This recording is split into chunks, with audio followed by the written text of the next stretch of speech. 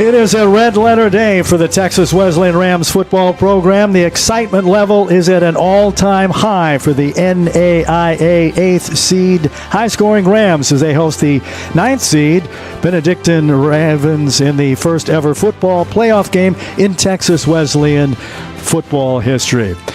Good afternoon. Welcome to Crowley ISD Multi-Purpose Stadium, 12 miles south of beautiful Fort Worth. I'm Jimmy the St. Christopher alongside Jared Jones on the Antler Sports Network. For the first time, the 10-0 Rams are undefeated. They won the Sooner Athletic Conference outright, were ranked 7th in the NAIA rankings and 8th seeded in the NAIA Football Championship.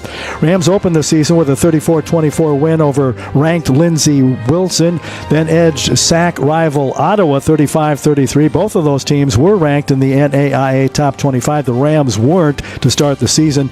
Rest of the season included 6 games of 60-plus scores and 2 shutouts. Benedictine was 9-2. 6-2 in the Heart of America Athletic Conference, which includes number 2 Grandview, number 12 Mid-America Nazarene, and number 13 Baker. The losses were to Grandview and Mid-America Nazarene. Moose, how much tough... Happy Thanksgiving, by the way, my friend. Well, thank you, Jimmy. Hope you had a happy Thanksgiving as well. I did. I hope you did, too, as well. How much tougher is that conference, the HAAC, than the Sooner Athletic? I mean, dare I say, to try not to homer it up too much, it's almost like comparing apples to oranges. You have the Sooner Athletic Conference, which at least is one of the most top-heavy conferences of the country. You have Texas Wesleyan and Ottawa are pretty much a cut above the rest by any stretch of the imagination. Then you look over at the HAAC, not just the conference as a whole in the North and South Division, just look at the South and where the Ravens hail from. I mean, you said it in their schedule, Jimmy. It's big game after big game after big game. The SEC likes to throw around it just means more, but dare I say the HAAC South, it means even more than that. 90% of that division made the postseason. They're cutting above one of the best teams in the country. And Texas Wesleyan, either to their benefit or their detriment, hasn't played a level of team so far this season. Lindsey Wilson was a top 25 team, but they eventually faltered out as the season went on. Ottawa, they're always going to be a tough game, but they eventually ended up winning that game on the road in the desert. But they haven't faced a team like the Ravens. Yeah, they haven't. The Rams, the top-scoring team in the NAIA, almost an unheard-of, unbelievable 60 points a game. They only allow 19 points per contest. Ravens score 47 a game. They allow 25. How similar are these two teams? On paper, you have to look at them not only in terms of the bare stats, such as points per game, points allowed per game, and yardage allowed per game. You also have to take into account, and I bring this up again, their strength of schedule.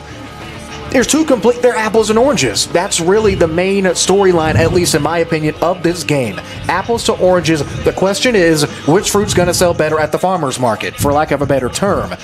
They're extremely equal. They like to score. They're fast, they're fundamental, they're athletic. The ASN Index ran 100 simulations and only 5 games separated the two. The ASN Index also gave Wesleyan the 2-point edge in terms of spread. But you can honestly see that as a push with Wesleyan having the home field advantage. But how much of that advantage matters when you're going against a team like Benedictine? That's just one of the many questions I have, and I don't know if they're going to be answered or not. Hey, what does the Rams defense have to do to slow down quarterback Jackson Dooley and the Ravens' blinding speed receivers Jacob Gathright and Jashawn Todd? You have to take away the first and second option. I mean, at this point, we understand.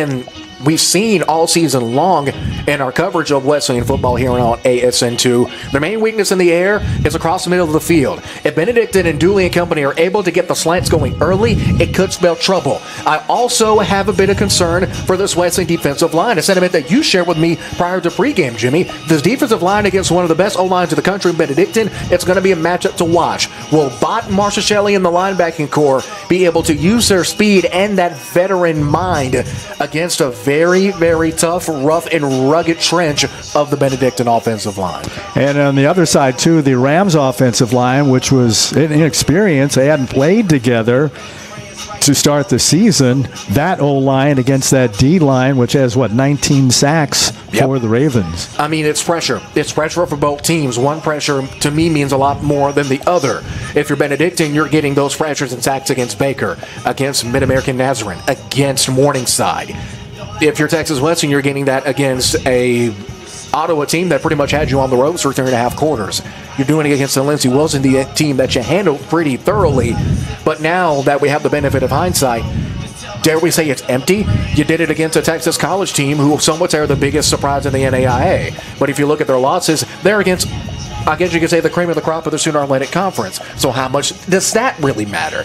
There are too many questions for Wesleyan. There are too many certains for Benedictine on either side of the ball, whether you look on the offensive line, defensive line, linebackers, quarterback play.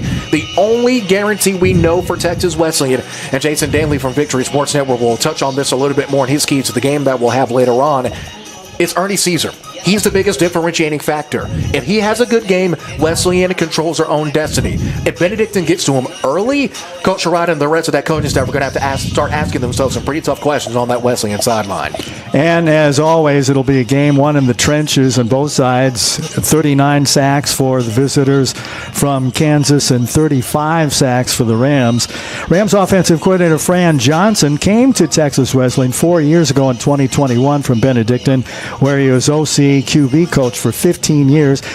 He is in third place in the Ravens' all-time list for 5,543 yards passing and 6,021 throwing from playing there from 2001 to 2004. Do you think the emotions will factor into his game calling?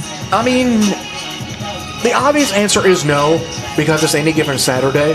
But I don't care where you're coaching or what level you're at. We see this at the Pop Warner level. We see it at high school, middle school, all the way up to the pros.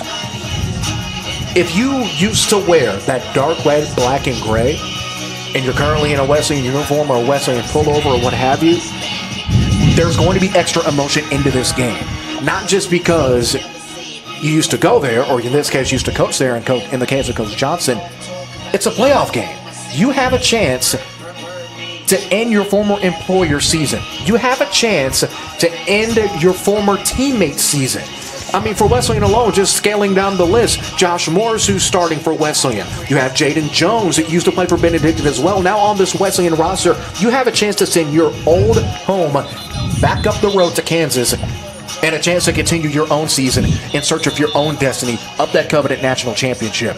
So we'll hear from Coach Osborne, and he also touched on this well in my talk with him yesterday. No matter how you slice it, it's going to be important. It's going to be something to keep your eye on. And if things get emotional, if some things start to boil over, don't know if they'll result in penalties or not, hopefully not, but it's going to be something I would expect and wouldn't surprise me in the slightest. And speaking of hearing from coaches, I caught up with Coach Brad Sherrod of the Rams. Now, this was recorded last week prior to the Rams knowing who their opponent was. Obviously, they found out last Saturday, and we recorded it before last Saturday, and it is Benedictine, the Ravens from Atchison, Kansas. But 1st and 10 with Coach Brad Sherrod sounded like this.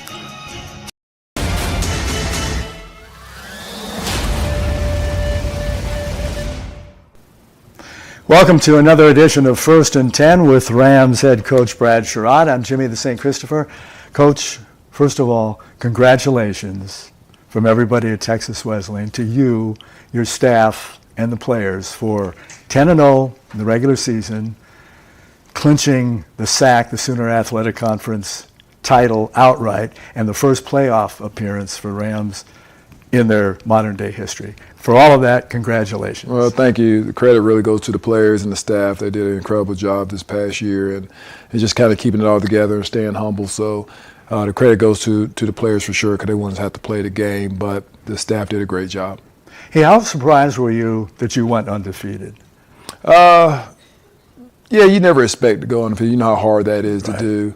But after you look back on the season, you look back how we practiced and how we played, I'm not surprised. You can see it now how it all happened, but it was a surprise that we were to do that. But we always wanted to win the conference. That was always our goal, to win it outright, and so that we can have this opportunity to go to the playoffs.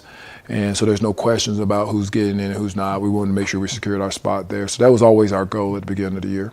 At what point, if there was any during the season, did you think you had a shot at going undefeated? Well, every week was different, and any team really, even though we had some high-scoring games, we knew we were going to face some good opponents as we went through. I knew Wesleyan was going to be good. We knew I was going to be good, along with Langston and Louisiana College. So any of those games could have flipped either way. It's just that we were able to stay mature in those situations, those games that were a little bit tighter in the first half, and pull it out. So I could see that those guys were really in tune to getting this done and accomplishing this goal. And as you know, and you just said it, it's real hard to stay focused on, a game at a time, a practice during that week, the game coming up. But how hard was it to stay present when you started getting toward the end and had a shot at 10-0? How hard is it to stay present for a game coming up? I was telling somebody this morning, we're 10-0, and I don't think I really have stepped back and wow, we're 10-0. It's just the mentality of going to work every day and having fun while you're doing it. And I wanted to keep the kids focused on that. So constantly have to remind them of that. But I'm going to tell you that this group has really been humble. And I think last year kind of stuck with them a little bit when they didn't get in. And I think they understood, man, we have to win the conference outright and to get into the playoffs. So they stay focused. The seniors have done a great job of helping us keep everyone focused on what we need to get done. And I don't believe there's ever been a practice that we've shown up and guys weren't focused and about their job and about what they needed to do. Although we still had fun, those guys were focused on the job, on the mission at hand. Who are you surprised by on all three facets of offense, defense, and special teams? Who surprised you most in those areas? Well, the year that Ernest has had is unbelievable. To see him accomplish the things that he's accomplished with the offensive line that's not very experienced, he did a great job for us. I just think our whole offense with Carson and Bob and TJ and Banks did an incredible job of making plays when they were supposed to make plays. And then defensively, I thought they came together as a group and created some turnovers and created some opportunities for our offense. So I'm just happy with the entire group, and I'm not surprised about the way they practice. I'm not surprised about how we played. And if you could recap the season for us, and what did you like, and what do you think needs to be improved? Well, I haven't had a chance to sit down and really go back and evaluate everything that needs to improve. I'm sure there's some areas I still want to be better at stopping the run on defense. I still want to be able to do that. And I think we need to be better in that area. But overall depth of the team and talent of the team, we need to keep improving. We need to add to the pieces that we have. And we think we have some pretty good young pieces that aren't playing and some that are playing. And we just need to continue to keep adding talent to the group and continue to keep developing that. So we have a deeper bench in a lot of areas. And I think that's something that we need the recruiting to help us take care of. Let's grab a break and hear from our friends at NTB. We'll be back with more First and 10 after this timeout. We are Texas Wesleyan University, serving Fort Worth since 1890. And we are NBT Financial Bank, serving North Texas since 1973. We provide customized degree programs to help you succeed in today's market. And we provide personalized service and financial tools to help you grow your business and your accounts. We believe in smaller, smarter. And we believe in exceeding expectations. NBT and Texas Wesleyan, two Fort Worth traditions, teaming up to build tomorrow's leaders. Welcome back to First and 10 with Rams head coach Brad Sherrod. Coach, how much of a factor was it when you took the job? How much of a factor was that you had the talent that you had here already? I have a whole list here. I won't go through the whole thing because there'll probably be half of the team. But Ernie Caesar, Carson Rogers, Dalen Rogers, Jay Reed, Javari Sanders, Jason Price, Arian Bott, Sir Hill, Zeno Marcuscelli, and Daniel I. Bogan. But how much of a factor was that, having that nucleus of players that led you to accepting the job? Well, the opportunity to be a head coach is really intriguing me. And I don't know if I really looked at the depth of it, of who was on the team, but the opportunity. I knew they've had success here before I got here, so I thought we could, just looking back, and I looked at the stats of where we were good at and who were our players, I knew we had a chance to have another good team. And that's just added. That was just gravy on top of, if you want to say, to be the head coach of a place that has a lot of experience coming back. And our offense at the time was only scoring 42 points a game, which I thought was a lot. Mm-hmm. I think we're scoring close to 60 now. So I knew we could be good on offense, and defensively we could just continue to keep improving and getting better. That would be good on defense as well. Who are some of the new recruits that stood out? Well, really on our defensive line, we got Van Sant down there that's kind of come on as a freshman. And I thought our defensive line has done a great job of developing. You know, we started the year off with maybe 3 or 4 guys. I think now we have 6 to 7 guys that can actually play for us. So offensive line-wise, we've improved in that area with some younger guys, with Hunter Schultz down there, and he's helping us get better. I think Pola as our center has helped us get a lot better as well. So we've grown in those 2 major areas, our front, and gotten better there. And to me, I think that's where it all starts, with our front, offense and defensive line. Playoffs ready to start. We're taping this prior to the first round of the playoffs. We'll get into that here in a little bit. But the Rams finished 7th, not the final NAIA poll yet, but they were 7th in the top 25. They were seeded 8th. What was going through your mind when you were watching the selection party the other night? Was there a party at your house? Big party for everybody? No, we had a big showing here on campus with some supporters and administrators and players and people that, the students that wanted to come out and participate. It was exciting. You kind of don't know where you're going to end up. Even though you're 7th by the polls, you never know where they're going to rank you within the coaches, with the selection committee. But to see that we were 8th was a good surprise for us. Do you always want to be a little higher? Yes, but we're happy to be at 8th for our first time in the playoffs, and it's a credit to our players. And I wanted to give them the credit and that night and just make sure they understand this happened because of the work they put in. And there's 8 teams that played in the first round this weekend.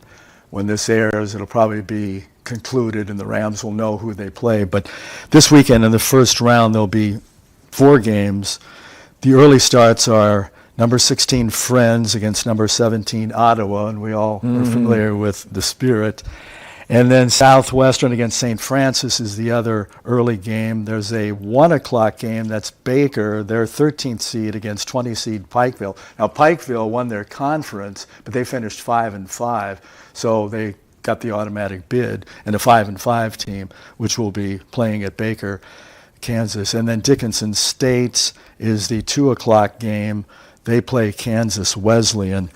So then they'll reseed. I guess the 12 teams that didn't play in the first round, including the Rams, and they'll add the 4 winners from this weekend's game, and then they'll reseed that. Is that kind of weird to you, to reseed after having 12 teams that got the first round bye, but then reseeding the whole 16 teams? Well, it's definitely different. You used to being in a bracket system where you kind of knew who you were going to play based off who won and who lost, so you kind of used to a bracket system. But it makes sense when it comes to cost of travel and putting teams against, so it does make sense they would do that to have a better matchup financially. How would you approach then the week starting on Monday, the week before? How do you approach it? You approach it just like, hey, this is a regular season game, or talking about the week of the game? Of the playoffs. Talking about the week of the game? Yes. Yeah, we're going to treat it like a normal week. We're going to practice on Sunday, give them Monday off, and go at Tuesday, Wednesday. Now this week we're practicing this week too, the off week. So the bye week we're practicing. So we're going 4 days this week and getting some good work in. And we're going to be who we are. We're not going to change what we do. We're going to do what we do. That's how we got here.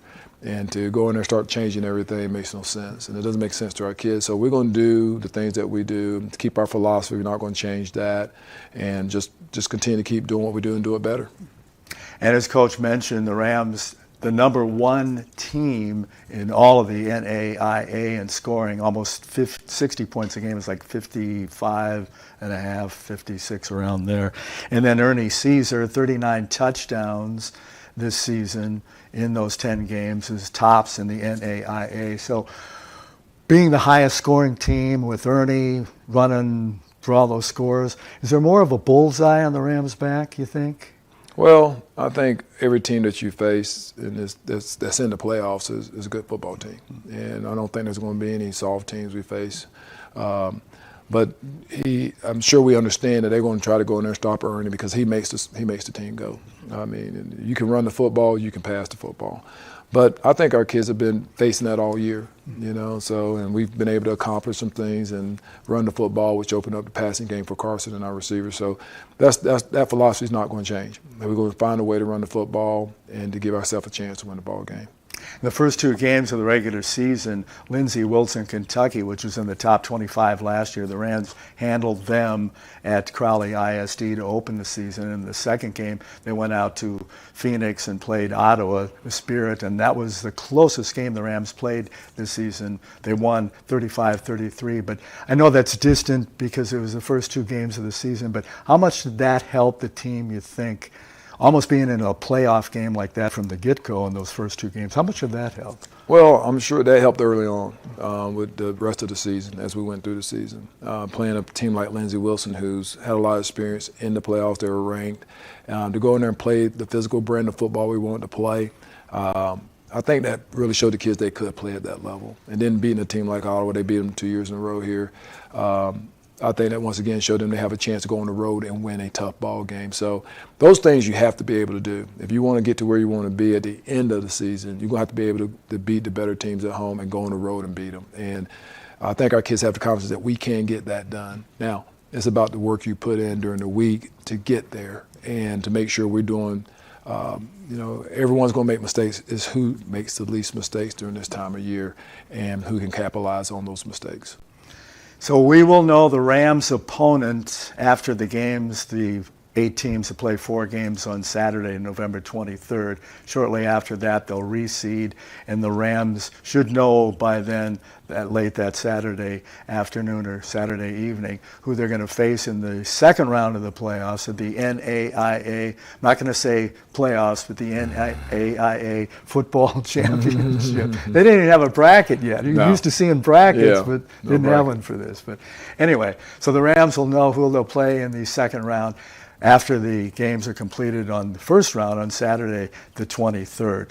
And the 30th, Saturday, November 30th, that's when the Rams will host a second round game. We won't know who that will be until after Saturday sometime. But Coach, go get them, get some sleep, get your players some rest, and go coach them up, and we'll do our usual Rams up, go Rams. Keep that winning streak going. Let's go 11-0 and get to the third round of the playoffs.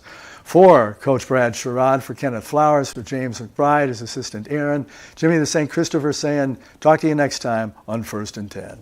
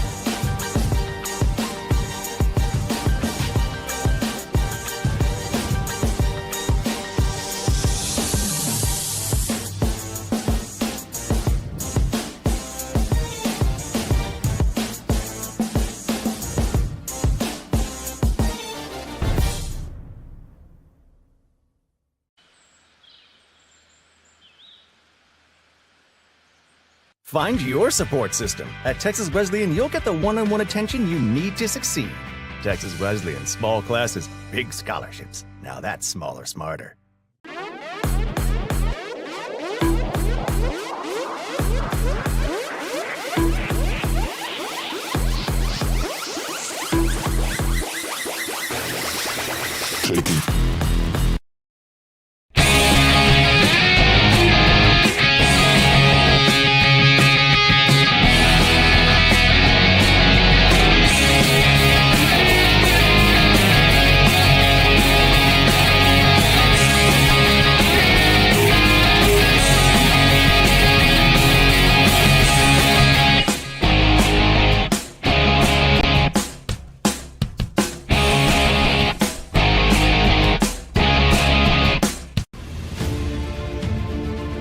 Welcome to the Heart of America Athletic Conference, where innovation meets tradition. Here, growth is not just measured in victories, but in the development of character and sportsmanship. Our student athletes compete at a championship level, pushing their limits every day. The Heart is committed to an uncommon student athlete experience that features some of the premier athletic programs in the NAIA. Our commitment to excellence goes beyond athletics, establishing a community of support and mentorship. But what truly sets us apart is the heart with which we play. Join us and experience the passion, the drive, and the spirit of champions. That passion and commitment extends off the playing field and into graduation. The Heart of America Athletic Conference, champions in competition, leaders in life.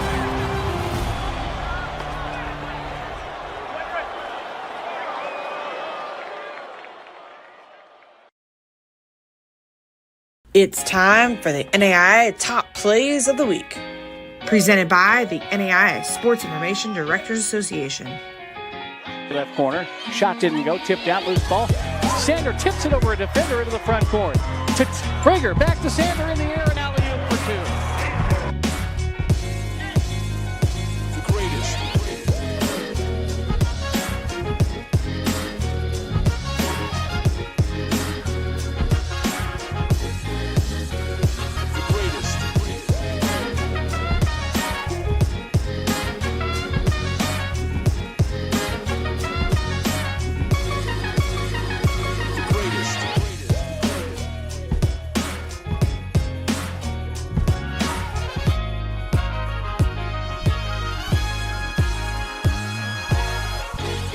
Shot.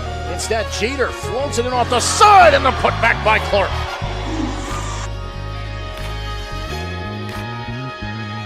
Second, Summer Holmes connecting with Hendricks. Now JBU has it. Shot on goal! Goal! Goal!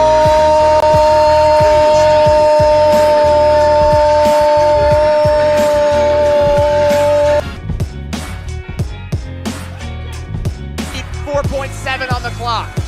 They get it into Tumblin. Tumblin ahead to Litta. 3 at the buzzer is good! Is good! Katrina Litta sinks the Seahawks at the buzzer. Do you believe it? Oh, unbelievable response by St. Thomas at the buzzer.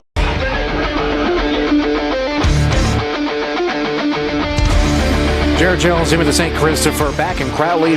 Happy to have you with us as we celebrate the holiday season here on the Antler Sports Network, and no better way to do so but with good old-fashioned playoff football. I had the opportunity, the absolute pleasure, to speak with Benedictine Raven head football coach Joel Osborne prior to today's kickoff. Coach, prior to kickoff, the time is now. The wait's over. It's playoff football. It's cold. It's windy. It's playoff weather. Talk about what the process has been going back to the very first practice, what seemed like years ago, up to this point. Well, I'd say the first thing for us, it goes to back really about a year ago. We disappointing loss the last regular season game and got left out of the playoffs. And we played a tough schedule. You know, we schedule non-conference at Morningside this year, went on the road. Guys came out and played really sharp. It was a heck of a game, one of the best games I've ever been a part of. And then, you know, our conference schedule, I feel like, really prepares us for anything that we could see in the postseason. Grandview's as tough as they get. And so that really set the tone for the season. We had to really kind of get geared back in and locked in. And then, you know, we had some really tough games in the Heart South, and really proud for how our guys have handled themselves. You know, the MNU game did not end the way we wanted it to. We went for the win, didn't get the 2-point play, but it really didn't set us back. It really kind of gave us extra motivation and really helped us to know that, you know, hey, we just got to be a little bit more focused and be a little bit better on special teams and be more disciplined with penalties. So, you know, I feel like we've had a great 2 weeks. You know, we had the bye week, found out we were playing Texas Wesleyan, and they're a real quality opponent. We got a lot of familiarity with Fran Johnson, who's on our staff, played at Benedictine. He's got a lot of pride, you know, in playing good football. And then 2 of our former players, Josh Morris and Jane Jones, both play and start at corner. Great kids, you know, would still love to coach them, but, you know, they had another opportunity that they found, and, you know, they're making the most of it. So we got our hands full today. We got explosive offense, really solid defense, a lot of speed on the field, explosive playmakers on special teams. So it's going to be a really good challenge for us. Now, you talk about those guys, coaches and players alike that have moved from Benedictine to Wesleyan. I know it's all hunky-dory prior to kickoff, but on the field, is it a little bit of extra animosity or a little bit of extra seasoning added to it, or is it just plain old-fashioned football? No, it's not at all. It's you're competing the right way. That's what they're about. That's what we're about. And, it's more about controlling what we can control and trying to play our brand of football. We really have big goals, and obviously this is, Texas Wesleyan. This game is the most important game because it's the next one. So, our goal today is to come into this game and go from 16 to 8, and it's going to be a heck of a challenge.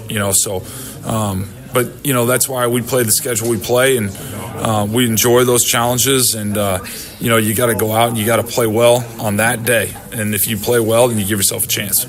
Now, Coach, you come out of HAAC conference that has left you battle-tested, arguably one of the most battle-tested teams in the country, and you come out of that with not only sharpened iron, but guys who are littered with accolades conference-wise from top to bottom. Out of 32 all-conference South, all-team selections, half of them are wearing Benedictine red and black. I mean, you have the conference player of the year, you have the conference offensive player of the year, you have the coach of the year, you have the fries, the shake, and a couple of napkins to go in the bag with it. What's the secret? What's been the philosophy? What has been the mental aspect that goes into having not just a ladle team from top to bottom individually, but as a whole? Well, I think it's just a lot of people buying into what, a common purpose and a common goal, and guys have put the team above themselves, and because of that, they're being rewarded. And, you literally have to play 1 week at a time because every week we got somebody tough. And, at the end of the season, I think, we've put ourselves in a position to be in the playoff hunt. And now all that stuff's in the past, right? All those accolades in the past, and those are great. I'm proud of our guys. They've done a lot of good things, but we know that, our ultimate goal is to come out here and win this game today so we can move on to next week and continue to get time together, because that's something you can't pay for. You can't pay for time. It's the last time this team will ever be together. We got 33 seniors graduating. We've got next year you'll have a new class of freshmen coming in, so it'll be a whole different team than this year. So you just want to really value those relationships we have. And our guys have worked hard. We've had over 45 guys on our team right now that have been in our program for 4 years or more. And so they put in a lot of work together. They really, truly know each other and care about each other. So that's the thing that, that you really value. Now, we talked about your team. Coach Osborne, let's talk about you, shall we? Tell us a little bit about yourself, your background, your family. Who is Coach Osborne? Family man. My wife, Audrey, and I, we met in college, got married. She was an unbelievable track athlete, All-American hurdler. Set the state record in Missouri for the hurdles for 10 years. And we have 4 children. Our oldest is Jack. He's 5th grade. Colin's 3rd grade. Isaac is 1st grade. And then Emma is 3.5. And she was born when I took the job at Benedictine. So she only knows Ravens. So, but come from an athletic family, coaching background. My dad is a high school basketball coach in the state of Iowa. He's starting his 42nd year coaching. And mom was a college basketball player and school nurse, and she retired from that. And so, got a good family. Love coaching my kids. We've got 3 basketball teams, 2 3rd grade teams, and then a 5th grade team that I'm going to start coaching here this next week. So, if we're still playing football, I'm going to have to balance coaching a little youth basketball in between. I coach flag football in the spring and baseball in the summer. And we do a lot with our community. Atchison's a great place. It's not a big town, but it's really supportive, so we get good crowds at our games, and really proud of what we've done in the community. Our kids really have bought into the motto, love and serve others, and that's what we're about. And it's just the relationship piece is probably the biggest thing. Now, Coach, you were just getting off of the Thanksgiving food comas and what have you just a couple days ago. What was on the Osborne family table? Oh, man, we got fed. It was really good. We went to Mueller's Locker Room, which is the sports bar in town that Coach Wilcox, our former head coach, owns. And they fed our team yesterday for lunch. It was anything and everything you can imagine. Their ham was phenomenal. And then last night we had pork chops, mashed potatoes and gravy, and some dessert, some apple pie, some ice cream. So that was really good. So yeah, I could probably use a workout. Now, I'm glad you brought up the sweets because there's a bit of a, I guess you can say, a running count that we have here on the Antler Sports Network when it comes to this main question that I ask coaches when I talk to them. Are you pro or anti-candy corn? I am not pro, but not anti. My kids like it, though. So you're right in the middle. Right in the middle. So that pretty much breaks the tie. We had 2 coaches that were pro, 2 that were anti, and you're the neutral. You're the guy in the middle. Yep.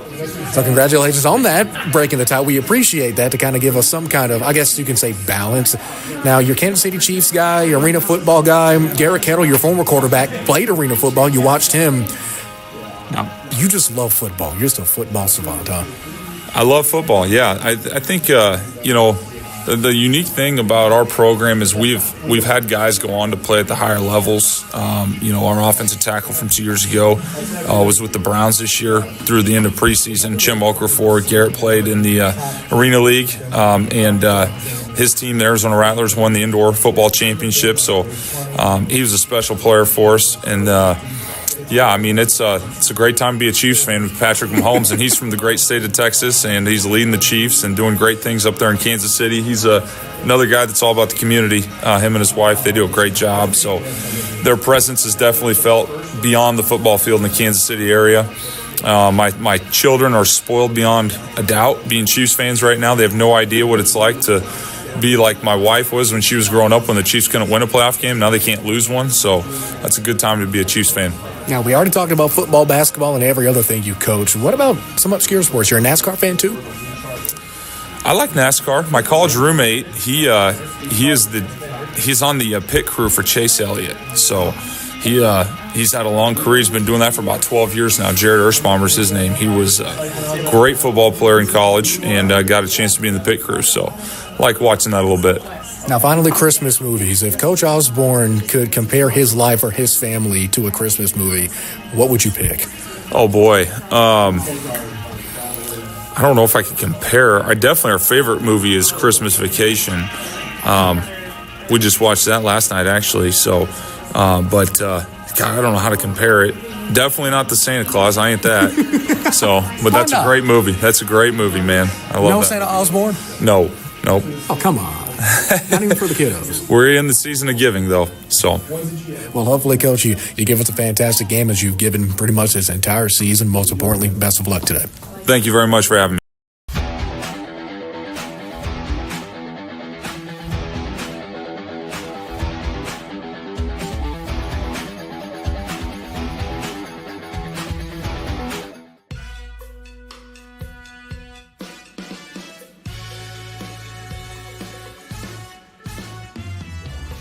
Dr. Thomas Woolman joined Texas Wesleyan University as a music professor and director of instrumental activities in 2022. All right, how much would you say your teaching method comes from the movie Whiplash?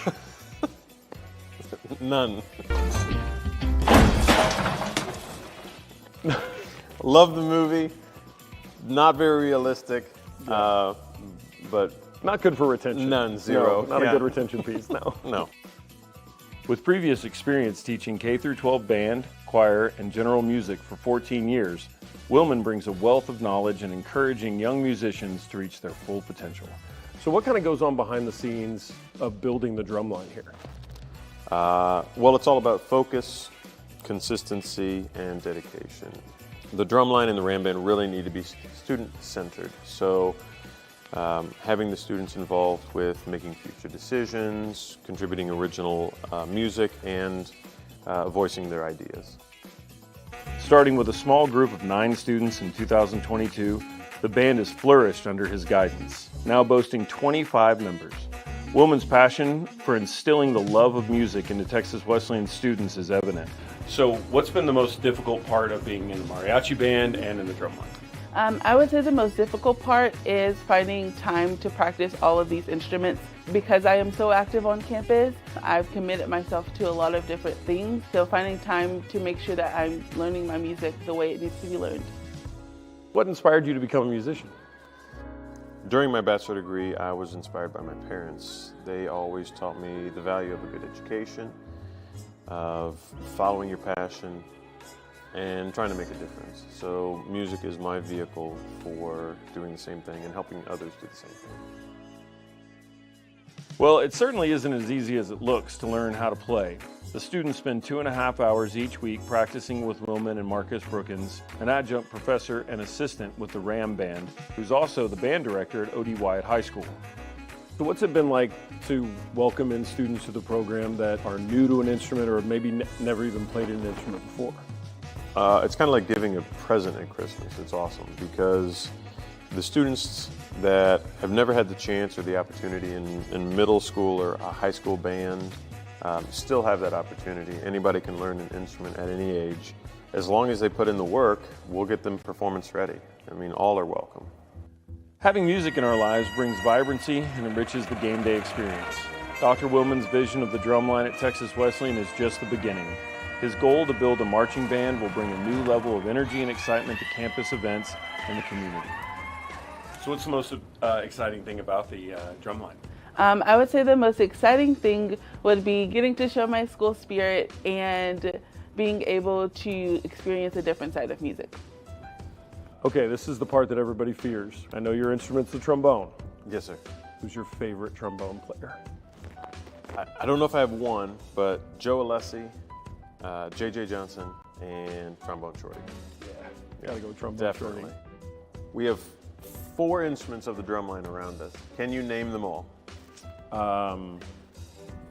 Drum. Drum? Yeah. A little bit more specific. Is that bass drum? Bass drum, yes. Okay. 1 for 1. Is that snare? That's a snare drum, yes. Is that That's an easy one. Yet? Okay. Yeah, 2 for 2. Heavy drum. That one, no. They're all heavy, yeah. That's also a bass drum. A smaller bass drum. Yeah, it's another bass drum. And the Fab Five. I don't know. Fab Five. You said it earlier. I did, when we yeah. were setting up, and I forgot already.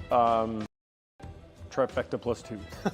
I don't know. Tenor drums. Tenor drums. And okay. then, of course. And the cymbals. Yeah. So, how would you like to play one? I would love that. Let's do it. Okay. All right. So, however you want. All right. Show me something good. Okay. We just do triangles, so it's gonna be. So. Yeah. And then you do your other hand. At the same time? No, different. You switch to your left hand. 2, 3, 4. And then here, you learn to exercise. Just like that. I feel like I exercised. That's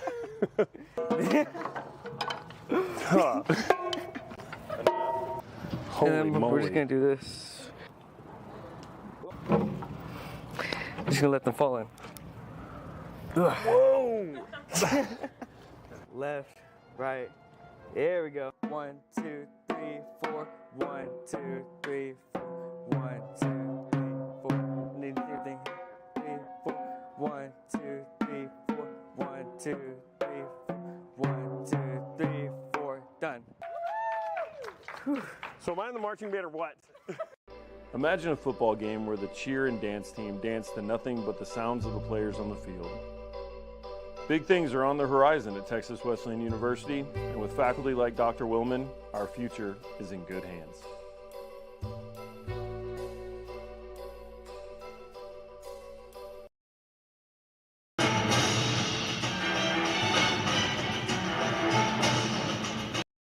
The value of champions of character across all institutions is a message that we can all get behind. It's something that from California over to Florida and everything in between, we all understand and believe in being a champion of character. The initiative program was formed in 2000. Steve Baker, the former CEO, had a vision. And his vision for the Champions of Character initiative was to create a product that was different. He wanted the NAIA to stand out. So when you watched athletes perform, you'd go, what's different about that program, that association?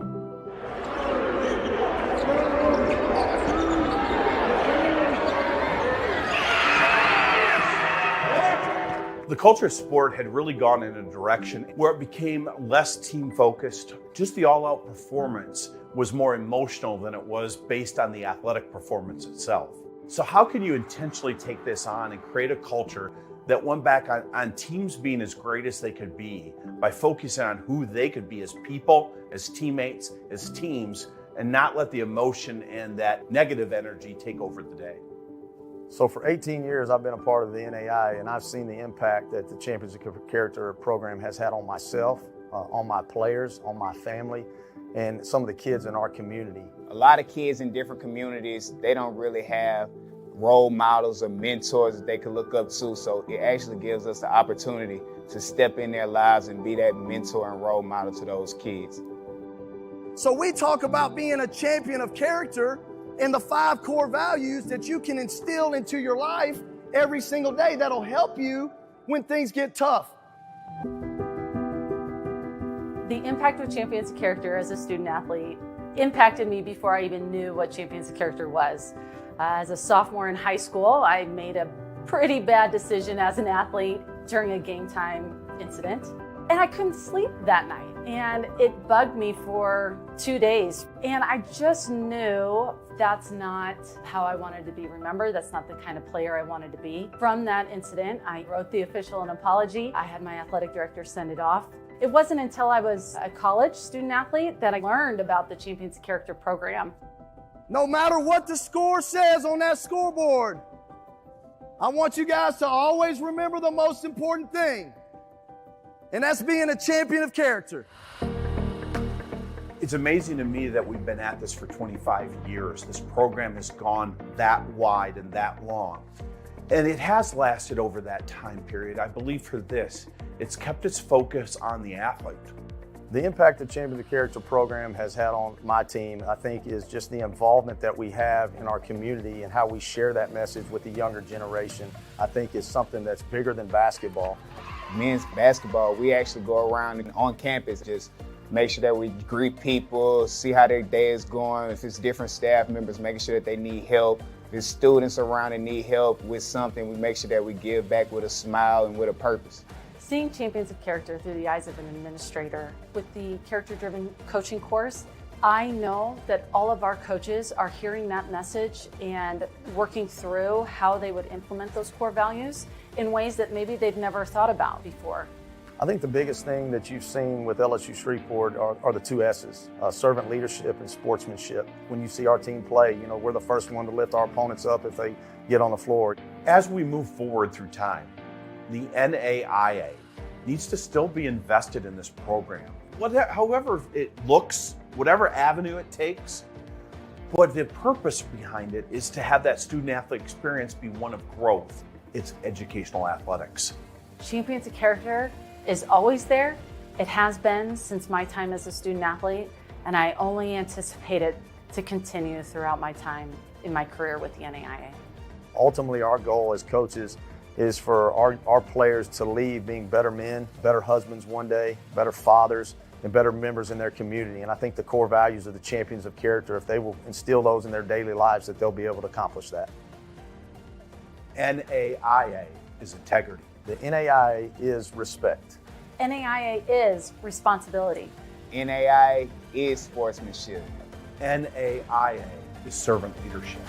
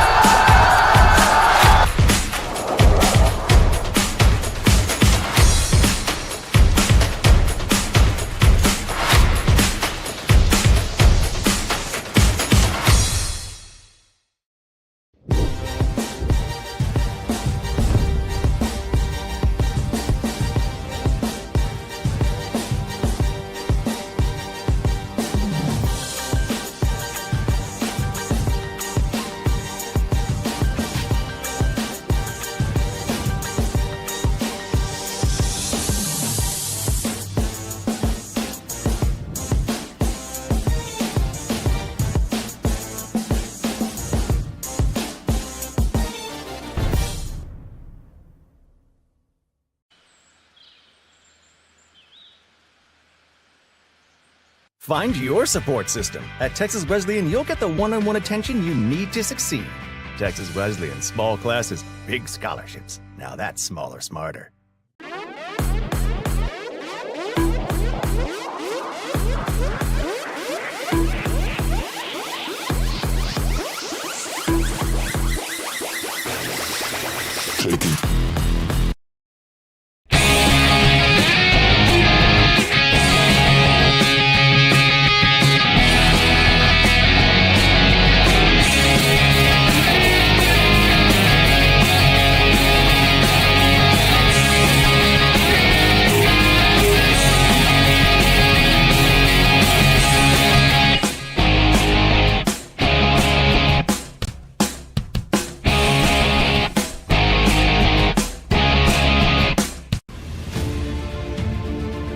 Welcome to the Heart of America Athletic Conference, where innovation meets tradition. Here, growth is not just measured in victories, but in the development of character and sportsmanship. Our student athletes compete at a championship level, pushing their limits every day. The Heart is committed to an uncommon student athlete experience that features some of the premier athletic programs in the NAIA. Our commitment to excellence goes beyond athletics, establishing a community of support and mentorship. But what truly sets us apart is the heart with which we play. Join us and experience the passion, the drive, and the spirit of champions. That passion and commitment extends off the playing field and into graduation. The Heart of America Athletic Conference, champions in competition, leaders in life.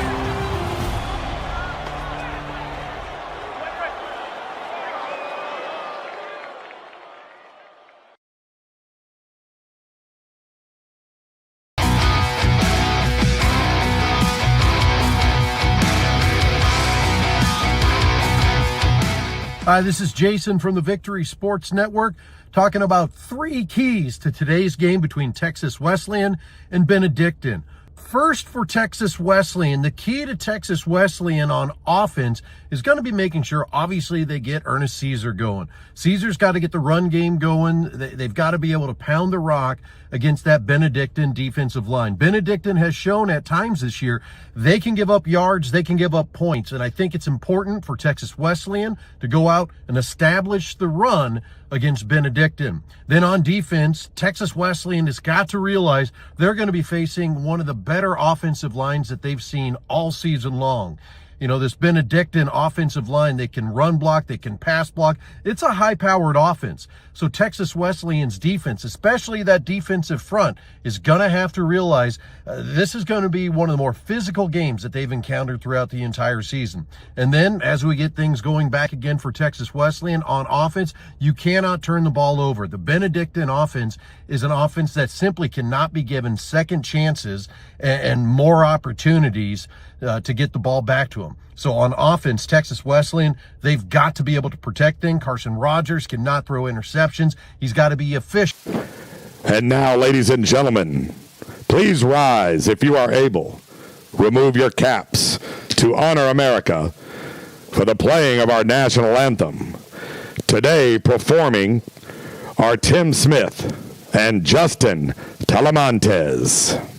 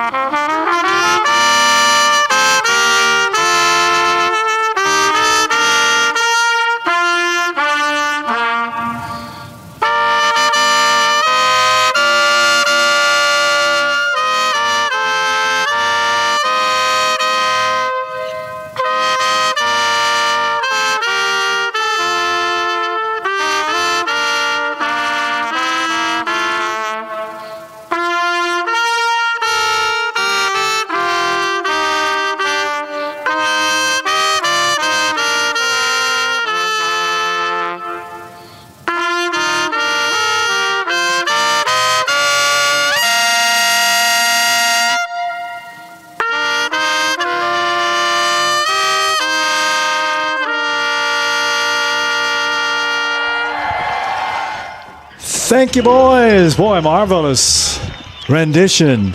Dueling trumpets. How'd you like that one, Jared? You can't beat that with a stick, Jimmy. That doesn't get you hyped. You don't have a football vein in your body. It's playoff time. Hey, I didn't sleep last night. The hair has been standing on my neck since I drank that energy drink. And I usually don't drink energy drinks. But needed it today, huh? Didn't need it, but now I'm just over the top.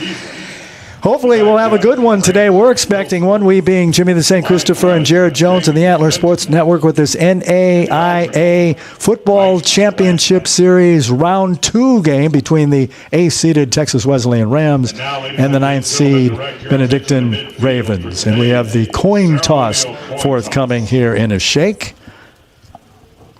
Weather perfect today, Jared. 60 degrees, not a cloud in the sky, 30% humidity, south-southwesterly wind at 8 miles an hour. Last night it was knocking on the door of almost being freezing. I know some, specifically in northeast Texas, still under freeze warnings now. Thankfully, that probably won't be a big issue. However, the wind, I think, is going to be something. You look to our left here, all 4 flags, and here at Crowley IZ Multipurpose, the flags are a-waving. They are a-waving. It said 8 miles an hour from the south-southwest, but I'd say it's about 10 to 12 now. As we have our game day captains, Arian Bott, Dalen Rogers, Ernie Caesar, Carson Rogers for the hometown Rams, who will be decked out in their blue tops, yellow bottoms, red and white. With the dark helmets are the Ravens. Number 13, Carson Rogers. Number 52, Arian Bott. And number 22, Dalen Rogers. And now, ladies and gentlemen, for the coin toss, the man in the white cap, head referee, Mark Hagestad. Captain Madison, it's your call. This is heads, this is tails. Tails. Calls tails. It is tails. White one, and we'll defer. You'll take the ball. Switch around. Where's he kicking?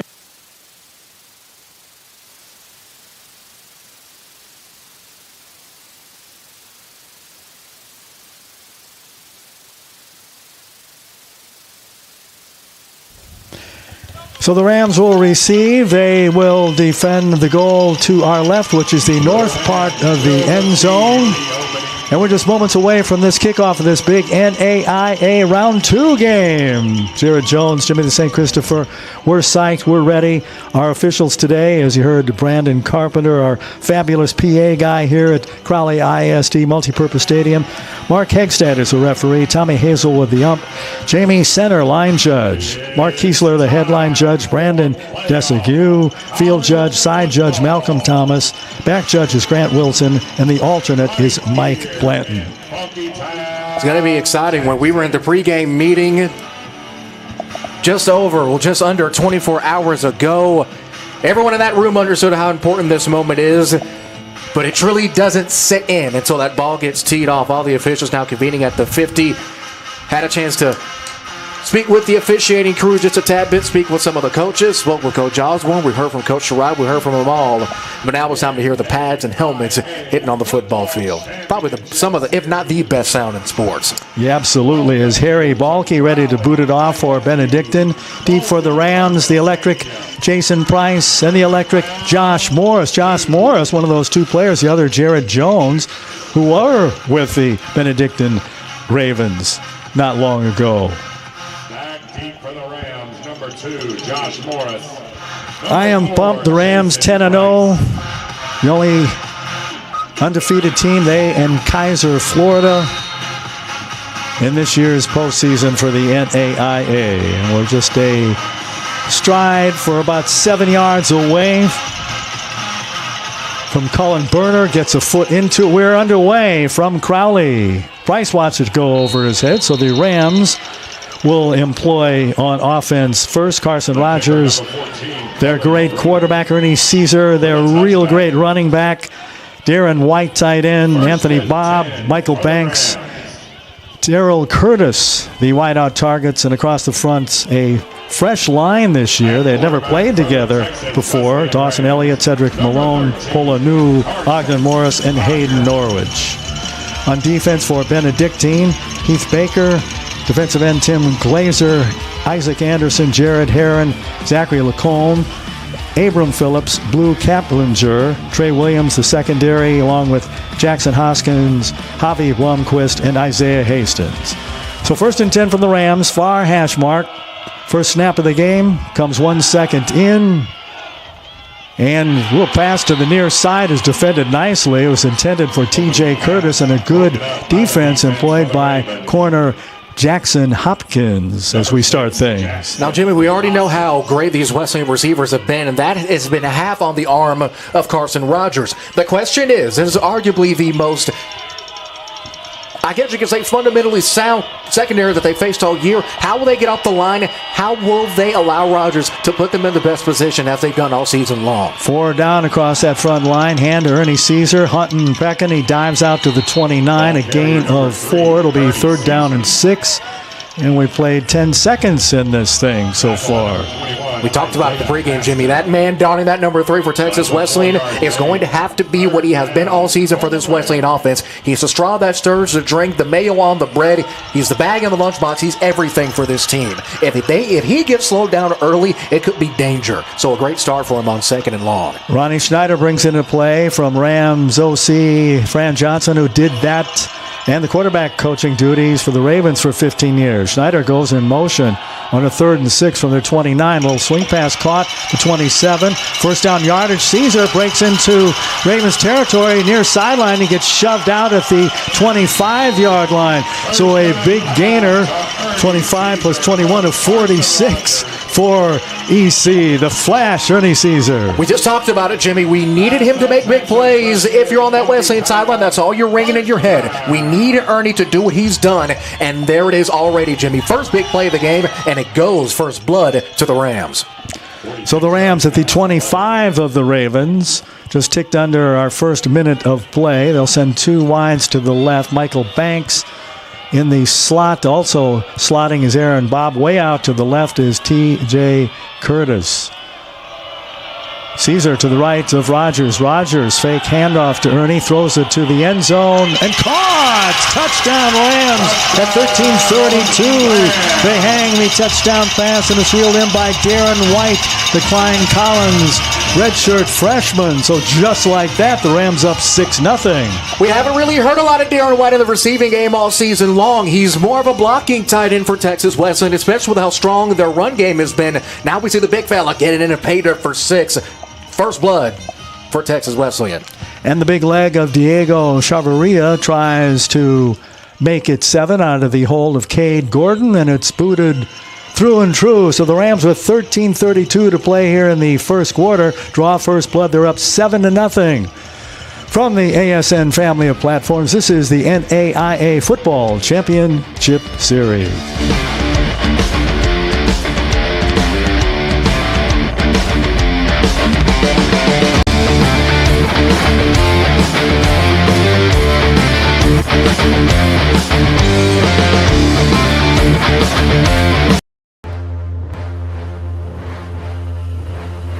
Shakespeare once said, "Some are born great, and some have greatness thrust upon them.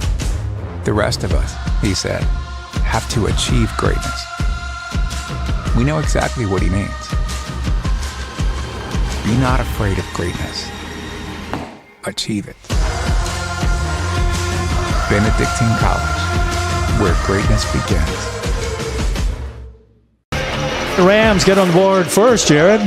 Scoring summary already. Exactly what we've seen from Wesleyan all year long. Points and points quickly. 4 plays, 75 yards, minute 28 seconds. 7-0 Wesleyan. Max Luna's kick is muffed and out to the 25 with it.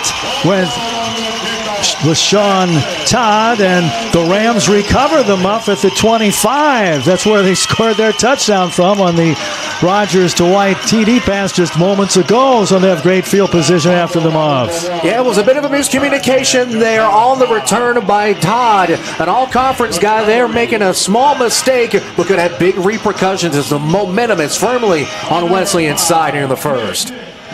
So we see the Rams offense again as the Ravens don't get to touch it. on offense. Rams at the far hash at the Benedictine 25-yard line. They have 3 wides to the near side of the field. Tight end slotted to the right and the left. Back to the left is Caesar Rogers, who takes the snaps, fires over the middle, completes to Bob, and Bob goes to the 12-yard line. And a pickup of 13. They'll move the sticks. First and 10 from the 12. Bob got alligator rolled on the tackle, was still able to reach out and get an extra yard or two. And now, pretty much prime real estate for Wesleyan on the Benedictine 12. If they get to the 2, that's 4 fresh downs, Jimmy. Can't really stress how important that is. Rams in the red zone with a 7-0 lead. Just went under 2 minutes played here in the first period. A clap of the hands by Rogers. Hands off to Caesar. Caesar cuts. Caesar spins. Caesar chopped down at the 5-yard line. 21, Haston at the 6-yard line. Gets to the 6. So it's second and 6-yard gain. 6 to go. They can still get the first down. The line of first down yardage is at the 3. So the Rams knocking on touchdown's door. Caesar now to the left side of Rogers. Do the Ravens have the key to touchdown's door? We'll see. And motion goes across the front. Michael Banks, and a hang pass to Ernie Caesar. He could crawl in from there, and he does. So 12:05 left here in the first frame. A little swing pass out to Ernie Caesar. Who was on him? Thankfully, we have the Vita Vista replay, so we take another look at this thing.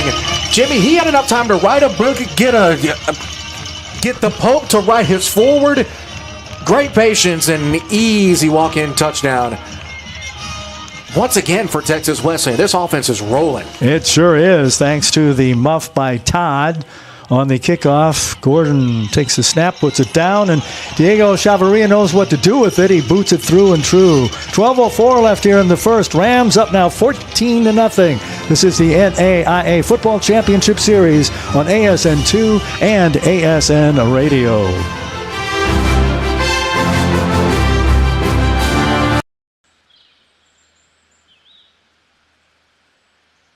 Find your support system. At Texas Wesleyan, you'll get the one-on-one attention you need to succeed. Texas Wesleyan, small classes, big scholarships. Now that's smaller, smarter.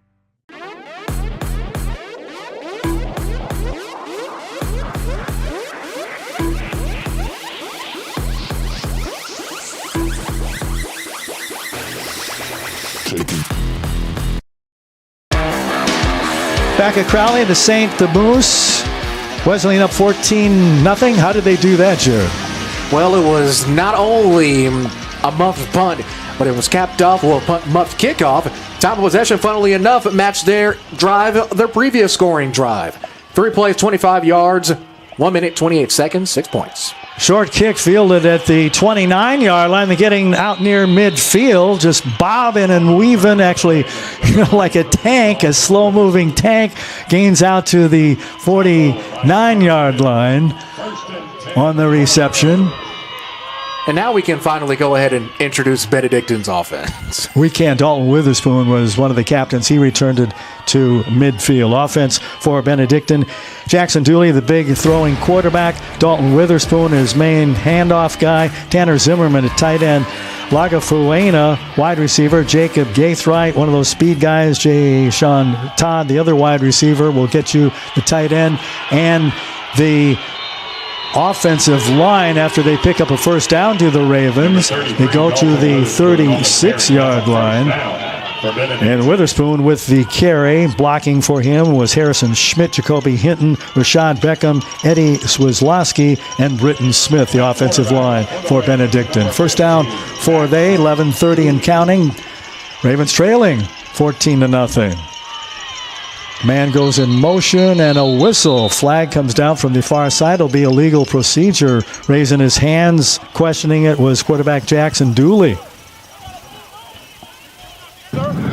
False start on the offense. Number 4. 5-yard penalty. First down. So backward they go to the Ravens to the 39 of the Rams, down 14-0. So after the huge play, chunk of change already taken away from them on their opening drive. They motion. Across the front goes Todd. Dooley thrown to the end zone. Dooley, touchdown grab. 41-yard scoring strike. Hauling it in was Jacob Gathright, I should say, one of those speed guys, a 6'3", 160-pound junior from Oceanside, California, and bingo, bango, bongo, they come back with a big scoring strike. Wow. I mean, you said it was possible. Got to be a slobber knocker, Jimmy. You're getting exactly what you wanted, my friend. Wow. 11:02 left. We already have 3 quick touchdowns. Balky to try the extra point, nearly blocked, but he kicks it through the pipes to our left. 11:02 left here in the first. On a big scoring strike by the Ravens, get on the board. It's 14-7 Rams over the Ravens. The NAIA Football Championship Series on ASN2 and ASN Radio continues after this. Shakespeare once said, "Some are born great, and some have greatness thrust upon them. The rest of us," he said, "have to achieve greatness." We know exactly what he means. Be not afraid of greatness. Achieve it. Benedictine College, where greatness begins. Arena football here. Rams up 14-7. Latest score went like this from the Ravens. 2 plays, 50 yards, 55 seconds, and enough time to stop at the store, Jimmy. That was a quick 6 response by the Ravens. Kickoff from the 2. Jason Price looks for a seam, finds it, but the hole closes quickly to the 34. So that's where the Rams will put it in play. Pretty good field position. They're up 14-7. The go-ahead touchdown at this point, or the difference touchdown at this point, was that muff return by Deshaun Todd. Rams scored on a 25-yard TD pass to White, and then they took it in a little scoring strike to wide-open Ernie Caesar for the second score. That was that throw from Rodgers, and Rodgers is a guy who's had a dominant season. 278 yards a game, over 25 on the year, 22 touchdowns and only 8 picks. 2 receivers to the near, 1 to the far, runs in motion. That was Banks. He takes the pass from Rodgers to the 30, breaks 1 tackle, gets just below us to the 41-yard line. And a flock of Ravens there to take him down. The first guy to deck him, Blue Kaplinger. Kaplinger with the hair a-flowing, almost Noah Syndergaard-esque hairstyle. Yeah, it is Noah Syndergaard hairstyle. Nazione, one of those, I forget, was it a Raven? Has big hair like that too. Big blonde flowing hair. Or Nick Mangold maybe. Yeah, Mangold too. Rodgers fake handoff, throws, and one-hand pickoff at the 32-yard line. It's picked by Trey Williams. Williams finally gets decked at the 42-yard line. TJ Curtis became the defender after the interception. So here come the Ravens after the pick. Ooh. You're not one of the best teams in one of the hardest conferences in the land for no reason, Jimbo. This is exactly why. 2 quick touchdowns given up by your defense doesn't matter. Your defense comes back onto the field. Chances are they're tired, but they're still here to play. Huge turnover as the Ravens get the ball back. And the Ravens have it at their 47 at the far hash. They motion a man coming toward us. That's Lagafuena. Hand off to Witherspoon. He dances right and then gets slammed down at the 49-yard line after a pickup of a couple. Dooley got whacked, got back up and wanted a penalty flag thrown. A couple of the initial rushers for Wesleyan bid on the initial handoff on the play action, and Dooley took a lick, but I don't think that would really warrant a flag, at least from my perspective. Charlie Cannon on the stop for the Rams. Makes it 2nd and 8. 9:37 to play here. First period. Rams up by a touchdown. Looking to show the blitz. Here comes Witherspoon again. He kind of does those sideways, juking, shaking, and baking, looking for a hole. Doesn't get one. He goes down after a gain of 5, let's call it. Well, maybe even less than that. It's going to be a huge third down. It's 3rd and 6. But then, awkwardly enough, you're pretty much in no man's land. You're just now getting into Rams territory. And a Rams defense that has shown early on, at least from what I've seen, they're not afraid to send the heat and send it consistently. They have Bott, one of their leading sackers. Rams with 35 sacks on defense. Just went under 9 to play. In motion, Lago Fuena. Dooley throws, incomplete. Just a little out route at the 46. And he wanted Gathright and missed him by 5 yards to his right. Now punt time. For the first time in a while, at least in our coverage of Ram football, we're seeing a punting unit come onto the field. I almost forgot what they looked like. I did. It's a punter. Oh, yeah, he stands way back about 13 yards behind center. He's the other guy that likes to kick the football. Cullen Bruner clapping his hands for the snap. Finally comes back. Bends his knees, grabs it. Nice high kick into the afternoon. A beautiful afternoon here. It's fair caught by Jason Price. And the Rams will put it in play at the 15-yard, or 14, correct that, with the 14-7 lead. I mean, this is really what a playoff game is. Fireworks early and now, even in this first quarter.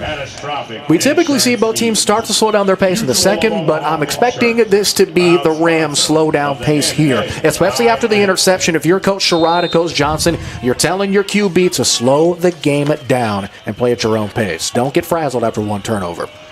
So Rodgers in the shotgun formation, Caesar in his right pocket. Handoff to Ernie. Ernie, nice hole, and he gets out to the 18-yard line after a pickup of 4. So Caesar, the all-time leading rusher for the Rams, 3,437 coming in, 61 total career TDs, 39 this year touchdowns, and he had 5 receiving. Those 39 were running, and then 5 catching. It's ridiculous when you say it out loud. That is sick. In a good way, I say that. 2nd and 6. Rodgers drops, climbs the pocket, throws. A little crossing pattern caught at the 37-yard line for the Rams' first down. Jimbo, that was nasty. Good night, nurse. Even after the interception, Rodgers still taking the risk, taking strikes, running across his body. Great throw, and even better catch by the receiver to make the QB look good. And the wide receivers, he has the targets. Banks, who just caught it. Bob, who's electric. Curtis. Wow. Curtis will go split to the far side. In the slot is Banks. 2 receivers near side. Schneider goes in motion. He was in the slot on the right.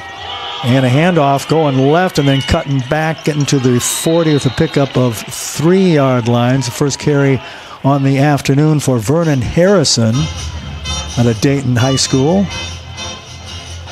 Brings up 2nd down. Let's call it 7 as we tick down to 7:15 here in the opening frame. Rams with a touchdown lead. We talked about how important this Wesleyan offensive line was going to be against this Benedictine defensive front. So far, I would have to give the early advantage now for the Ravens. I mean, sure, Ernie Caesar's got into the end zone, but that defensive front for Benedictine has been hounding the Rams early. They have a 6-man front. Rodgers straightens, fires, and over the heads of everybody, including his intended receiver, Bob. Almost picked off. Hoskins climbed a ladder, couldn't get it. And also around the play was Javi Bloomquist, one of their captains. He's one of the champions of characters, which will be honored after the game, along with Jason Price of the Rams. One thing I've noted so far, Jimmy, let me know if you've noticed or not as well, this Benedictine team is not afraid of contact at all whatsoever. Even though the ball was pretty much sailed over the intended target's head, still getting a little bit of skin after the intended target was missed, just to let them know, hey, we're still here. We're ready to play. Those Midwestern guys, although they have a ton from California and other states too, complete pass completed to Curtis for the Rams' first down, going into Ravens territory at the 46-yard line as they move the sticks and chains across the way. I feel like we are slowly but surely seeing that slowed down Wesleyan offense that I mentioned at the top of this drive. I mean, it's what's to be expected, especially after a turnover. You don't want your quarterback to get out of his rhythm, especially against a Benedictine defense that can definitely make you pay. Bunch of receivers near and far, near hash mark. Caesar runs out to the left, and Rodgers connects with him at the 49 of the Rams, breaks a tackle at the 43 of the Ravens, spins for a first down, and is knocked out at the 31-yard line. So A nice pickup of 23 yards, and that's Caesar. He can catch, and he can, just like he does when he runs, he can elude when he catches. I mean, just getting low, breaking down, getting past that first defender for Benedictine, who was number 6, Jacob Hoskins. Hoskins is one of the better tacklers, if not the best tackler in this Benedictine secondary, and for Caesar to break him down to the open field like warm butter is something to behold. Great on great. Rams getting near that high red area from the 31. Handoff center of the stack. It goes and tumbling back. Let's see where they mark him. Gain of a couple for Ernie Caesar. Maybe a gain of 2 if they'll give him that. As we've seen, those buffet busters in the middle of the field for Benedictine's defensive line ain't letting that get through. No, they ain't. Guys across the front. Baker, Glazer, Anderson, and Heron. They have 39 sacks total. They picked off 16 balls, make it 17 with the one today by Trey Williams.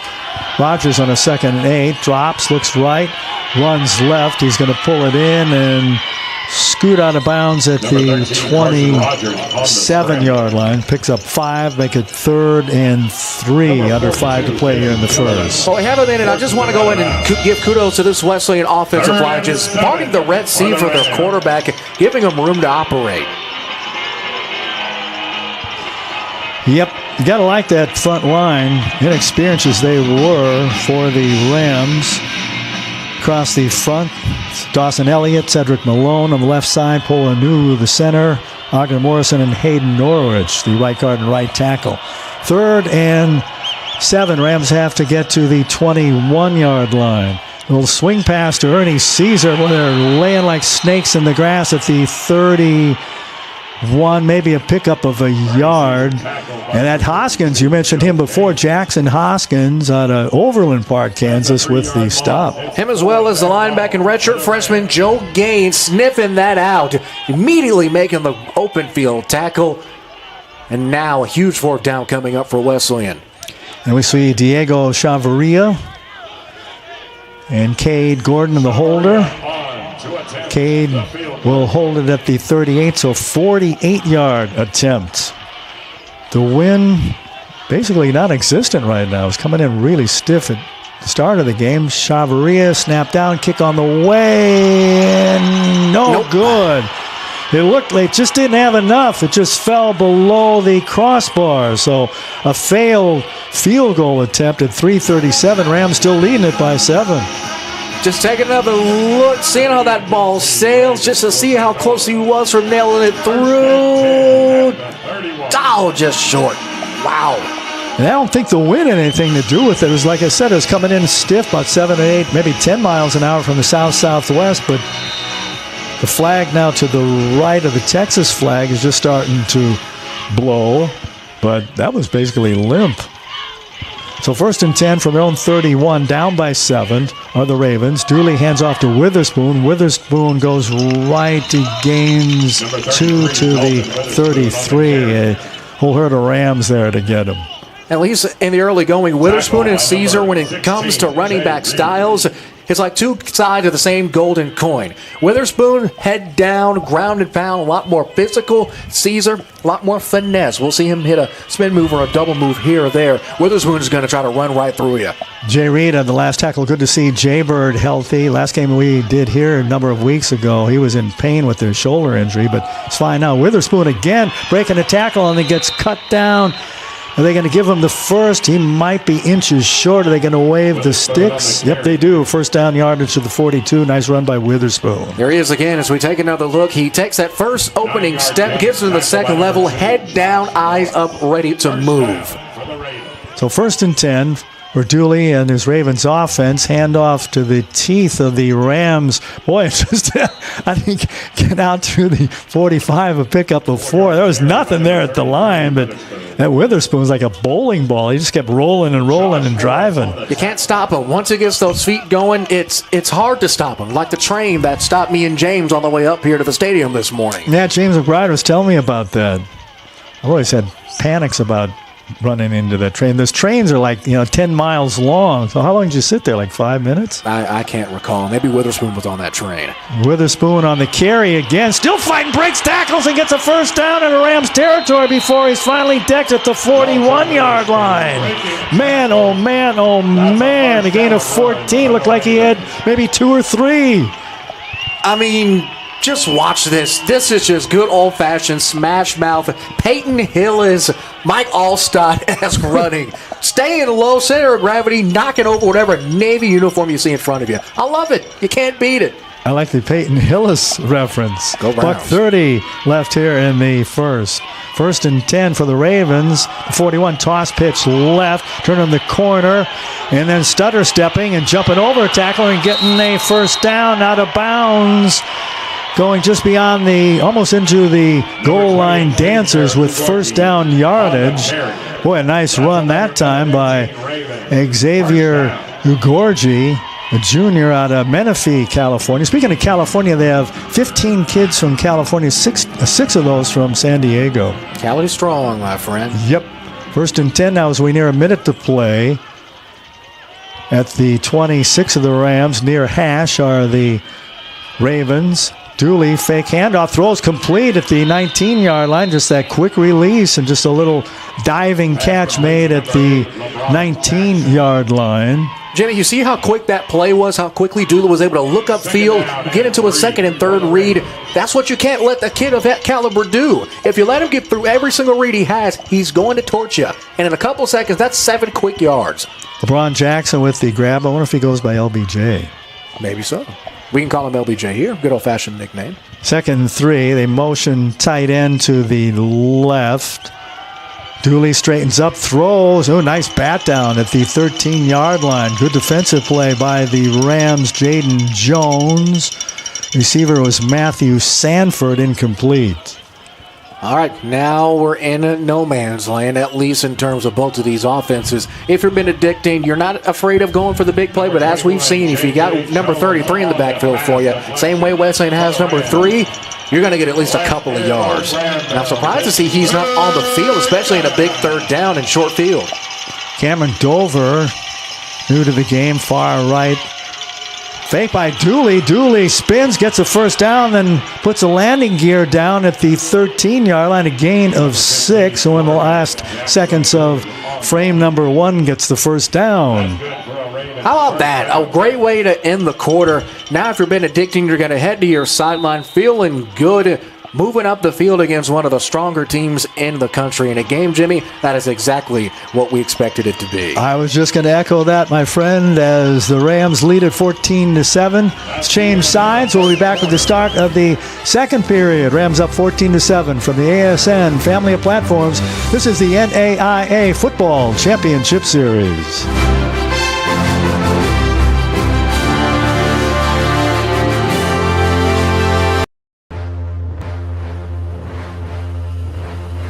Shakespeare once said, "Some are born great, and some have greatness thrust upon them. The rest of us," he said, "have to achieve greatness." We know exactly what he means. Be not afraid of greatness. Achieve it. Benedictine College, where greatness begins. Played one 15-minute segment, ready to go to period number 2 here on a beautiful, when I say beautiful, Thanksgiving weekend Saturday, last day of November 2024, round 2 of the NAIA Football Championship Series here from Crowley ISD Multi-Purpose Stadium on Antler Sports Network. Rams jumped out early on a Rodgers to White scoring strike. Then after the muff by Todd on a kickoff, Rodgers hit Caesar for 6 yards, and Dooley connected with one of his speedy receivers, Gath Wright. 11:02 left in the first. That made it 14-7. So let's pick up play here, starting with the first play of the second period. Rams at their own 13. I should say at the 13 of the Rams is Dooley. Dooley fired to the end zone. Was it picked off? And the end zone was tipped by a Charlie Cannon. Did he pick that off? Yes, he did. Into the arms of Hill. So Cannon with the tip to Sir Hill. Did he just pick that off? He just picked it off. Sir Hill is jubilant as he's getting high-fived and mobbed by his Rams teammates on the near sideline. That was Holy 6 different Samoans. bobbles. Take a look at this, folks. You want Play of the Year? Here you go. 1, 2, 3, 4, 5, 6, 7, 8, and finally on the 9th bobble, able to haul it in. Wow. And that was a bullet. It was intended in the end zone for tight end Zimmerman. Cannon got a hand on it, and then the patty cake volleyball patty cake of Sir Hill with the pick. Did he just catch that football? He just I still did. can't believe it. And his folks, if they aren't in attendance, shout out to his mom and dad and relatives and friends. Boy, wow. Near tie game. Rams get it out to their 20. Rodgers hands off Caesar. Boy, they're shutting down Ernie as he slanted to the right. He finally gets decked by a couple of Ravens. Helping him up was Isaac Anderson, the defensive tackle. They're going to say he didn't get a single yard on that. No, he didn't. So far, Ernie in this game after that run, 4 carries for 16 yards, longest of 6-4 per rush. And as you said, Jimmy, Ravens are ready to play. They sure are. Here in the first frame. Second frame, I should say. Rams' second play in the quarter. Rodgers, fake handoff. He rolls, throws over the head of Curtis. Nice coverage employed by Hoskins around the 27. Incomplete. It's 3rd and 10. Rodgers gave a slight wipe over the hands. But, Jimmy, I want to take just one more moment to look at that interception that set up this drive and just get another look at just how miraculous this is. This, if you looked up circus catch in the dictionary, this is exactly what you're going to get. Just amazing. Great concentration, even falling, spinning around, break dancing on the turf, and still came up with it. Give me that thing. He finally squeezes it. The Rams 3rd and 10. Not even a minute into the second period. Rodgers, 2-step drop, looks, pats the ball, throws incomplete. Good coverage intended for Bob at the near side. I tell you, his number counterpart, Bob is 6, and his number counterpart, that Jackson Hoskins, you've been talking about him now for the last 5 minutes out of Overland Park, Kansas, and good coverage on Bob. He's had a tough matchup coming into this one, and he has answered the call toll-free. Locking down this Wesleyan receiving core and forcing the first time we've seen the Rams punt the football in I don't know how long. It's been a while. Probably last game we did 3 weeks ago against Langston. Boy, and with a little bit of a wind of his back, bounces at the 25-yard line. Rams started at their 20, so he was back at the 10. So that's 40 plus 30. That was 70 yards in the air, and then it rolls into the end zone. So after the 20 come the Ravens. Half of that with a little bit of Crowley wind on the back of it. That thing took one bounce and just got to moving. I'd like to extend Nick's gratitude to the Fort Worth. So Tyler Strumilla with the massive punt. Yeah, he had wind help, but still good geometry or physics to get it into that wind stream and carrying it along, helping it go to into the end zone. So out to the 20, far hash where the Ravens put it in play. First time they touch it here in the second period. Down 14-7. Dooley, after a clap of the hands, takes complete to the 20-yard line and then ridden down. Sir Hill right on the back of Tanner Zimmerman, the tight end. That's a guy who they intended to throw the touchdown pass to, where Cannon batted it to Sir Hill, who did the patty cake interception. Sir Hill, a nice tackle there, riding him down from behind. Both defenses playing extremely well, especially down the stretch as drives get deeper and deeper into opposing territory. 2nd and 7, handoff going left and maybe a couple out to the 25-yard line. Goes Xavier Ugorji. They're going to give him a single yard on that one. Great job getting into the backfield. And more importantly, hanging on as Gorgie was still pushing forward. Multiple Rams on that one able to hang on, and Daniel Bogan able to finish the job. Gorgie, one of many Californians from Menifee, California. You lived in California for a while. Yes, and that's just north of Temecula. It's east of Anaheim, so it's almost down in San Diego County there, in the central part of the state, just north of Temecula, which has become a wine stop for a lot of wine drinkers. Dooley escapes heat, then he throws complete at the 34-yard line and doing some toe drag swagging for a first down of 10 yards. They needed 6. He got 10. I mean, that's what happens if you're the conference player of the year. You extend plays even through the pass rush from Hill. Dooley able to get an open space. A fantastic catch and a little bit of two-tap on the sideline by Todd to move the chains. At 4 receivers near side now, they fan out. 2 to the near and then 2 to the far, 1 in the slot. Dooley bouncing around his feet, throws complete pass at the 37-yard line to Georgie, and Georgie picks up another first down as he's chased out at the Benedictine 46-yard line. Another first down. I mean, the Wesleyan pass rush has been nice, but Dooley today has been nicer. Stepping up in the pocket, great presence. Both the quarterbacks, both Rogers and Dooley, both able to handle the heat. Dooley now 4 for 7, 60 yards to TD. Great start to the game so far. It sure is. We're at 11:48 here in the first half. They motion a man. They hand it off to Georgie again, and he collides with Daylon Rogers and still pushing. A whole herd of Rams, 1, 2, 3, 4 blue and gold clad Rams couldn't get him down. He picks up another first down. Talk about bowling balls. That's 3 straight first downs for this Benedictine offense. They are marching. Wesleyan hasn't seen an offense like this all year. These are the most battle-tested team they've played all year, and it's showing now early. That extra grit, those extra yards, making a difference, getting them into Ram territory. The Rams jumped out 14-zip, but boy, the Ravens, they know we got plenty of time. We're just going to punch them back. There's a handoff on an end around and going to the 39, and then getting dumped at that point was Joseph Lagufuena. Gained 2. Jared Jones. Jaden Jones. Too many Joneses. Can't keep up with them. We have Jared. They have Jaden.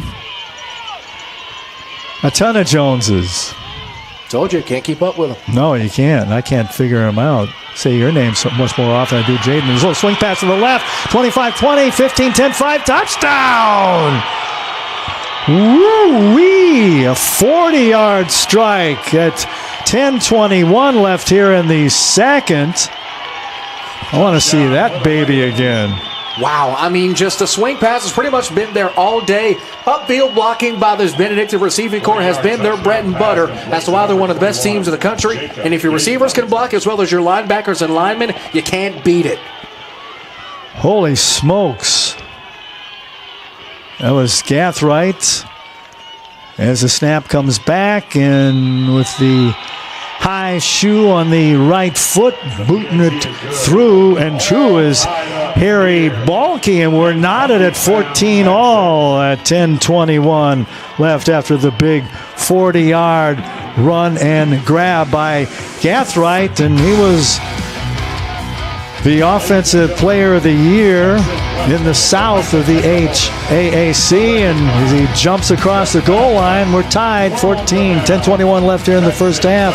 This is the NAIA Football Championship Series on ASN2 and ASN Radio.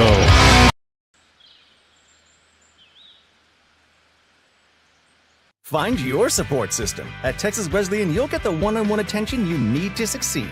Texas Wesleyan, small classes, big scholarships. Now that's smaller, smarter.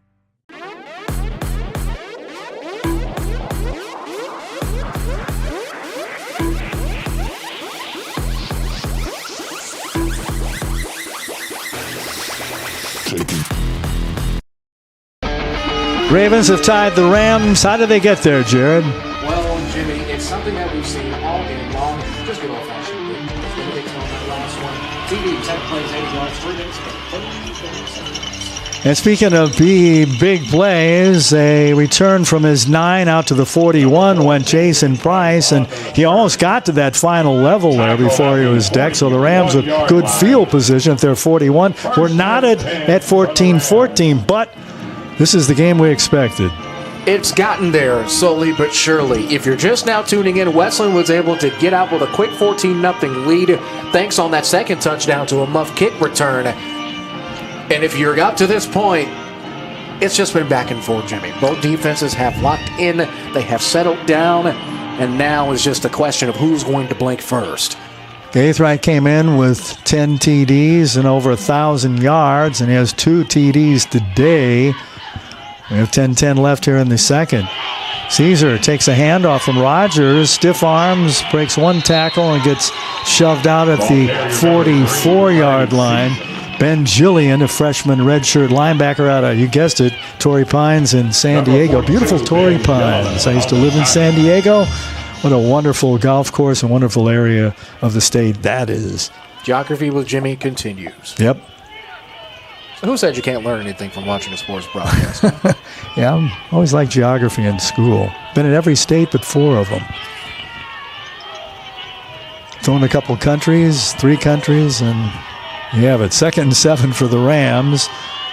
Curtis in motion around Rogers. Rogers says, the heck with it. I'm going to pull it in and run for a first down to the 46-yard line. He goes from his 44 to the 46. Gain of 10. It's 1st and 10 Rams. How about that, Carson Rogers? We've seen him on a couple of short runs. We saw him on one rush on the ground. And now his second carry of the game is for a lot more than that. Move the sticks. Rogers 9 out of 14 for 142. And the 2 touchdown passes, one to White, one to Caesar.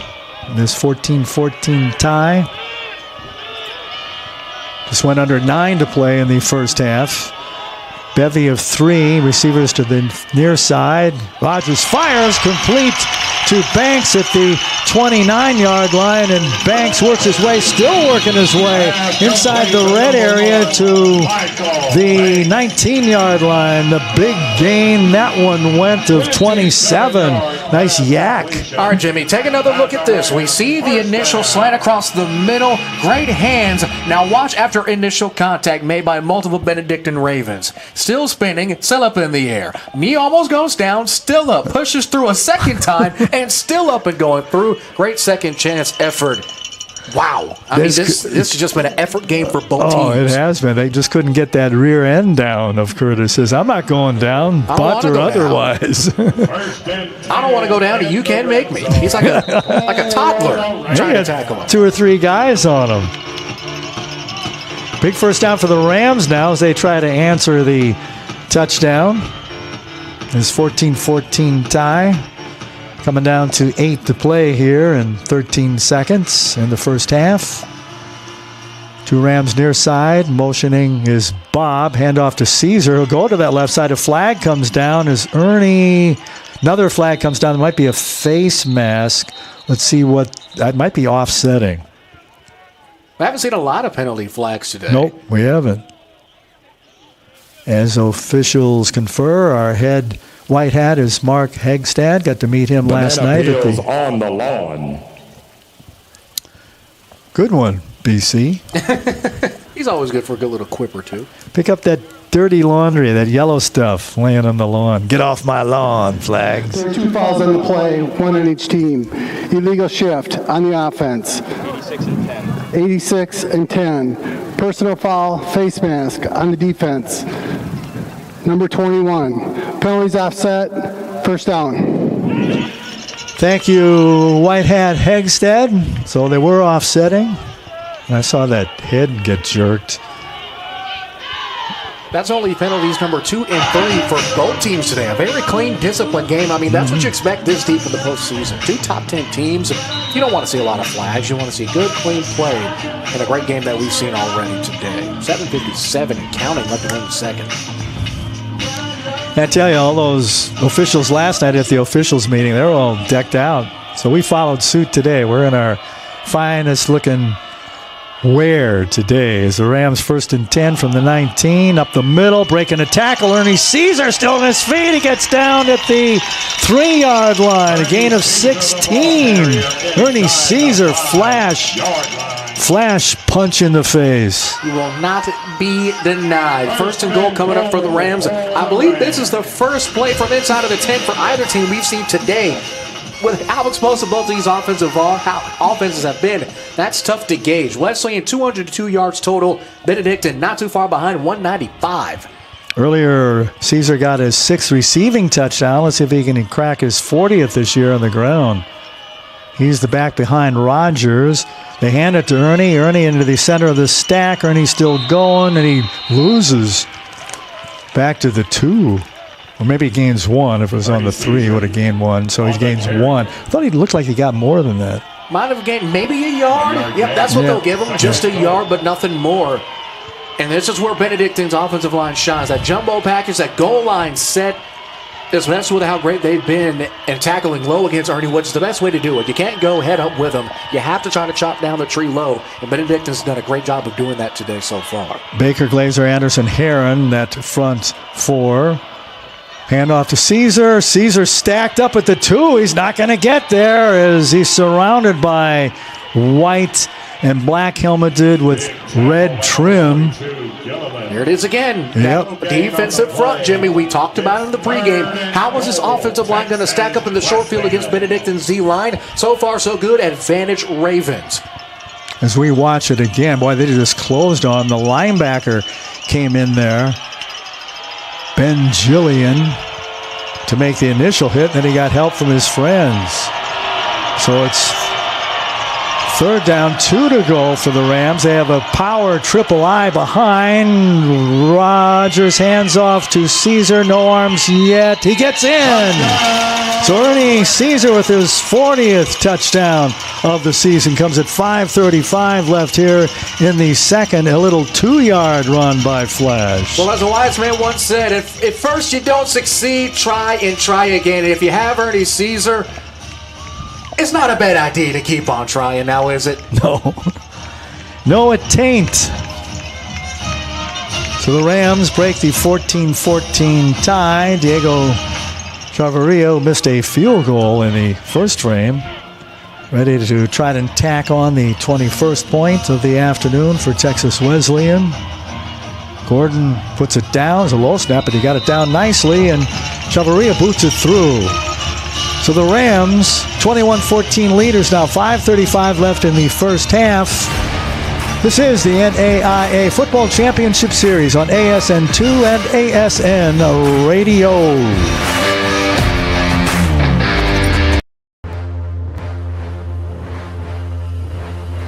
Shakespeare once said, "Some are born great, and some have greatness thrust upon them. The rest of us," he said, "have to achieve greatness." We know exactly what he means. Be not afraid of greatness. Achieve it. Benedictine College, where greatness begins. Ernie Caesar, 10 carries, 38 yards. A rushing touchdown. Ernie Caesar, 4 grabs, 64 yards, and a receiving touchdown. The latest was the little run of 2 by Flash to put the Rams up 21-14. Of a recap of that drive here after the kickoff, which comes down to the 3-yard line. And weaving out to the 25 with a flag. Boy, that was whipped in from out the 45 by side judge Malcolm Thomas. Boy, he put a lot of mustard on that thing. As Todd returns, let's see what it was. And how about a recap of the drive? Yeah, real quickly here on that last drive. 7 plays, 59 yards, 4 minutes, 35 seconds, and a Caesar TD. White hat, Hegstad. During return, illegal block on the return team. 10-yard penalty, 1st down. A nice toss by the side judge, Malcolm Thomas. Boy, he should go in at quarterback. Backup QB. Boy, that came out of, he was back at the 50. He hurled that dang thing for about 25 yards, maybe more. So it's 1st, and they have to get out to the 25 now at the 15 of the Ravens. Dooley rolls out. Dooley straightens up and throws to Witherspoon with Cannon trailing him incomplete at the 19. Doing so far today. I mean, just seeing him weave in and out of the pocket, stepping up and stepping back. The kid's about as right as rain. It's fluid. It's nice and simple. 6 for 10, 112 yards, 2 touchdowns, and a pick. Dare we say an interception? I don't even know what to call that bobble from back in the first quarter. Can we call that a pick? Would that be disrespectful to every regular interception? No, because it was a circus pick, but yeah, it was a pick nonetheless. Fake handoff, and that was almost picked by Mr. Pick himself, Dalen Rogers. Double deuce. Rolls up at the 23 to slap it down. All right, third down. Not the best field positioning here. Biggest third down of the game for Benedictine. Only down a touchdown with 5 minutes, 16 seconds left before you take a trip to the locker room to talk things over. You have to keep the drive alive. This is their most important drive, to keep up with an offense that has been moving the ball with pace. Dalen Rogers and Jaden Jones each have 4 picks to pace the Rams. Dalen almost had 5 there. Dooley throws incomplete at the far side. Well, it was just I don't want to say a bad throw, but it was a bad throw. A little too much on that. Yeah, too much. Just wasn't well placed. How's that? There was good coverage there, and there wasn't enough room on the far sideline, so it's 4th and 10. So outs they go on a chorus line offense. 1-2-3 kick. Standing at his 1-yard line to punt will be Cullen Burner. Emotion, a man. Possible see a fake? Nope. Yeah, that's what I thought too. He boots it into the wind. Not a bad kick at the 40-yard line, and they were down there quickly. The man who motioned got down there real quick, and that's wise. There, he got there almost before the ball did. Got a running start. Whew. Price got absolutely leveled. I mean, he's been killer all day, so it's fair to say just absolutely hawking him down for Benedictine number 49, Jonah Roberts, the senior, on a Windsor high. Huge play. That was, and I don't know if I've ever seen a motion a guy before, and he got down there. I mean, when you have someone like Price back there returning kicks, you got to try something. Yep. And if it means you give a guy a running start, he storms you like a bat out of hell, then why not? And as a punter, you have to have enough hang time so to get him time to get it down there, and he did. He was right on top of him as Jason caught the ball. So the Rams, 1st and 10 from their 45 with a 7-point lead. Underthrown, Bob. Did he catch that? Yeah, they're saying he caught it, and he loses a yard. Let's take another look. Thankfully, we have instant replay. Yeah, as you said, he lost a yard. Maybe it would have been better if he just dropped the ball. Would have just been a loss of down instead of a loss of yardage. Yep. Well, 2nd and 11, yep. Down to 4:30 here in the first. Rams trying to build on a 21-14 lead. 4 down along the line. They shifted 3 of those guys to the right. Fake handoff, little swing pass out to the left of Banks. Banks will get decked at midfield. 4 white shirts around that perfectly covered play, and it's 3rd and 5 after a pickup of 6. All right, another big third down, this time for Wesleyan. Not in the same murky field position that the Ravens were in on their last drive. However, the same rules apply. You can't go empty. At least get into your own side of the field. So with this last 3:52, you can pretty much play with house money the rest of the way. Rams have 2 receivers to the near side. Listen to these fans. Benedictine trying to they're going nuts with the bells. 3rd and 5. Snap back, fake handoff to Caesar. Rogers straightens, throws, and incomplete. No flags at the 35-yard line. Well covered. They tried to sneak it into Darren White, who caught the game's first touchdown way back in the first period. Montague was trotting onto the field for Wesleyan. I thought it was going to be a bit slower of a decision to make. I mean, maybe you go for it, maybe you don't. I don't know. I mean, it's the playoffs. Why not go for it? But maybe that's just my inner child talking. Why not go for it? It's like you're playing a video game. And the first play to start that, did you ever see A.J. Bob catch a pass and lose a yard? I don't know if I've ever seen that. Strumilla, low snap, gets it off, fair caught, goes Todd as he steps out at the 12-yard line. That's where Ravens will begin with 3:24 left here in the second, down by touchdown and an extra point. Ladies and gentlemen, halftime. We'll give some stats, talk about the first half. We'll have an interview with the guy you hear now in the background, Brandon Carpenter, the voice here for the Rams at Crowley ISD Multipurpose Stadium. We'll look at some NAIA top plays as well. Dooley with the fake. Dooley going long. Dooley, oh, what a grab out to the 47-yard line. Man, oh man, a gain of 35. And the Jordan shrug after to boot. Great throw by Dooley, making it just an easy one-on-one ball. That's just talent right there. What a grab by Haston. I think that was Gathright. Gathright, Haston. Yeah, they have two 21s. Yeah. They're doing that. And Gathright, he came in with over 1,000 yards and 10 TDs. He's already grabbed 2 today. Dooley looking. Dooley steps up. Dooley throws. Diving attempt made by Tanner Zimmerman, the tight end. Good coverage and just underthrown, where the Rams were pressuring Dooley to spook him into throwing that a bit short. Just a little, not enough. I mean, it was a throw that he's pretty much made all day long. Just this go around, better coverage by the Rams. Sanders, great coverage. We haven't said his name in a while. He's No, been we one of the haven't. more consistent corners for the Rams. And has been for a couple of years now. So 2nd and 10. Ball at their own 47 at the near hash. Dooley, arms raised, takes the snap, and here comes bowling ball. Gorgie with the flag whipped down from the right. He gets to the 46.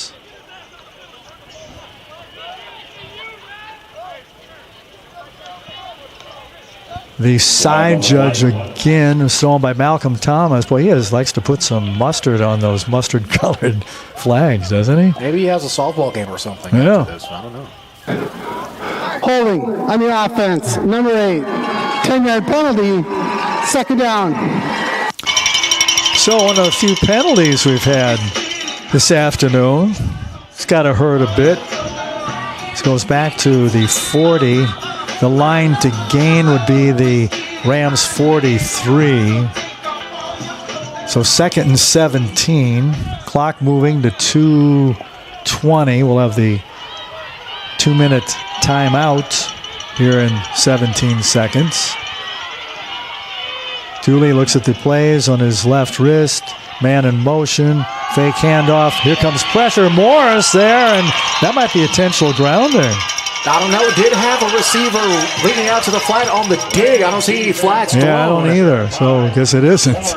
Either way, it's great coverage, and even better job by Dooley to see the field and have somebody there to make sure he didn't lose even more yards, almost like a no-look, trying to get rid of the football. And great pressure by the former Raven, Josh Morris. Yep, yet again. That's the second Raven turn Ram that's made a defensive play today. Well, Jayden Jones and Morris respectively. Mm-hmm. So 3rd and 17, the bells sound, the bells toll here at Crowley ISD. Completed pass to Todd, and well short of the first down. He gets to the 49. His momentum took him out. He kind of just did a pirouette in midair, saying, when I land, I'm going to be out of bounds. I couldn't come down inbounds and continue running. So it's 4th and 6. Do you go for it here? You know they're going to punt. Why not? I mean, if it was me, I'm going and going for it. They call it timeout. Let's grab a break. Indeed we shall. $1:58 left here in the first half. Rams leading at 21-14 from the ASN family of platforms. This is the NAIA Football Championship Series.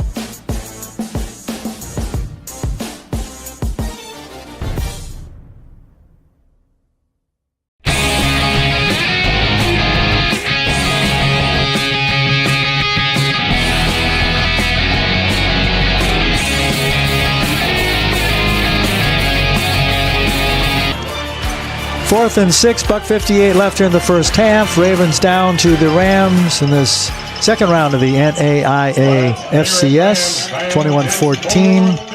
And they're going to go for it, are the Ravens. Big fourth down coming up here. Let's see what they got.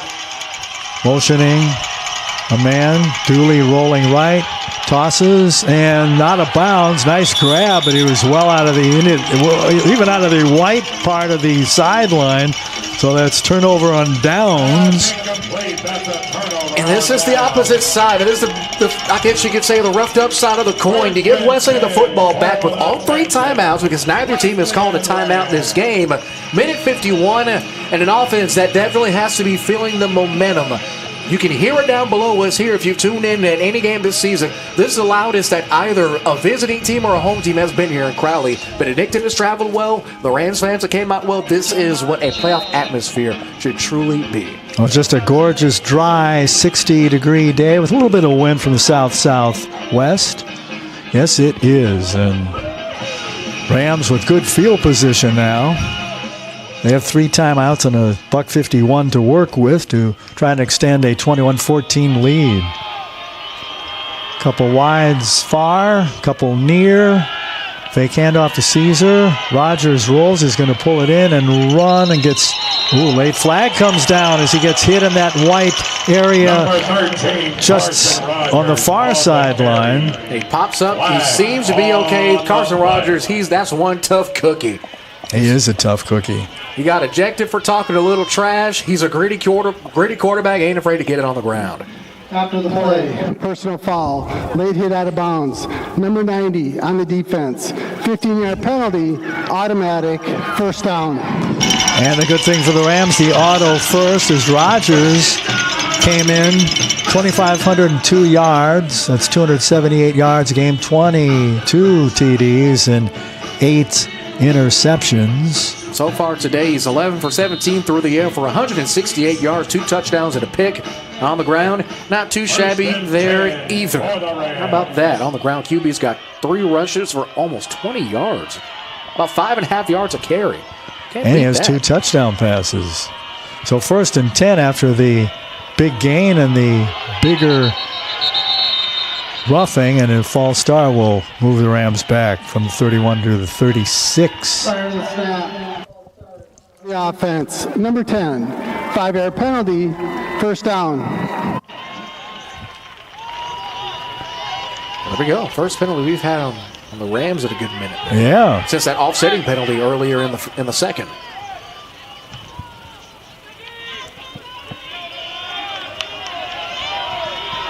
So the Rams will have a couple receivers to our side, the near side.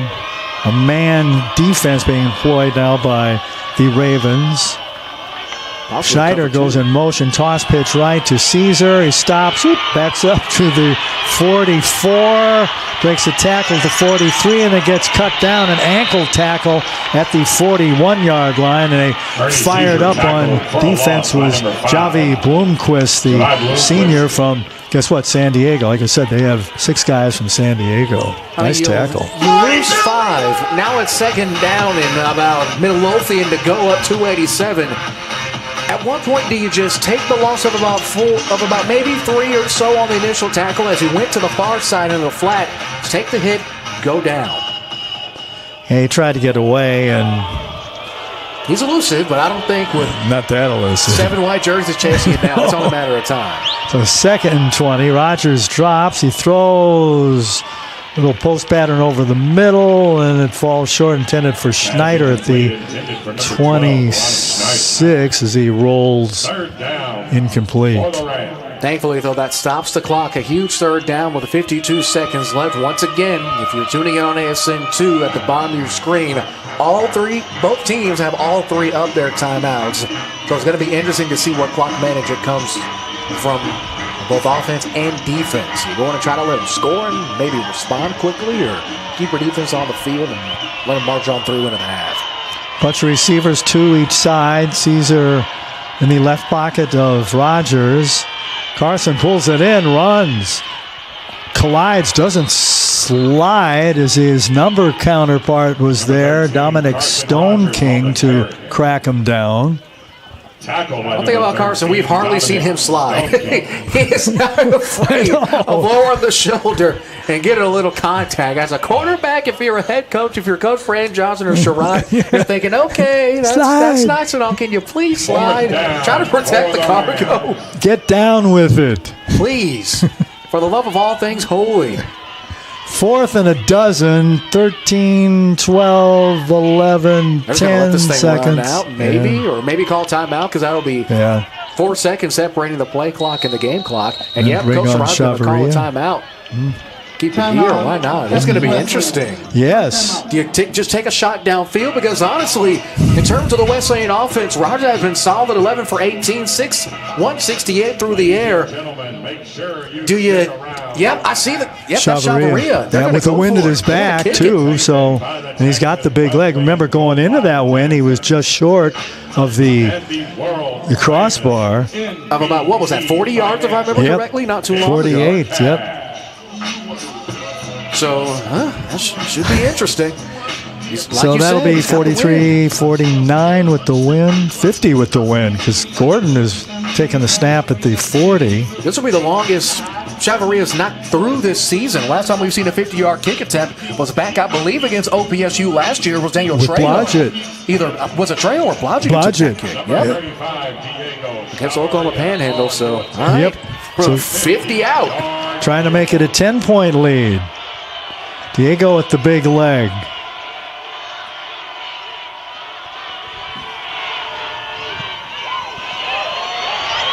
Snap is back, and he, with the win, the kid from Stephenville boots it through and true as zeros across the board show, ending the first half. The 50-yard field goal for Texas Wesleyan.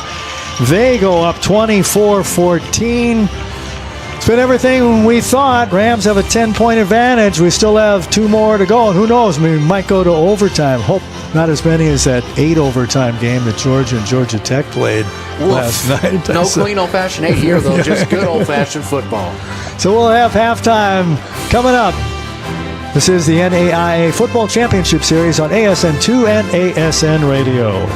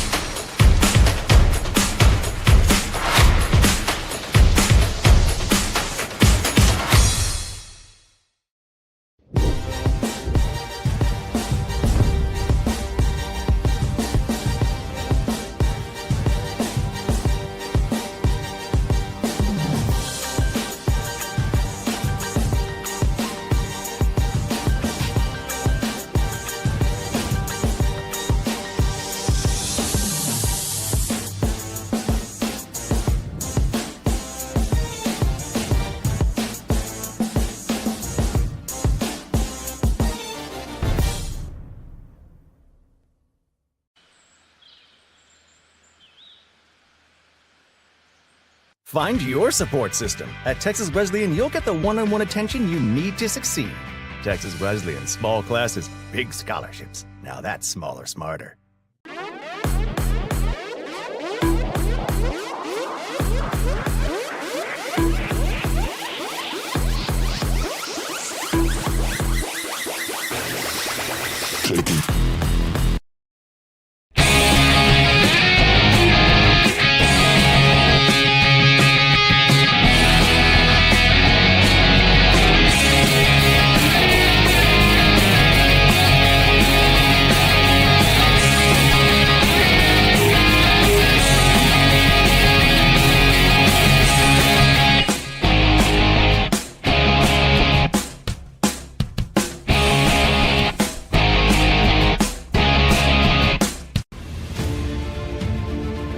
Welcome to the Heart of America Athletic Conference, where innovation meets tradition. Here, growth is not just measured in victories, but in the development of character and sportsmanship. Our student athletes compete at a championship level, pushing their limits every day. The Heart is committed to an uncommon student athlete experience that features some of the premier athletic programs in the NAIA. Our commitment to excellence goes beyond athletics, establishing a community of support and mentorship. But what truly sets us apart is the heart with which we play. Join us and experience the passion, the drive, and the spirit of champions. That passion and commitment extends off the playing field and into graduation. The Heart of America Athletic Conference, champions in competition, leaders in life.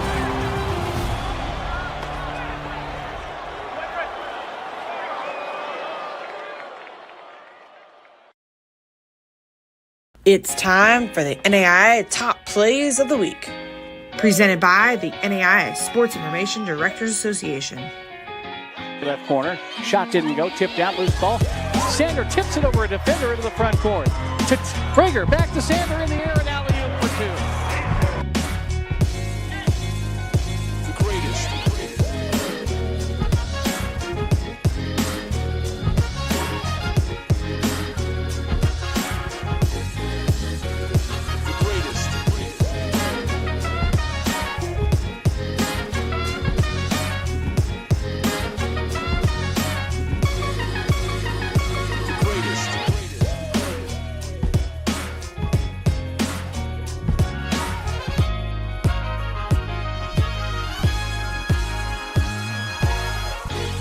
Shot. Instead, Jeter floats it in off the side, and the putback by Clark.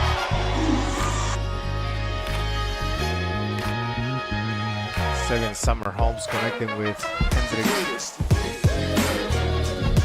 Now JBU has it. Shot on goal! Goal! Goal!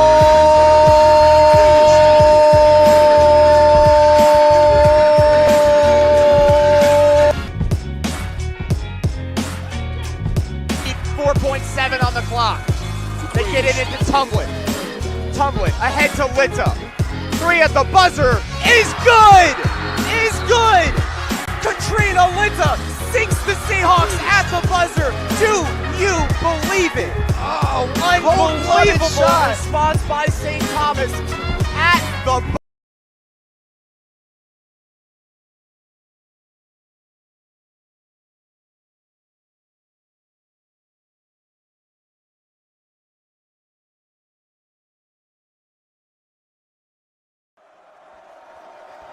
So this year has just kind of been kind of a whirlwind, crazy year. I got nominated for the All-State AFCA Good Works team. So super excited about that. That's definitely a big step in my life, kind of a testament to not only who I was as a player here, but who I was, just as a person in the community. I'm Reed Levi. I'm a super senior, studying finance and management, and I'm a tight end on the football team.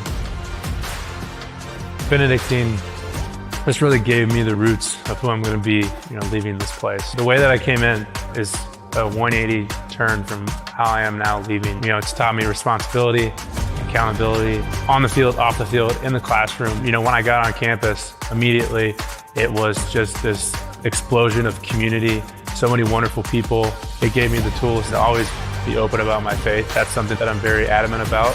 The rosary was a big deal in my life. Some of the other older guys, they would go to the Wednesday morning rosary, and they were kind of encouraging me to go to that. They drugged me out of bed that first morning that I went. I watched my mom doing the rosary growing up, so I knew there was an importance to it. So I tried to really carry on that tradition that I found my freshman year. Before game days on Saturday mornings, I would get up and I would go to the grotto and I would pray a rosary before every game. I had high expectations for this past season, and they were cut short. Week 4 of the season, I was out on the edge blocking, and 3 guys rolled into my leg, and immediately, I heard it snap. I didn't even try to get up. I knew what happened. And it actually kind of came full circle. Second weekend in November, and I got a phone call from Coach Osborne, and he told me that the coaches, despite me not playing in any conference games, voted me second team all conference. Which is, I think, something that's probably never happened before. He said that it was really just a testament to who I am as a person, what I've meant to the conference and to the NAIA. That's something that I worked for. It kind of felt like I was able to close the book and move on from the chapter of football in my life. So. I coached flag football this past spring, and that was a really awesome experience because I got to really hone in with all the kids in the community. When I broke my leg, brought me a football and they signed it. There's the big recognition of everything, but also those little things that mean more. And that was kind of one of the big driving points for this Good Works team was, who are you to the community? They pick 11 guys from across 4 different divisions of football that really embody what Good Works means and what it means to be part of your community. So that's going to be a super exciting experience. We are here to celebrate Reed Levi of Atchison, Kansas for his selection to the 2023 AFCA Good Works team.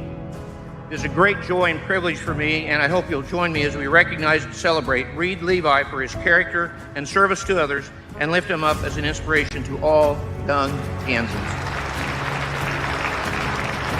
If you're accountable and reliable and you're diligent and you do consistent work, you're going to go far in life. Those are kind of the core values that I've pulled from this place.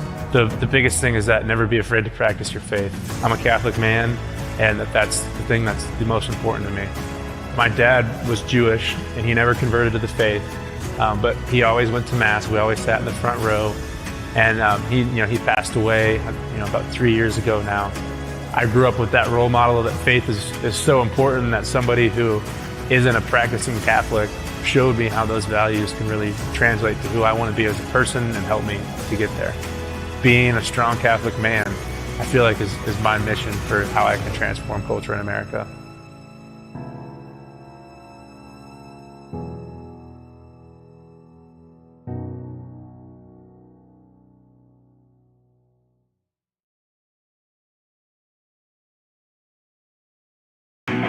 We're winding halftime down here. We being Moose Jared Jones to my right, Jimmy the St. Christopher. Wait, that's me. It's 24-14. Rams with the lead in this 8th-seeded Rams against the 9th-seeded Benedictine Ravens, second round of the NAIA. We have some scores coming up at first, Jared. Let's review some stats from the first half, shall we? One of the glowing things, Jimmy, at least that I've seen in terms of both teams statistically, not only has Benedictine outrushed Texas Wesleyan, but the first down margin is only separated by 1. Wesleyan has 12 first downs to Benedictine's 11. The turnover game, we knew that was going to play a big factor. Benedictine with 2. Wesleyan with 1 passing yards, as we could possibly expect if you're just now tuning in. Wesleyan, Carson Rogers and company, that air attack has been pretty solid against, not even arguably, the best secondary they played all season against Benedictine. 168 yards through the air, as you can see on your screen if you're watching on ASN2. 83 yards of the round for the Ravens, 69 for the Rams. In terms of total plays and time of possession, Wesleyan has ran 35 plays from scrimmage. Benedictine has ran 29. TOP, Rams have had the ball for 17 minutes, 35 seconds. Benedictine for 12 minutes and 25 seconds as well. Also to note, average per rush, Ernie Caesar hasn't really been that dominant. Not that we would expect him to be just break out every single game, but this has been a relatively slow affair. 11 carries, 33 yards, does have a touchdown though, on a team that per play for Texas Wesleyan is only averaging 4.1 yards on the ground per carry. Wow. Yeah. So Benedictine has answered the call in terms of solving the Ernie Caesar question. Can they be stopped? So far, this first 2 quarters, for any indication, Jimmy, the Ravens have said yes. Yes, indeed. And as you mentioned, he has a touchdown running and then 1 receiving. But yeah, that jumps right out there. 33 yards on 11 scoots for Ernie Caesar. And defensively, Isaiah Haston leading with 6 tackles for the visitors from Kansas. They have a couple of TFLs. Bloomquist has 1 and Joe Gaines, and the pick by Trey Williams, that was early in the first quarter. And no sacks recorded. So both teams came in with a lot of sacks. Rams 35, 39 for Benedictine. And then for the Rams on defense, their leading tackler with a fin is Sincere Blackman. Sincere Blackmore, we've called his number a couple of times for those tackles. They have a TFL no, they don't have any TFLs, which is, again, tribute to Dooley getting rid of that ball quickly. And plus that offensive line for giving Dooley the time not only to get rid of the ball, but to scan the field. We talked about how dangerous he is if he gets to that second read. If you force one of the best quarterbacks in the country and the HAAC Conference Player of the Year to look at that second and third level, he's most likely going to hurt you. And so far, he's done that. A very solid game so far for the Ravens QB. 8 for 17, 158 yards through the air, 2 touchdowns and a pick, QBR of 152.2. So both quarterbacks so far having themselves a pretty solid day. A lot of offense, but my favorite play probably in maybe this season even, but definitely today, definitely on defense, was the Sir Hill touching it, 8 or 9 times, patty caking it, and finally grabbing the pigskin. I don't think they still make them out of pigskin. So anyway, grabbing the football after the tip by Nashali Cannon, which looked like it was a sure touchdown, going to the end zone to their tight end Timmerman for the Ravens. But Cannon with the tip, and then on his back, Sir Hill bouncing it around and pull it in for the pick. Break dancing, might I add. He was break dancing. I mean, as we take another look at it here, I mean, it's ridiculous. It's the beauty of football. Thankfully, we have the beauty not only instant rebuild, but to be able to slow it down. So let's count it along here at home in case we missed a deflection or a bobble or two. We see the play fake from Dooley. Ball gets thrown across the field. 1 deflection by Cannon. 2, 3, 4, 5, 6, 7, 8, 9, and on the catch on the 10. So 9.5. Let's call it 9.5 deflections. Wow, what a play. That was a play. Hey, in my mind, I think Dooley, the quarterback, Jackson, who was the HAAC South Offensive Player of the Year, and then his big target, Jacob Gathright, who is the HAAC South Player of the Year with 10 touchdowns. He has 2 touchdowns today, 116 yards. That's almost 39 per catch, an average. But are they showing what we thought they'd be showing, Dooley and then Gathright? I mean, I believe so. Both of these teams have played against solid competition all year long. Benedictine more than Wesleyan in terms of just schedule for schedule. But this is what you expect. It's the second round. Both teams have had plenty of time to rest. Both teams are at 100%. We heard from both coaches in the pregame meeting last night right down the road on the campus of Wesleyan. They're healthy. They're ready to go. Kinks are being ironed out. They're rested. They're full of turkey, giblet gravy, or what have you from Thanksgiving. This is everything we cracked out to be, Jimmy. We've been waiting on a game like this all season long. This is what we call a classic. And we still have 2 more quarters left to play. Yeah, absolutely. And you're right. That's why the hair's been standing on my leg. How did you sleep last night? You only get like 4 or 5 hours of sleep. I mean, you do like 20 things that, it takes 5 people to do. So what was your sleep like last night? Never met her, Jimmy. Does she go to Benedictine? Does she go to Wesleyan? The sleep person you speak of? I don't know. Never heard of her before. So you never had any? How was your sleep last night? It was overrated. I might have had a couple hours total, but it was all worth it. This game has been great. Yeah, it has. I had 5.6, but my watch, one of those smart watches, it shows sleep. It said it was good. So. But yeah, I couldn't sleep, and I finally fell into some deep sleep and got up early and got here on time, and here we go with the second half, which will resume here in about 4:22. Let's grab a break. We'll be back with the start of that second half. The Rams leading at 24-14 over the Benedictine Ravens. The NAIA Football Championship Series on ASN2 and ASN Radio continues after this.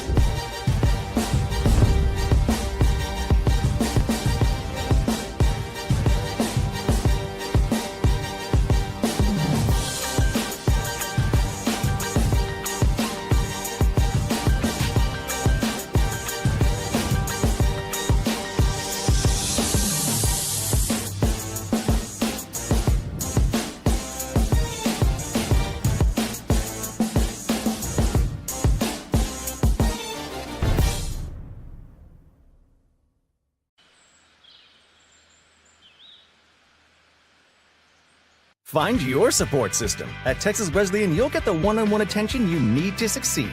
Texas Wesleyan, small classes, big scholarships. Now that's smaller, smarter.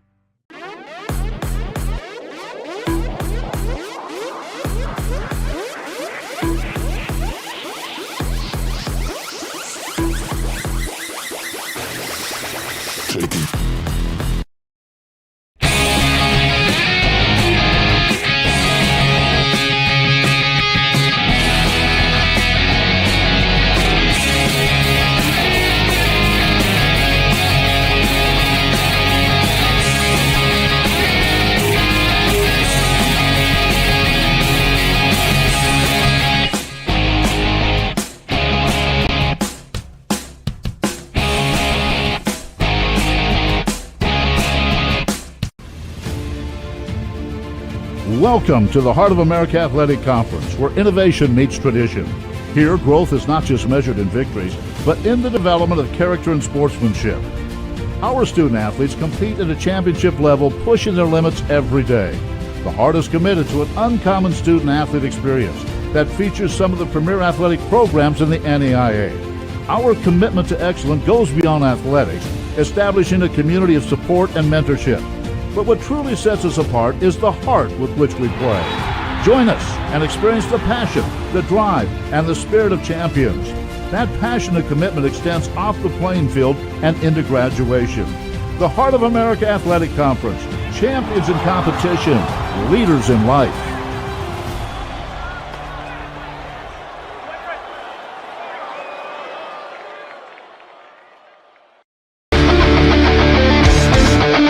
Down, half number one. Ready to go to third quarter here in less than a minute. Rams up 24-14 over Benedictine. Jared Jones. Take a look at some scores across the country as either one of these teams could really go to either coast. As you may know, as many may or may not know, in the NAIA Football Championship Series, it's not a traditional bracket. They reseed it for cost-effective purposes as well as travel. It's the main reason that these two teams were paired up. As of now, of course, the number one team in the land, Kaiser, putting a hurting on Pikeville. That score 56-21. Grandview over Friends 21-17. Indiana Wesleyan getting the early window victory over the Jinxes out of the Western. That score 24-13. Montana Western over Dickinson State 17-7. St. Thomas in Georgetown. Arguably, Jimmy, the upset of the weekend, quote unquote. I mean, it's the playoffs, so anything is possible. But Georgetown taking down the Bobcats St. Thomas out of Florida, 27-21. That score. Mustangs of Morningside putting a hurting on Mid-American Nazarene. That score 35-0. Montana Tech over Northwestern Iowa over Montana Tech at 20-14. And of course, finally our score here in Crowley, 24-14 Wesleyan over Benedictine. And all those were finals you gave? Most of those were finals. We'll get scores, we'll get times in a brief moment. And what was the Kaiser score? Do you still have that? Yep, 56-21 that score. Yep. Kaiser, the defending champs. Best team in the land. Yep. They are, and they have that one championship, and you would think they'd have more, but they won last year.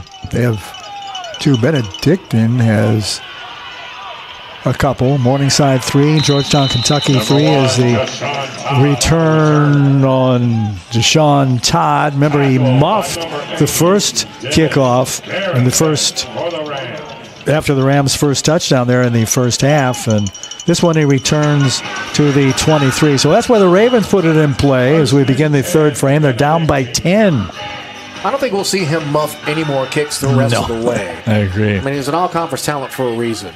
Guys like that hardly make that mistake once, let alone twice. So HAAC South Offensive Player of the Year, Jackson Dooley, a quarterback. Since Todd in motion.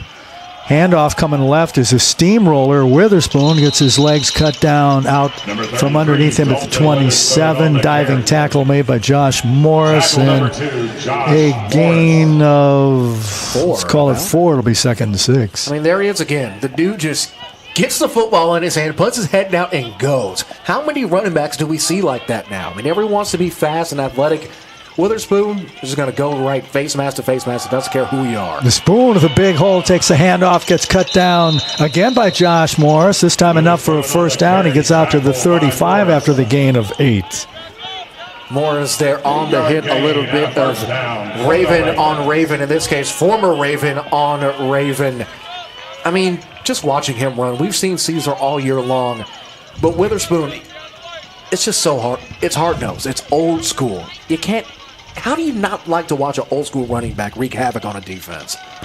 He sent Peratt in motion, throwing Dooley near side, caught at the 48-yard line. Morris wrestles out Gathright. Number 2, Josh Morris. It's a gain of 11. Move the chains again. Benedictine coming out of the break. Their offense is clicking on all cylinders early.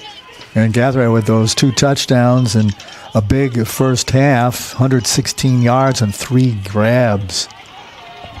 First and 10, ball at the 48. It's at the near hash. Going slot to the left was Zimmerman, the tight end. Dooley goes back 5 yards, throws, just overshoots a speedy Gathright, but right there with him was former Raven Josh Morris. Morris listed as a senior. Gathright for Benedictine listed as a junior. I don't remember exactly when Morris made the transfer, but I wonder if they knew each other, if they shared a couple practices together, maybe even shared a dorm. That's just a couple of extras, just one or more extra story or tidbit that goes into this game. They show blitz and Cannon, and he stopped before he got across the line. Good thing, otherwise it would have been encroachment. Handoff Witherspoon right side, gets a yard to the 49. And then last night at the officials meeting, I'll call it that because I don't know what else to call it, but Fran Johnson came in and gave something to athletic director Ricky Dotson, and he got a big hug from Joel Osborne, the head coach of the Ravens. So as Coach Osborne said in our pregame discussion, no love lost at all. Well, as their broadcaster, Tom Kautz, told me in an interview I did with him this week that fans here will be for Coach Johnson, but they won't be for the Rams. Dooley hangs it high and overshoots by 5 yards. He had his man there was Lagafaina. Again, Morris trailing, but just overshot him by 5 yards. Now 4 and out already for Benedictine on their opening offensive drive. You're already down 10 points. An empty possession on your first go-round is not what you need against a Wesleyan offense that's already so far this game barely undergained you. 237 yards to Benedictine's 267. Balky standing at his 36. He'll move up and kick it from the 39. Price looking at it, bounce at the 16, bounces at the 10. He picks it up and he fumbles the ball! Fumbles at 3 and picking it up, but down at the 3, recovered at the 3, couldn't return it. But Price, man oh man, may the biggest cardinal sin, you don't let it go into the end zone. He tried to return it, and he muffed it and recovered at the 3. So we take another look here in slow motion. Yep, Price touched it clear as day and able to maintain possession. Gets absolutely killed on the hit. Benedictine picks the football up. Honestly, I don't see how that wasn't a touchdown. That's what I thought. Down. You can't return that muff? I don't know. I thought you could. Anyway, Jonah Roberts, a guy who recovered it, and look at that. 12:38, just a few minutes in to frame 3. Here are the Ravens at the Rams 3, and there's Witherspoon pounding his way, bulling his way, and he's going to be short by maybe a half yard. Wow. I mean, Jimmy, I'm going to take it. I don't know about you, but I need another look at that last month from Price to try to get some kind of an explanation. He high points the football, takes the initial bounce at around the 11-yard line, takes another roll, go back to the 5, puts his hand on it there, gets hit. The ball is live. The ball was already touched, picks it up, goes into the end zone. I don't know if Jordan Roberts was there again. And here's the tush push, and they're all clogged up, and they say they don't get in. They're short again. Stopped by the Rams. It'll be 3rd, and man, get the glasses on this one. Can you get any shorter? Half yard, maybe a couple footballs. So 3rd down. Just trying to pound Witherspoon. The Rams front 4 and the front 7 actually clogging up that middle. They're sending the house. I mean, they're sending all the Fort Worth and the rest of Tarrant County along with them. Dooley under center. Dooley hands off, and it's just off the right side. Going in unscathed was Witherspoon at 11:22 left here in the third. There it is. They get into the end zone. Wesleyan, a huge special teams misstep. Now coming back to bite them in the rear. Benedictine back into this thing. Barring the PAT, could make it just a field goal game. Yes, they could. So Balke, Zach Phillips snaps it, and it's down, and it's through and true. So 24 for the Rams. Their lead sliced to 3. 21 for the Ravens after the 3-yard drive after the muff by Jason Price. We got ourselves a ball game. Don't go away. We'll be back. The NAIA Football Championship Series on ASN2 and ASN Radio continues after this timeout.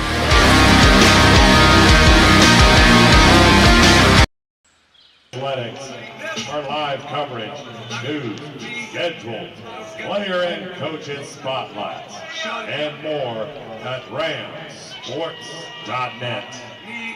Show it what you want, I got what you need.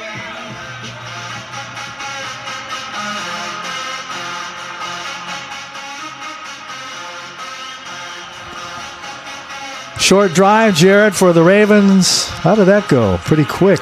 About as quick as my last relationship. 3 plays, 3 yards. And an easy touchdown to now bring things into 3. And the kickoff comes down to the 6-yard line. To the 25 to the 30 goes Price. He says, I muffed the last one. He goes head over heels. He gets whacked by the kicker at the 45. Burner, the kicker, still down. He put his head down and just flipped over Price after a good return out to the 45. And Cullen Burner motionless now. I mean, he put his body on the line for that one, taking another look as he flips through. Let's grab a break. We'll be back. 11:13 left here in the third. Rams up by 3. From the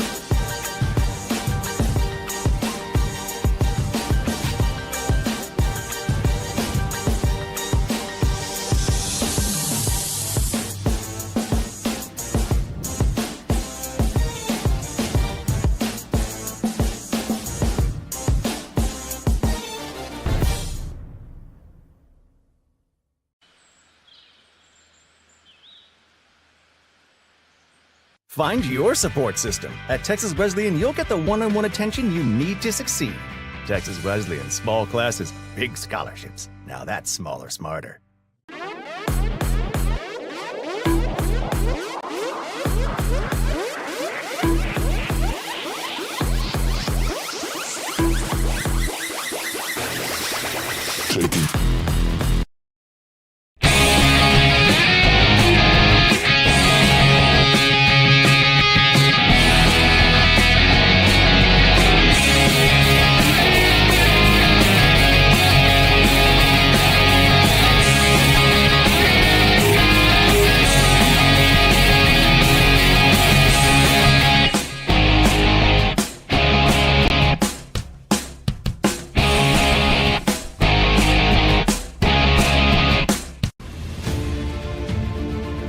Welcome to the Heart of America Athletic Conference, where innovation meets tradition.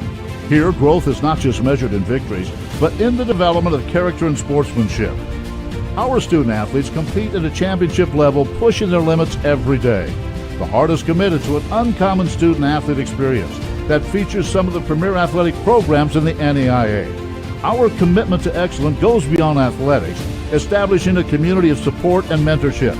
But what truly sets us apart is the heart with which we play. Join us and experience the passion, the drive, and the spirit of champions. That passion and commitment extends off the playing field and into graduation. The Heart of America Athletic Conference, champions in competition, leaders in life.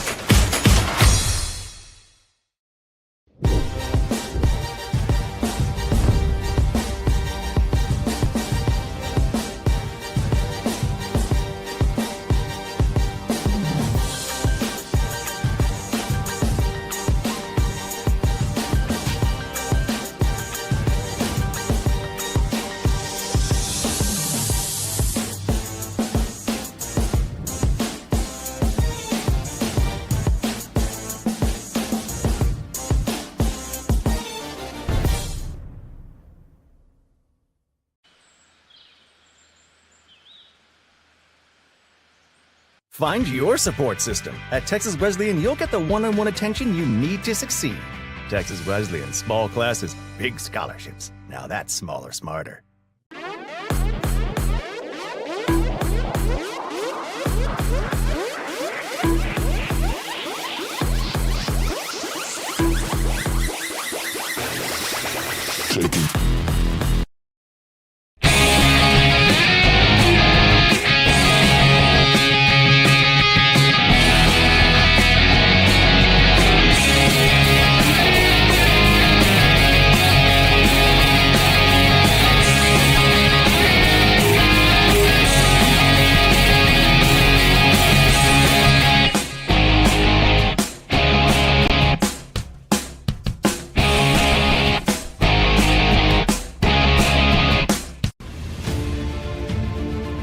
Welcome to the Heart of America Athletic Conference, where innovation meets tradition.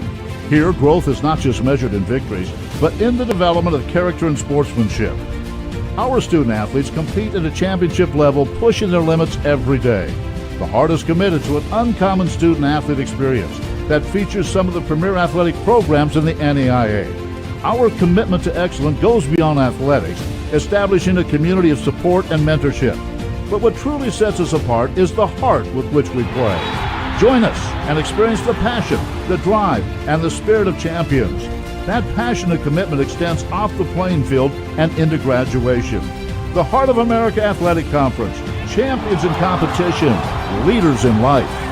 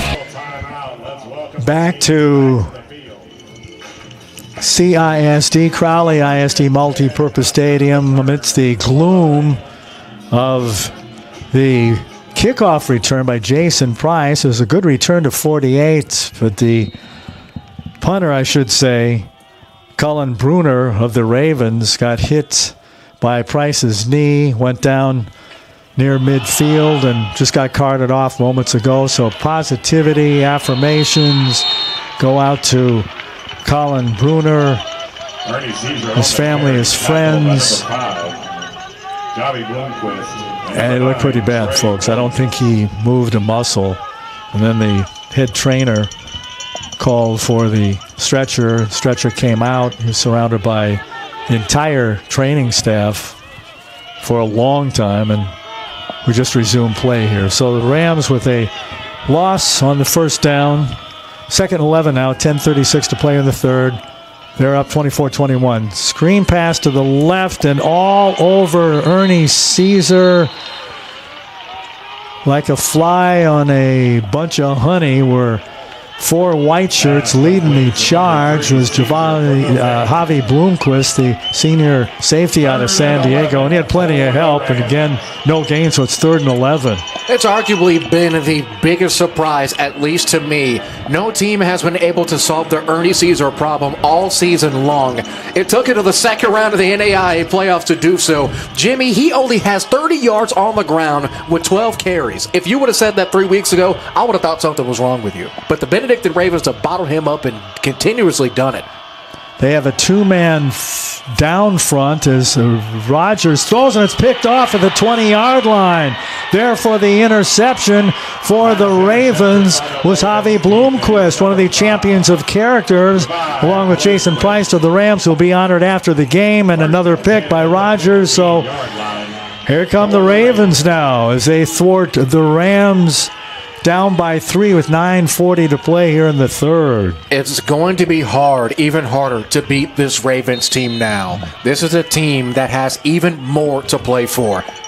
It's bigger than football already. Now it's even bigger than that. Good point, my friend, as they watch their punter, Cullen Bruner, go off moments ago, and now Witherspoon says, give it to me, Dooley. He does. I'll do the rest, and gets a nice gain out to the 19. Did a lot of running, did a little loop around, picks up Ford, 2nd and 6. The guy's like a good old-fashioned country breakfast. Nothing fancy, nothing extra, just bread, eggs, and bacon and good old-fashioned yardage. That's some of the hardest 4 yards we've seen in a while with 2nd and long coming up. He had a Windsor High in Windsor, Missouri. Quick snap, complete out to the 26 to Gathright. He gets flung around like a rag doll, but gets the first down yardage to the 32. Dalen Rogers on the flinging. Josh Morris. And Morris, I should say. Josh Morris making the tackle. Once again, the former Raven. Yep. Dooley with a quick snap. They're going up tempo. He throws to Gathright. He makes a beautiful grab. Near sideline. Was he in bounds? Yes, he was at the 39-yard line of the Rams. So 29-yard gain. Boy, a thing of beauty. And Dooley just dropped a dime right into Gathright. That was right in the bucket, Jimmy. It was an easy catch for Gathright because his quarterback put it right on the money, right in the hands, 2-step, staying in bounds. Move the sticks. Huge play, and this Benedictine offense is rolling. Gathright with 116 in the first half and the 2 TDs. They're moving quickly now. Dooley throws to the right side at the 10. Is it picked off by the Rams? It is! The Rams intercepted at the 8-yard line. They said we can do the same thing. Jaden Jones is 5th, count them, 5 interceptions this season. None bigger than that. Rams will get the ball back at their own 7. Jaden Jones, once again, a former Raven, coming up with a big-time play on defense, snagging it away. The intended target Gathright. They tried to go to the well one too many times, but eventually the water tap's going to run out. And it ran out on that one, and tapping that water supply was Jaden Jones, the Rams version. We have our JJ, the Moose here. I don't think he's a moose, though. I don't think so. Could we call him like an antelope, maybe?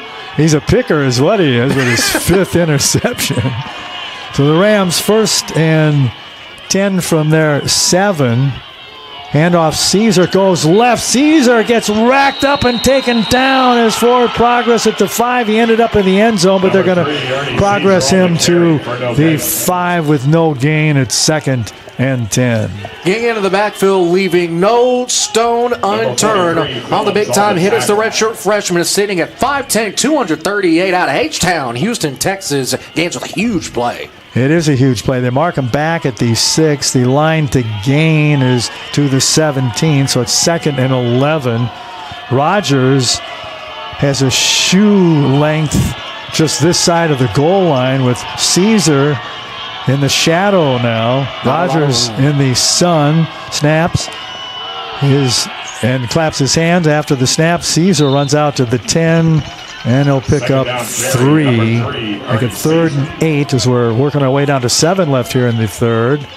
Rams deep in their hole after the pick by Jaden Jones. Now this is kind of where you think maybe we didn't really need that interception, but at the end of the day, you do get the football back. But it's moments like these, 3rd and 7. Not only are you in that wonky corner on the far side here at CISD Stadium where you're in the sun, Jerry Jones, leave it alone, not a lot of room to work with. No curtains to draw here, though, at not at Crowley. Rogers retreats to his 2, then he pulls it in. Now he throws and incomplete at the 35. Great coverage employed. Boy, nice sticky coverage by Trey Williams, who had a pick early as a pass intended here on the near side falls incomplete. So the Rams turn it over and most likely really good field possession. Todd's already the punt returner standing at midfield. And great coverage, even though we couldn't really fully turn and face to get a good view of the ball. On the deflection is Trey Williams, the corner out of Lake Forest, California, El Toro. Where's that at, Jimmy? Wake Forest, California. It's down. That's what, like in the central coast, central part of California. Geographic Jimmy strikes again, folks. Oh, nearly blocked. Oh, he tripped up. Don't see a flag thrown, though. Nope, no flag. And the white hat Hegstead was standing not far from it in the end zone. So punt goes out of bounds at the 40-yard line. So good field position for the Ravens. And, you know, Jared, I'm going to tip my halo to the aforementioned Trey Williams and the other corner, Jackson Hoskins, and Javi Bloomquist, the safety, and Isaiah Haston, the other safety. Haston had those 6 tackles in the first half. But, boy, they've just bottled up the Rams' weapons. Bob had 2 catches for 12 in the first half. I think that's the first time he was targeted here in the second. And there's flags all over the place. That was ill-fated and false start, I would think. Duly looking absolutely befuddled, walking over to the officials. And now giving him a look of disgust. On the offense, number 56, 5-yard penalty, first down. So they mark him back to the 35. That's a good bunt by Strumilla, though, to get it out of the shadow of their own, literally the shadow of their own goalpost. Harrison Schmidt, the sophomore at Greenwood Village, Colorado, the guilty party on that last flag, pushes him back. So be down 1 to go 15. Ball on their own 35. Ravens down by 3 with 6:24 to play here in the third period. Man in motion, Dooley little out pass, a screen to the 34, breaking tackles left and right, breaking another one, and just shy by a half yard out to the almost midfield goes Xavier Ugorji, the Menifee, California Riverside City College product. Tackle by Hill. Great job by Dooley to stay in the pocket, stay patient, handle the heat from Wesleyan. 2nd down and 1. And wow, looks like he was about to get absolutely crunched in the backfield. But thankfully, receiver got wide open, got some yardage, and now a very manageable 2nd and 1, knocking on the door Rams territory. Man goes in motion as Dooley hands off, and first down yardage to the Rams' 48-yard line. He's stacked up, I think, every blue top, mustard bottom, blue helmeted Ram was around that play. Now, going back to the official meeting, both teams, both head coaches said what jerseys they were wearing. We were kind of hoping for the Banana Ram outfit. Yep. The all yellow tops and bottoms. I've only seen it once this year, I believe, just one time. Yep. I wore my banana shirt once this year, but today was dress-up day for the Moose and the Saints. We're in our finest threads. Sunday best, if you would. Fake handoff. Dooley steps up, throws, caught at the 28-yard line, then breaking a tackle, and finally gets smacked out at the 25. Goes Lagafuena. Boy, they're getting chippy down there as the Rams struggle to get him out of bounds. They finally smacked him. Smacked him out at the 25. Big gain, first down. After the throw was just rolling out to his left to get an open field. Dooley's been doing that all day long. Gorgie grabs 4 yards up the middle. Sir Hill there to throw him down. Also getting in on the tackle for the Rams was Sincere Blackman. 5 tackles in the first half. Now quick substitution. One thing about both of these teams, really Benedictine more than either Wesleyan or the Ravens, they are switching a lot, giving the defense of Texas Wesleyan many different looks to try to dissect, especially here. We've seen a lot of motion, a lot of dispersing.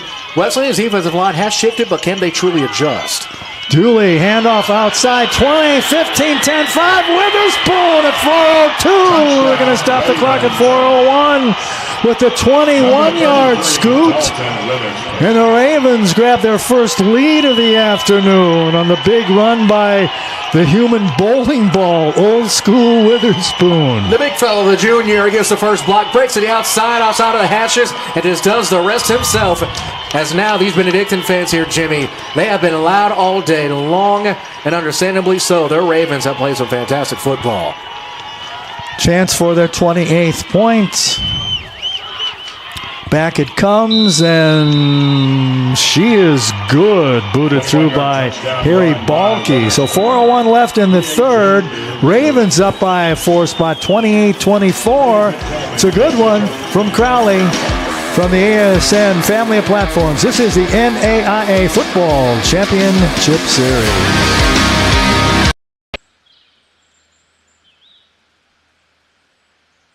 Find your support system. At Texas Wesleyan, you'll get the one-on-one attention you need to succeed. Texas Wesleyan, small classes, big scholarships. Now that's smaller, smarter.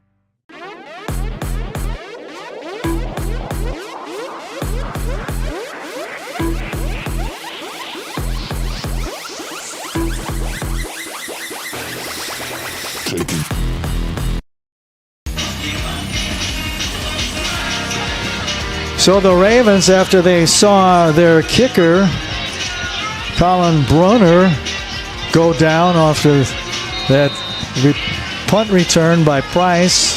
He took a Jason Price knee in the head, was carted off quite a few moments later, and they drive now and take a 28-24 lead. Caught, and they blow the whistle at the 19. Is that a fair catch? Did he call for fair? Let's take another look. We have a camera. Rolling on the field was a fair catch. First down. Yep, the white hat, you just heard him mark for fair catch. I think we had a camera angle right on him. But isn't that a flag if he runs with it? I believe so. Morris of return, man. 25-yard line. So they're placing it. Oh, no, it was a fair catch that was called by the man in front of him. It was Nick David West who stood in front of Morris, who kind of made a waving motion behind him. So Nick David, how can he call for I don't know. So we'll take another look.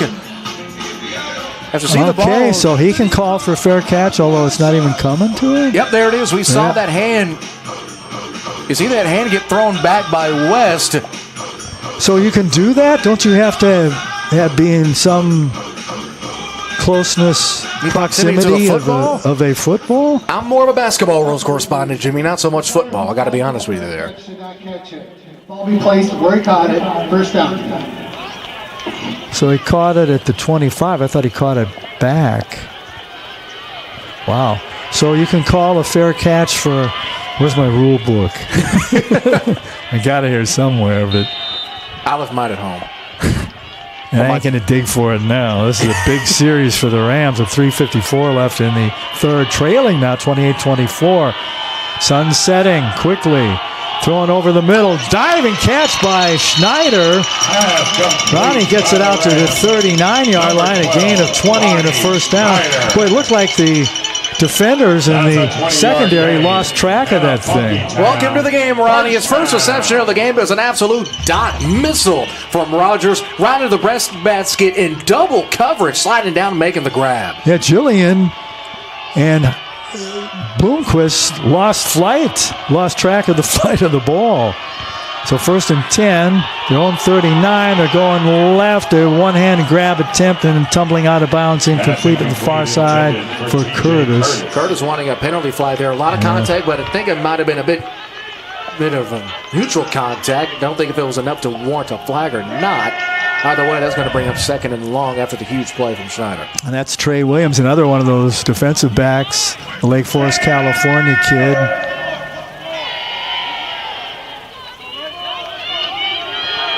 They have, as I mentioned, 15 kids from California, 6 of those from San Diego, 7 from Texas, to the Ravens. So it's 2nd and 10, quick release, caught by a spinning over the middle grab made by Jason Price. The little used Jason Price is a receiver. Gets the first down. They typically put him in the slot for this reason, to get him across the middle of the field, even put him in motion to get him a running start. Him and Schneider both similar in terms of use of the slot and similar results as well. Huge play to keep this drive going. 1st and 10, more importantly, in Raven territory. Yes, they are, as Sun quickly going down behind us, about half the field diagonally, still in sunlight.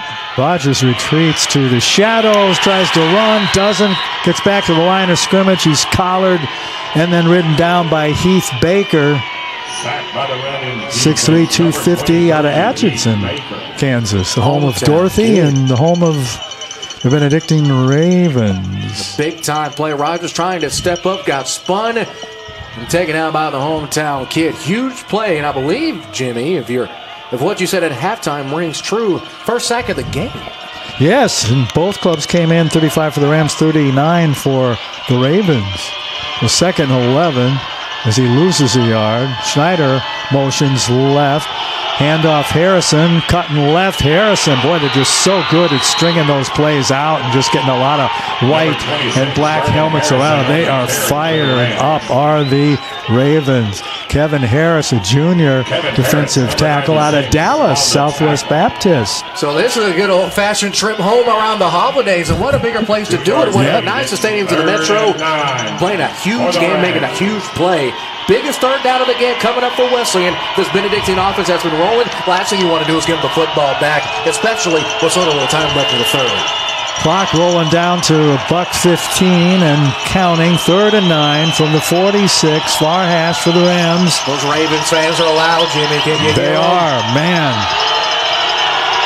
Rogers drops, Rogers runs, looking to throw, and he overthrows at the 29-yard line. A flag at the 48. And then it can be roughing? Whether it be an auto first if that's roughing the passer.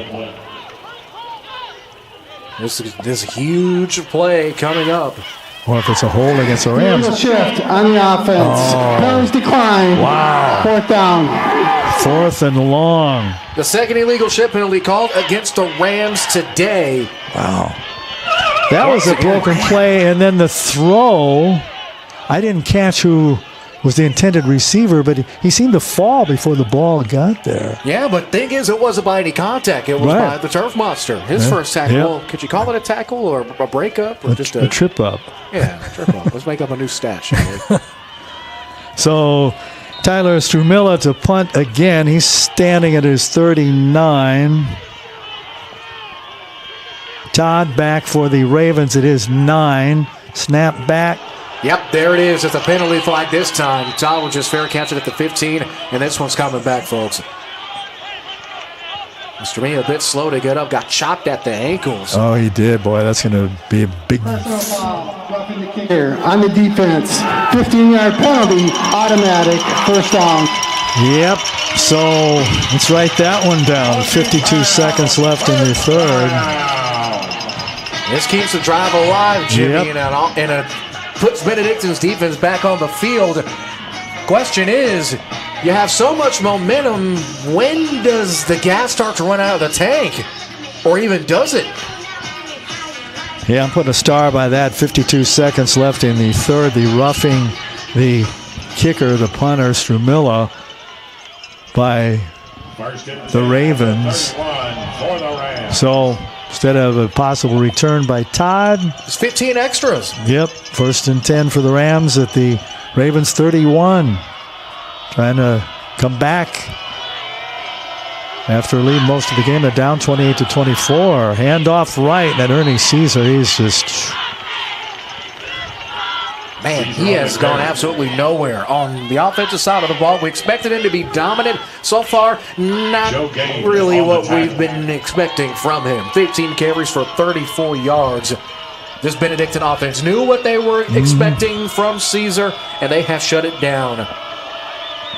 See how the Rams handle it as they're just getting into that high red zone area.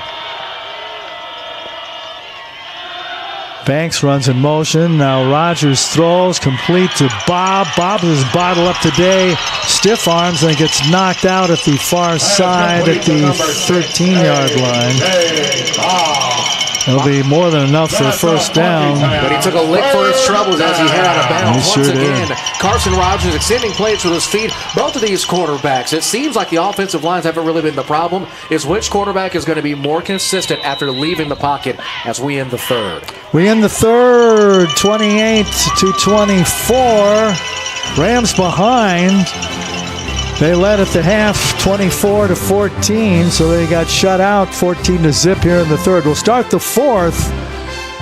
The NAIA Football Championship Series on ASN2 and ASN Radio continues after this timeout.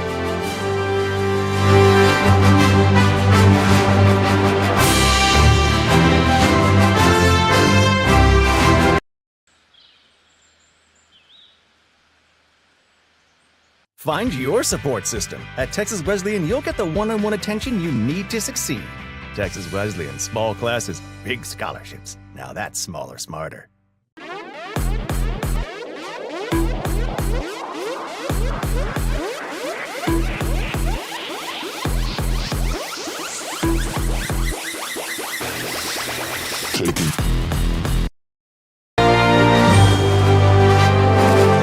Three down, 1 to go. Moose Jared Jones. Got a seatbelt there? I think we're going to need one. Maybe double seatbelts. We have duct tape. Okay, good. Yeah, that's right. Best we got. It'll wipe out my duct tape, but hey, probably need it here a little bit. So the Rams led 24-14 at the half, was shut out in that third frame. Ernie Caesar just 15 attempts, but just 35 yards. He does have a TD running and one grab. So the Rams in the red zone. We start the fourth, ball at the 13. It's marked at the near hash. Two wides way out to the right. One to the near side is Banks. Fake handoff to Caesar's a little slant and caught. Quick release, quick grab to the 6-yard line. A.J. Bob. Looks like on the catch, Bob is a bit slow to get up, holding on to that right leg. Yeah, he is. He's down. Rams training staff quickly out to get him. Is Bob rolling, reeling in pain. Official timeout. Let's grab a timeout. 14:44 left in the fourth. It's Benedictine 28, Texas Wesleyan 24. From the ASN family of platforms, this is the NAIA Football Championship Series.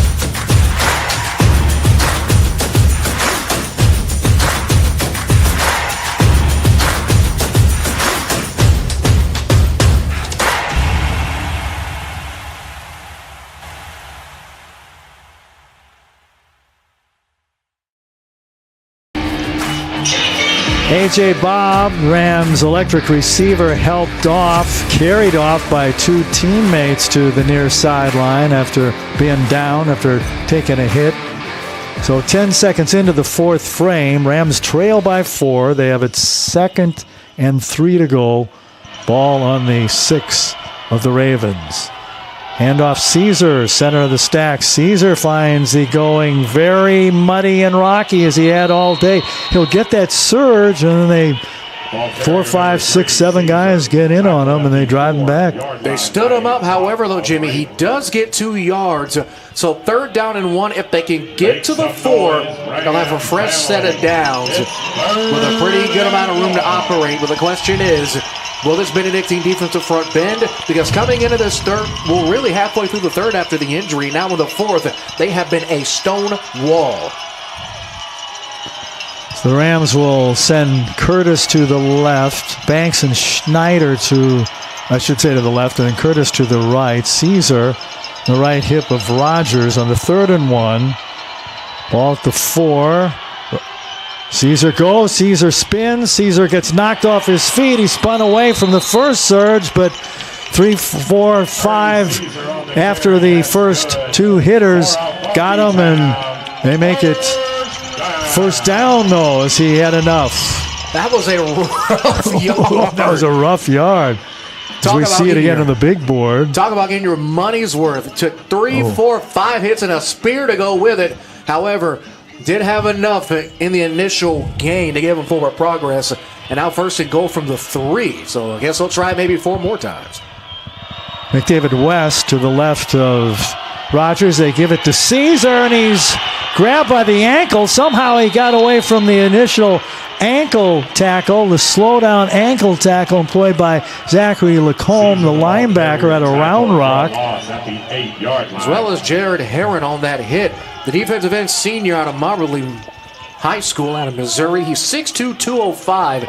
He has been all around this Benedictine defense all game long. The dude is absolutely electric on that outside. And it's a big hit back to the 8. So it's 2nd and goal. Can't get a first down. From the 8-yard line. Yep. 2 flankers to the right. Slot left. Caesar to the left. Sends Schneider in motion. Dropping. Rogers gets clubbed. And it's picked off in the end zone! Breaking a tackle at the 5, then going out to the 11-yard line with the interception, and a revved up Benedictine Ravens come off the field, and the pick was made by Jackson Hoskins. You've been calling his number, talking about him all day today, and another pick, a big pick by Rogers. Man, oh man. And you see why. Arguably the biggest play of the game. With 12 and 15 left to go in the 4th period, Rogers, his 2nd pick of the day, now gives a Benedictine offense back onto the field with all the momentum in the world. Big play was the loss of yardage back to the 8 on the Caesar run. Which that set it all up. Yep. Dooley, fake handoff. He goes over the middle. Slant caught at the 35 by Todd. He might be gone. 30. 20, 10, 5, hang a big 6. Holy simoleons, an 89-yard pass. And that puts 34 on the board. Todd, one of those speed burners. Their play-by-play guy, Tom Cott, said if you play them even, they're leaving. It's a great call. Dooley with the slant. And Todd just knew what to do with it. He outran the coverage, and chance for a 35-24 lead with 12:03 left here in the 4th. Wow! Jimmy, what did I say was going to be the biggest issue Wesleyan was going to have on defense? And if they didn't control it, Benedictine was going to make them pay. It was slants across the middle, and guess what that last touchdown was, Jimbo? A slant across the middle for 6 easy ones. Benedictine, all the momentum in the world with a lot of football left to play. 3rd straight score for Benedictine, who was down, remember, 24-14 at the half. We'll be back with more NAIA Football Championships on ASN 2 and ASN Radio after this.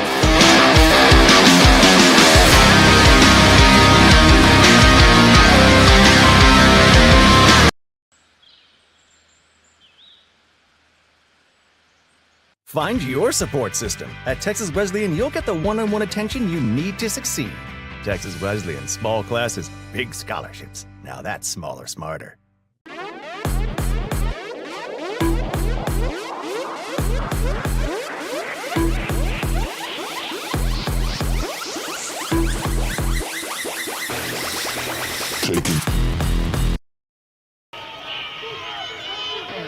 After a big 89-yard scoring strike, how did they do that, Jared? It all started with the interception. Huge drive for Benedictine. Wow, one play, 89 yards, 12 seconds, 7 points, and now a spot in the driver's seat. And Price lifted out of bounds by a fired-up special teams for Benedictine with a 35-24 lead for the Ravens. A couple ticks under a dozen to play here in the fourth. Winner advances to round 3, the quarterfinals next week.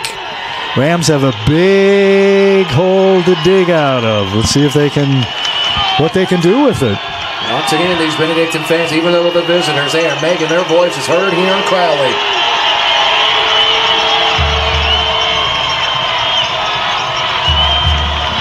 Rams 1st and 10 from their 28.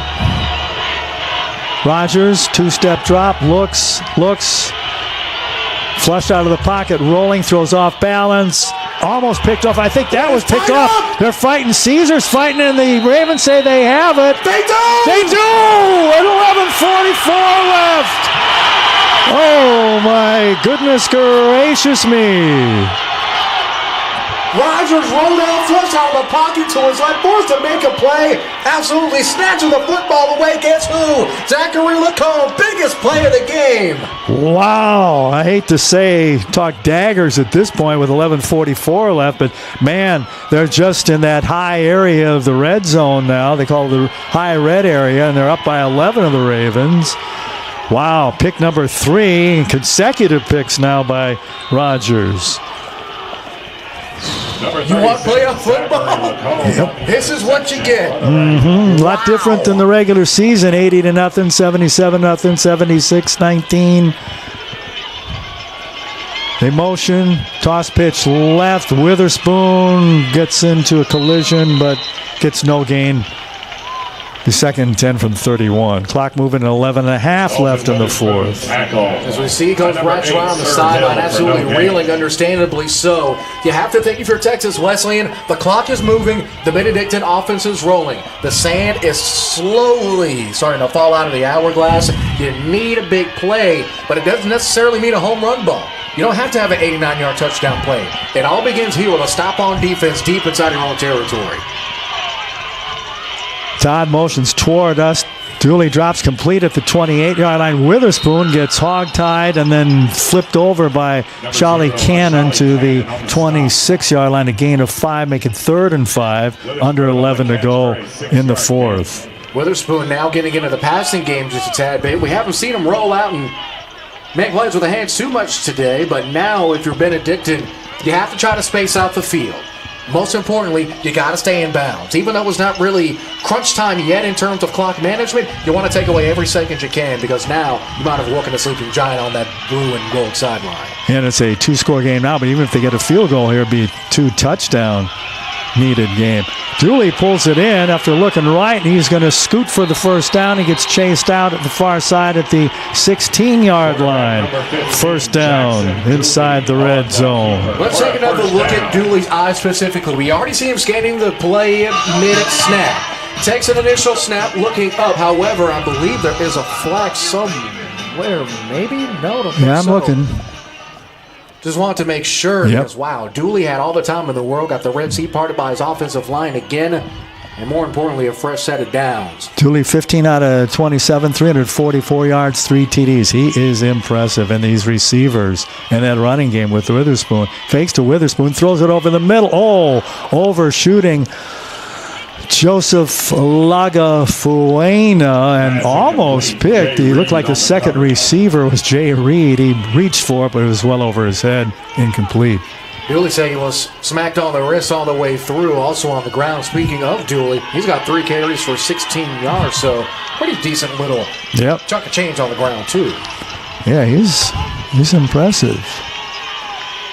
just a junior, 6'1", 195, out of beautiful Lawrence, Kansas. Not chalk, baby. 2nd and 10. Witherspoon guiding with the left side. He's still going. He tiptoes. Does he get a first down? They knock down the stick. Witherspoon on the carry. Boy, and then they come back with that bruising run game. They get a first down. It'll be 1st and goal. So we take another look here. Cannon hit on the initial block, just putting the absolute stiff arms, tiptoe, staying in bounds. And gets crushed by Hill eventually, but not before he can gain a decent little chunk of change. It's not a first down. I thought I heard BC say first down. Looked like it was from here, but as you said, when the stick got knocked down, Yep. that does not constitute first down. So it's 3rd and 1. They have an I formation. I thought there was movement in the backfield. Witherspoon crunches down to the 2-yard line before his journey is stopped. Picks up a gain of 5.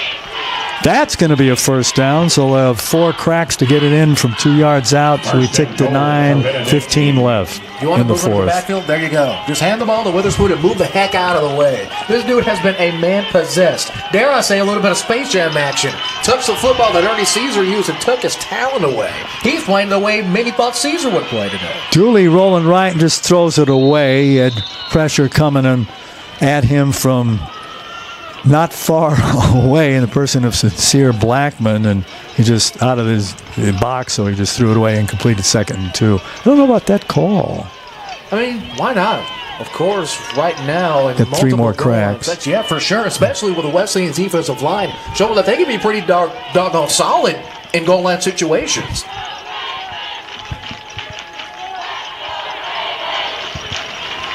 Boy, the Ravens crowd pumped up, but they travel well. Extremely well. It almost seems like it's not even a home game for Wesleyan, like it's a neutral site. It looks like we have our first timeout of the game. That's the play clock. Almost hit zeros. So 9:01 left in the 4th. It's 35 for Benedictine, 24 for the Rams. Breakaway. This is the NAIA and AIA Football Championship Series on ASN2 and ASN Radio.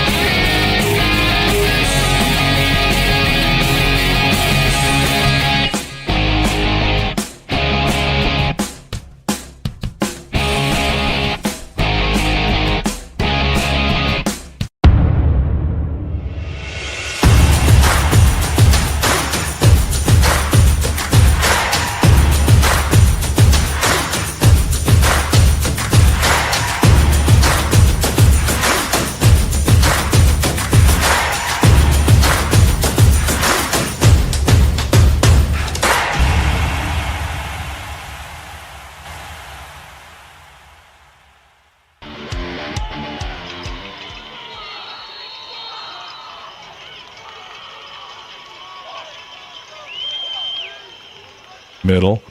I mean, you have to. One thing about Witherspoon that we've seen pretty much all game long, he's not afraid of putting his head down. I know we say that every time, but he just does it willingly. He doesn't mind the pain, doesn't mind the contact. Yeah. But you got to think he's got to be aching. If he isn't now, he definitely will be tomorrow. An old school guy, as you've mentioned from the get-go on Witherspoon.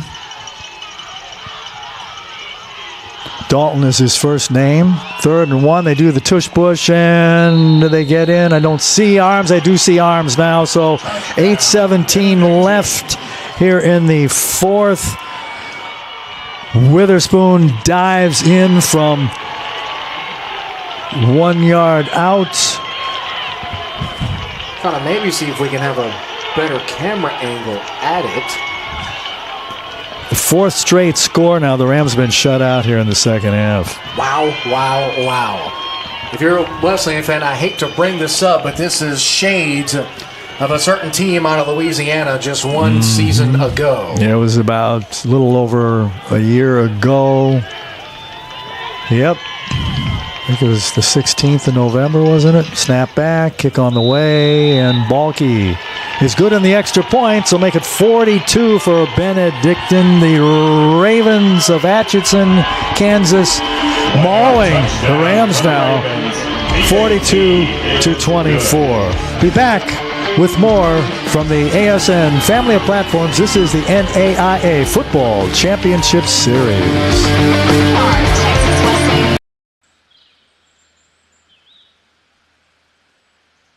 Find your support system. At Texas Wesleyan, you'll get the one-on-one attention you need to succeed.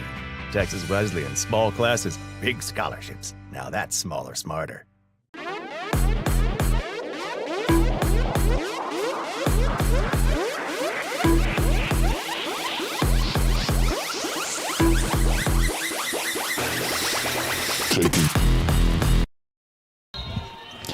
Three-score game now for the Rams. They're down 42-24. We'll get Jared to give us the last drive as the kickoff. They're caught at the 24 for the Rams. That's where they put it in play with 8:17 left. They're down big, 42-24. I mean, it was a pretty simple scoring drive, all set up by multiple turnovers, a good old-fashioned momentum. 9 plays, 31 yards, 3 minutes, 27 seconds, into the end zone for 6. And I feel like, honestly, with that last touchdown from Witherspoon, Joel Osborne, offensive player of the game. Yeah, 16, 98 yards. You had Dooley, 15 out of 29, 344, the 3 TDs. Gathright, 6 for 171 and 2 TDs. Boy, that's a tough one. That holy trinity for the Ravens as Rodgers drops, throws over the middle, and it's caught out at near midfield at the 48-yard line. Big gainer to Banks, 23 yards. Letting all that in. Great concentration. It was. A huge hit. It was a huge hit. And now it looks like the Rams, understanding the urgency, already back to the line. No time for replays here. Shoulder shake to get away from pressure by Rodgers. Throws near sideline, out of bounds at the 40 goes Curtis, and he's flung out by Trey Williams, who's having a heck of a game for Benedictine. And Jimmy, you said the 3 key words there, out of bounds. Clock stops. No, it didn't stop. I thought we saw an official waving to at least stop it. Yeah, that's what I thought. Momentarily for a first down, but the clock's still ticking. 7.5 left. Wow. Shadow part of the field now at the 39 of the Ravens are the Rams. Throwing over the middle. They're getting them that over middle stuff and complete for a first down to Schneider at the 19, so a gain of 20. 3 straight, and it looks like we have an injured Raven down close near about the 45-yard line.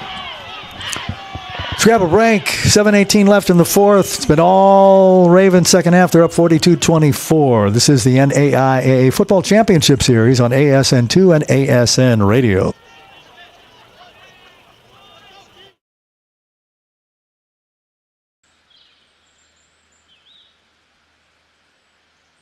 Find your support system. At Texas Wesleyan, you'll get the one-on-one attention you need to succeed. Texas Wesleyan, small classes, big scholarships. Now that's smaller, smarter.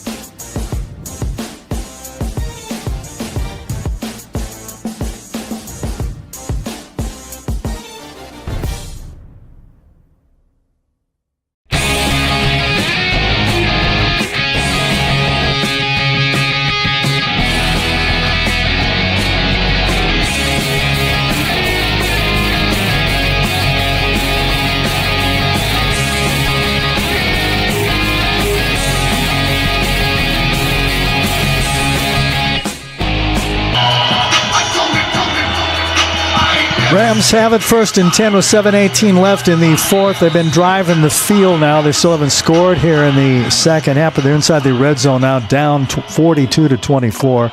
Rodgers surveys. Now he flushes, climbs the pocket, throws incomplete over the head of the intended receiver, Paul Summers. First time he's been targeted today. Seems like it was just a little bit of a miscommunication between Rodgers and Summers there. With 7:06 left to go. There's no time to try to get fancy. You got to get points, and you got to get them quick.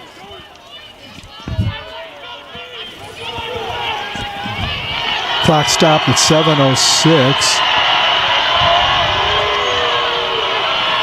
Boy, the crowd on the far side for the Ravens, they travel well from Atchison, Kansas. They're on their feet now on the 2nd and 10. Rodgers retreats, throws over the middle. Is it caught? Is it complete? Yep, it's caught. It hauled in. But Schneider caught it near hash. His helmet ended up in the middle of the 10-yard marker, yard line marker. How about that? A huge play by Schneider again. Big play. Schneider's been great in terms of catching the ball for the Rams down the stretch. Exactly what the doctor ordered, trying to keep their hopes alive. So 1st and goal for the Rams. They dropped the stick at the 8. Little swing pass, one-handed grab by Caesar. Even when he catches it, they're all over him. 1, 2, 3, 4, 5 white shirts at the 8-yard line. Ravens are saying they got the ball, but Ernie was down. Leading the pack was Javi Bloomquist, also Jackson Hoskins. Man, we're trying to figure out our offensive and defensive players of the game. I'm going to go Lacombe on defense. You like Lacombe? Benedictine. I don't know about you, Jimmy, but that's who my ballot's going to. Yeah, I'm still undecided. So it's 2nd and 7 for the Rams. Moving down to 6:15. They're down big. Rodgers straightens, a lot of time, throws over the middle. Is there a flag there? Yep, throw, far side. Yeah, there it is, far side, yep. They're going to get past interference on Blue Kaplinger. And once again, a huge throw by the far side referee. He was standing about 2 yards behind the thick white sideline and still found a way to launch that thing almost to the hashes. And that was our man Malcolm Thomas, who was throwing like 50-yard bombs from this side. This dude has an arm. He does. He's just cocking back and launching that thing. Good night. So Pass interference on the defense, number 28. Spot foul, automatic, 1st down. A big auto first for the Rams. So it's 1st and goal at the 2. They're down 42-24. 9 ticks away from 6 to play. They've yet to score here in the second half. That's right. They were up 24-14 first half after having a 14-0 lead. Rodgers, Caesar behind him. Snap back, bad snap. Rodgers plops on it. They lose back to the 13. All right, if this is going to be an issue for Texas Wesleyan, you might as well want to nip it in the bud now. With 5 minutes left to go, the time for mistakes are over. If you don't score here, I hate to be blunt, hate to be rude, but if they don't score on this drive, this game is finito.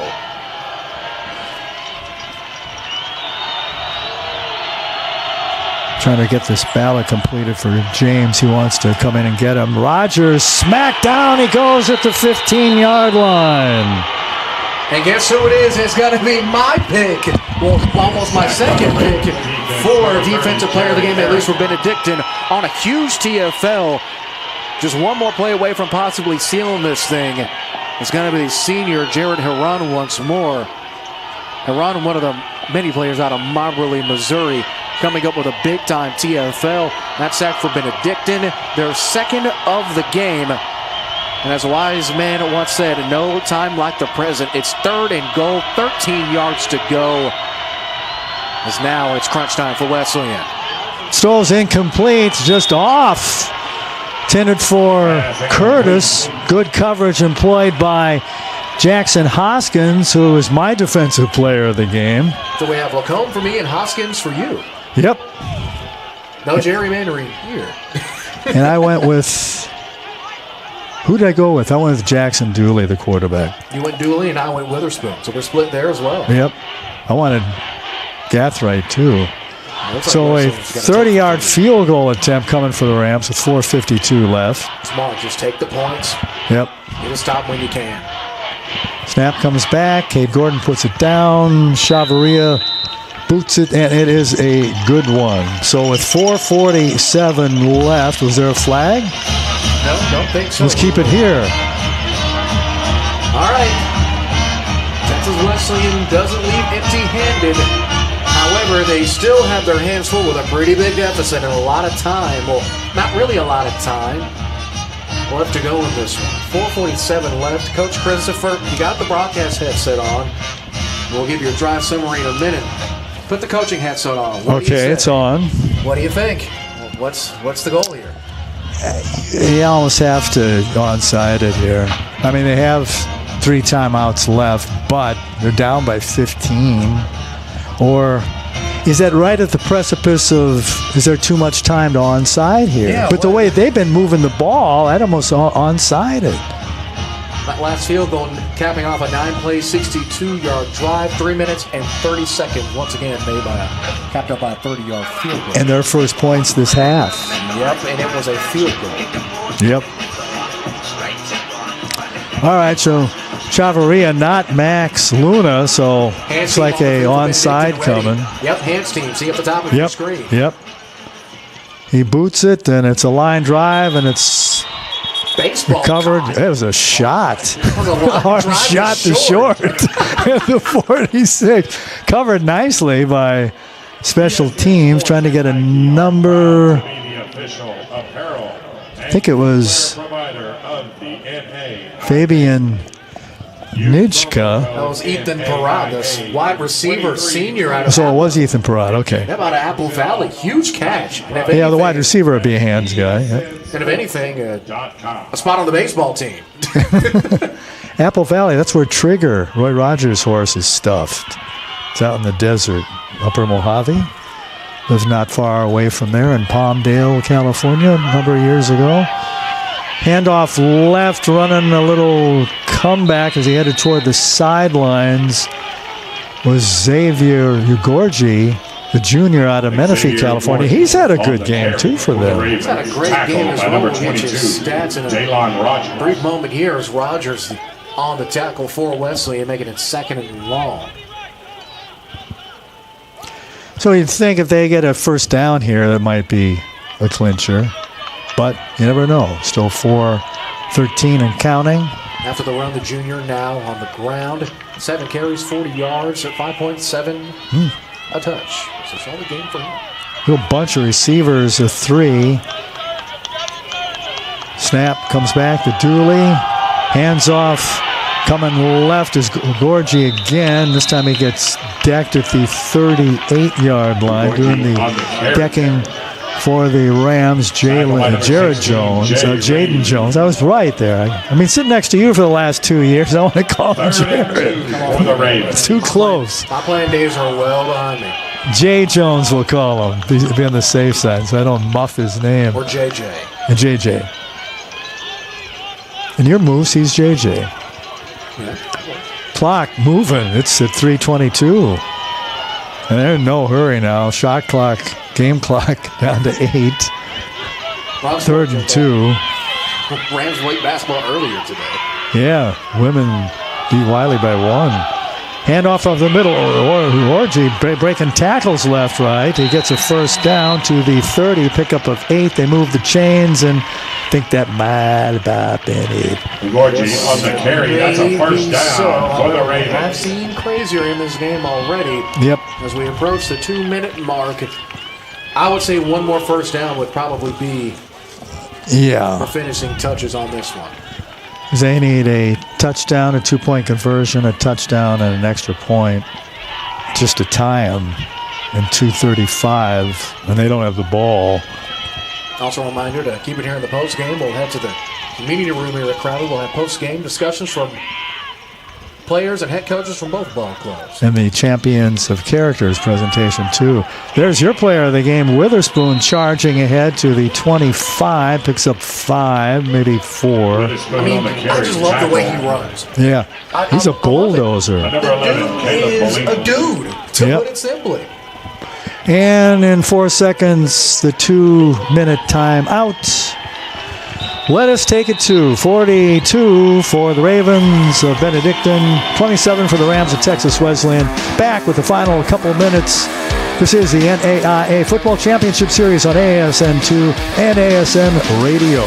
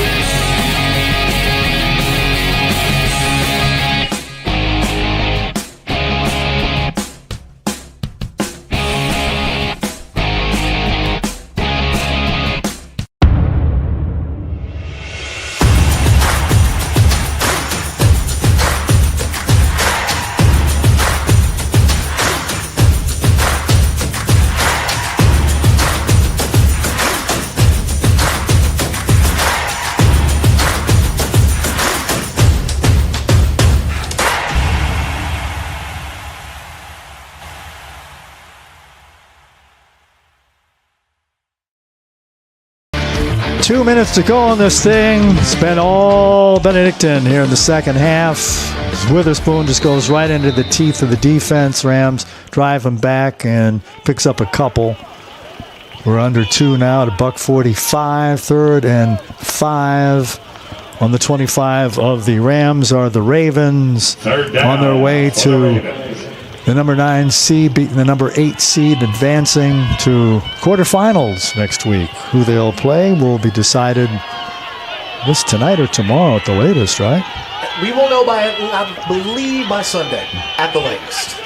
We never know. There's a lot of questions that have to be answered. Yep, there sure is, especially with their non-bracket seeding. So Dooley, my player of the game, hands off to Moose's player of the game. Witherspoon gets bottled up. He actually lost one. That's the 3rd time today that he's lost yardage. Yep. Timeout. Texas Wesleyan. First timeout. Let's just keep it here. I have a question. I don't know if you'll be able to answer it, but do the Atchison, Kansas fans, do they go back tonight, or do you hang and see the Metroplex for You're in tomorrow? Cowtown, baby. I know. We can drive to Dallas, too. Yeah, you have Dallas this way. Yep. Shopping Cowtown that way. South. Downtown Fort Worth, straight 12 up 35 miles. here. Yep. It's a hop, skip, and a jump away. If you're listening, for some reason, here at Bradley To us. Stadium, I mean, why not? Go enjoy it NAIA somewhere. would like to recognize You its played a heck of national a game. corporate sponsor. Both of these teams have played Through the fantastic ball games. And the Yep. second round matchup, at least I Collegiate believe, Awards is proud to was serve worthy as the of the official statue. trophy and award That'd be good for the Fort Worth and the North Texas tourism, too. And these folks maybe spend another night at the lodging or go to Sundance Square or just stay tomorrow. Although they're going to be driving back into a couple inches of snow tonight because the broadcast crew along with the team will head out after the game. But victorious. So honestly, make a snow angel on the side of the road? Maybe they will. Why not? Tell you, I've been with a club before that broke down this time of the year when I was doing games for UT Arlington basketball. We broke down in Ohio, had to change buses. Woof. In nasty weather. Dooley still in there, drops, throws over the middle, and just deflecting a sure touchdown pass was Jay Reed on a nice pass intended to look like LeBron Jackson. Now Wesleyan will get the football back with 1:02 left to go. And if you're Wesleyan, it's a foregone conclusion at this point. Go out with some gusto, with some cojones, I guess you can say. Don't feel sorry for yourselves. Take a couple shots downfield. Why not? Yep.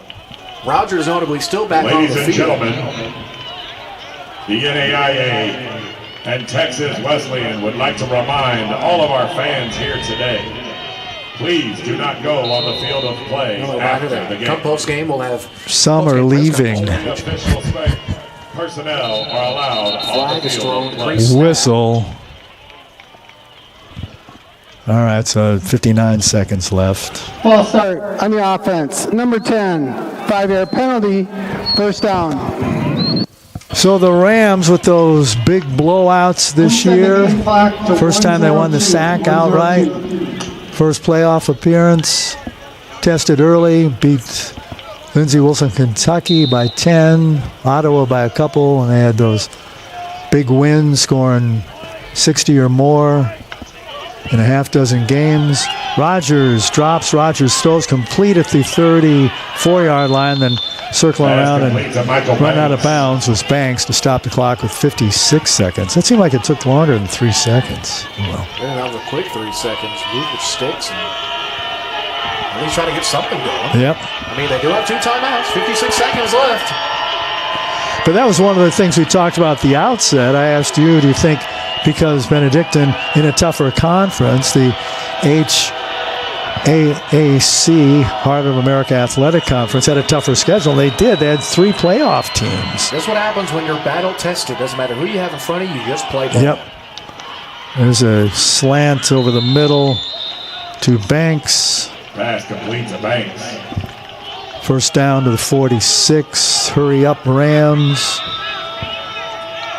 Possible Clock maybe running. spike it. There's a lot of time that's wasted here. Yeah, there was there. And grabbing, keep him in bounds, trying to get out of bounds, but he stays in bounds. The line judge, Clock will stop Jamie temporarily, Center. though. First down, so they get a couple of seconds.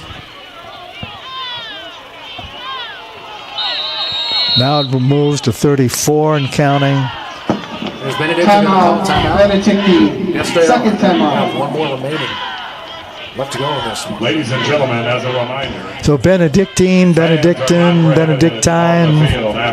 You say tomato, I say tomato. Either way. Let's call the whole thing off. They're going to be victorious either way you slice it, that's for sure. Yep. Anyway, you slice that tomato. Yep. post-game Looking at award there. ceremony. His offensive production prior to post-game, 521 total yards, 344 through the air, 117 on the ground. Have more penalties than Wesleyan, 7 penalties for 60 yards.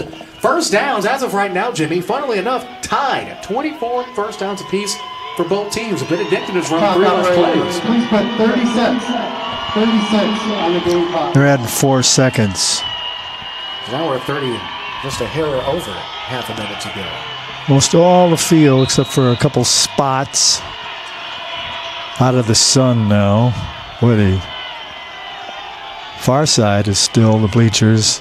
One-handed grab, then dropped by Curtis at the 37-yard line with 30 seconds to go. It was a great effort, though. Dice Yeah, it was. I thought he snared it. He would have been in bounds, but I guess you can say the silver lining in this one, as we take another look, is at least the clock stops. For whatever it's worth, the clock does stop, at least until the next play begins. Yep. Need a couple miracles. A score here soon, then an onside kick, and then a score. Down by 15.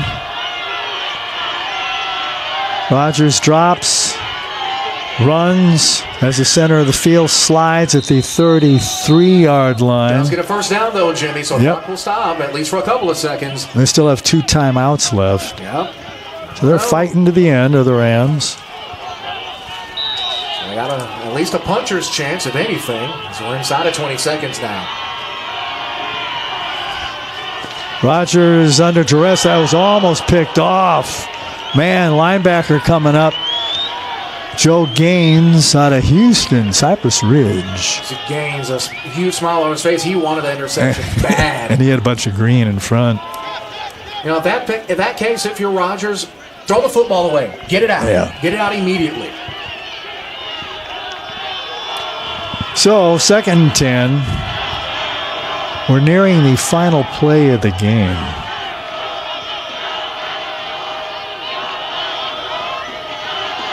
Ravens fans vocal as they've been all day. A lot of time for Rodgers. Heaves it to his left. Caesar will just take it and walk out of bounds at the 24. 6 seconds left. And if not, he'll make it 3rd down and short. This could possibly be the last play of this contest, Jimbo. 521 yards total for Benedictine. Wow. What an offensive performance. Yep. 177 of that on the ground. And a team that's averaging 47 points per game and only allowing 24.5. Just out about those averages today on offense and defense for the Ravens in this contest. Rams did win the first down war, and to pick up another one here, they'll win it by 2. Probably the last play, as you said, Moose. Rodgers drops. Watt from behind. He almost got hit from behind.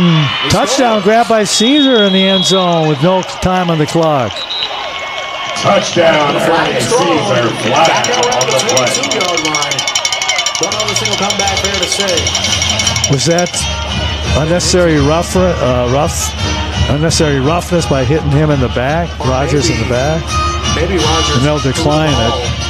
Maybe Rodgers threw the ball before after he crossed the line of scrimmage.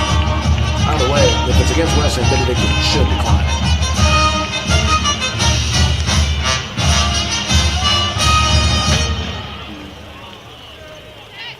Officials still convening.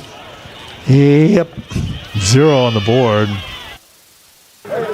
Personal foul on the defense, number 15, roughing the passer.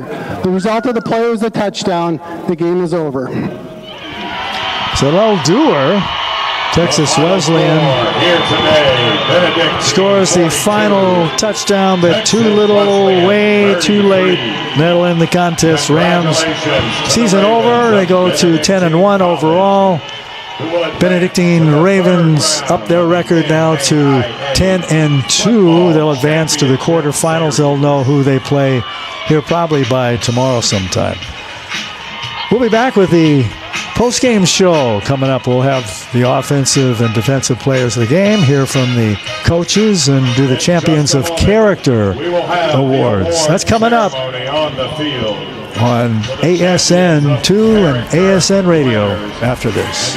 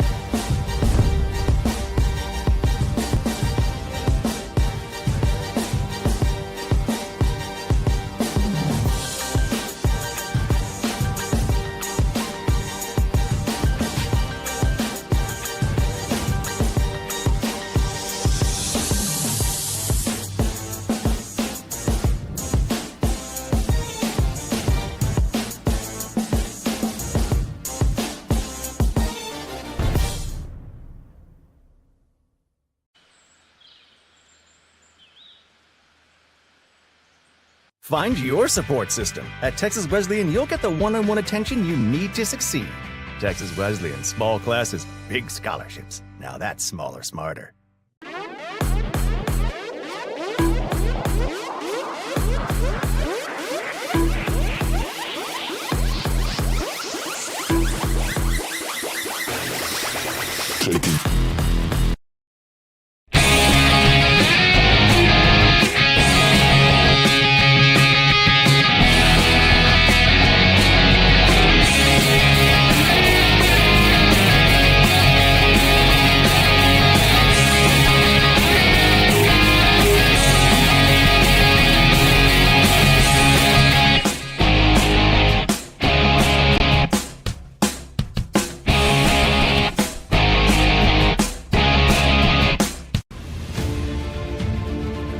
Welcome to the Heart of America Athletic Conference, where innovation meets tradition.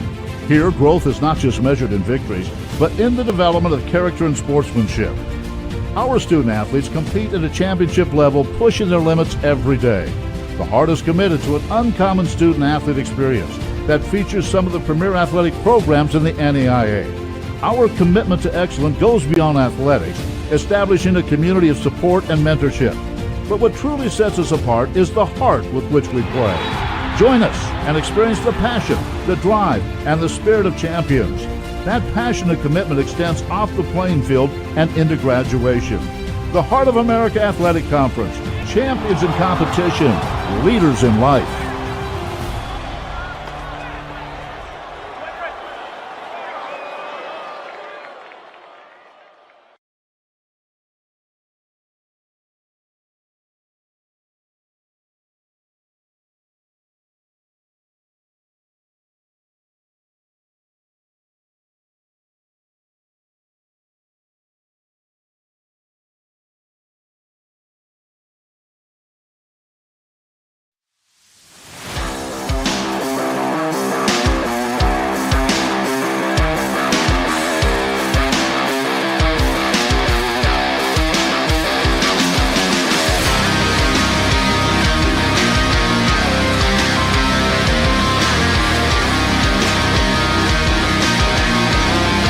Jared Jones of Antler Sports Network to my right, Jimmy the St. Christopher of Antler Sports Network right here, and my present being awareness. And we saw the Rams get beat bad, 42-33 by the number 8 seed in the NAIA seeding in the second round game, 42-33. Rams, he had an interesting stat you just pointed out, Jared. 0 rushing yards, second half, just the 9 points. Those last 9 points came the last 4:47, and the last play of the game was their last 6. Yep. So season over. Yep, that'll do it. I mean, one thing I want to note, especially now, in a game like this, do not let the scoreboard fool you. Right. This was a tale of two halves. Mm-hmm. Call it a Wesleyan network or what have you. I'm going to shoot it with you straight, just like I always have with you, Jimmy. This was an absolutely dominating win, just off of that second half alone. Texas Wesleyan got out to a 14-0 lead. As we go back and take another look at the drive summary, we can go drive by drive for Wesleyan if you like to. We have plenty of time. Sure. As we get ready to have coaches and players from both teams come out and have the rest of the festivities. And now, first, looks like we have players of the game. So, once again, we'll head back down the field for that. I'll rant later. Each team's individual champions of character awards. These individuals have stood out amongst their teams to help promote the 5 core values of the NAIA: integrity, respect, responsibility, sportsmanship, and servant leadership. From Texas Wesleyan University, your champion of character, Jason Price.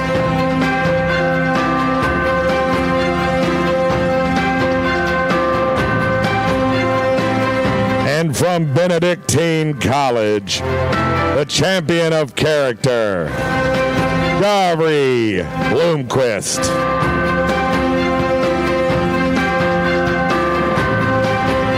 A round of applause for our champions of character.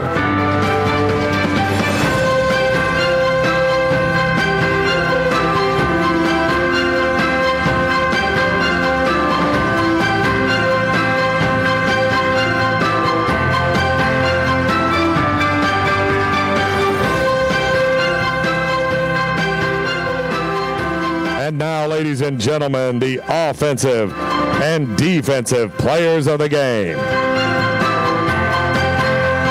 The offensive player of the game from this afternoon, from the Benedictine Ravens, running back number 33, Dalton Witherspoon.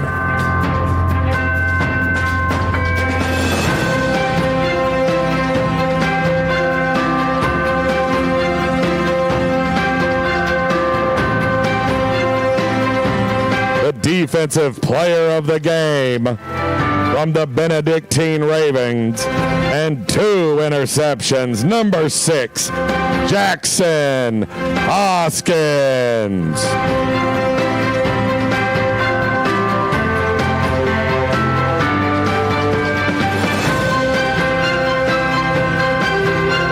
Congratulations to head coach Joel Osborne and the Benedictine Ravens, advancing to the next round of the NAIA Football Championship Series.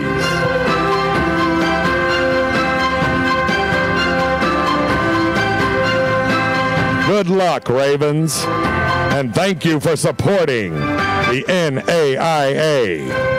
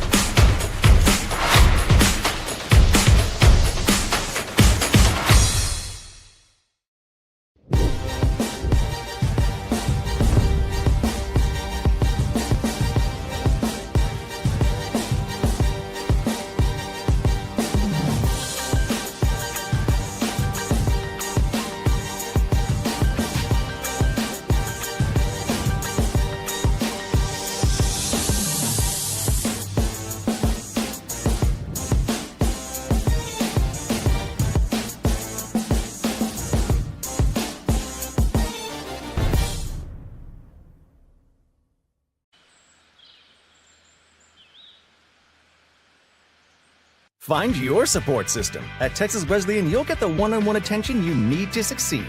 Texas Wesleyan, small classes, big scholarships. Now that's smaller, smarter.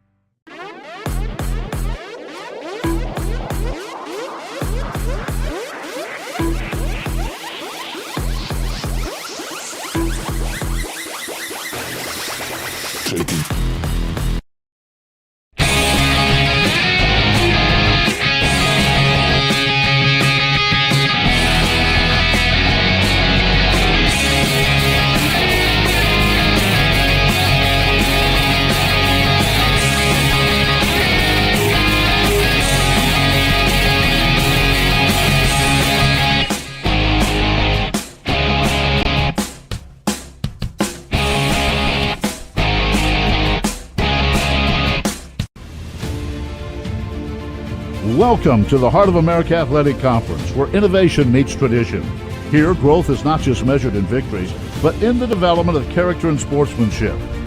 Our student athletes compete at a championship level, pushing their limits every day.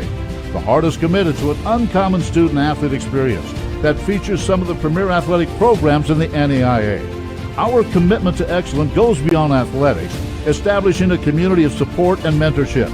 But what truly sets us apart is the heart with which we play. Join us and experience the passion, the drive, and the spirit of champions.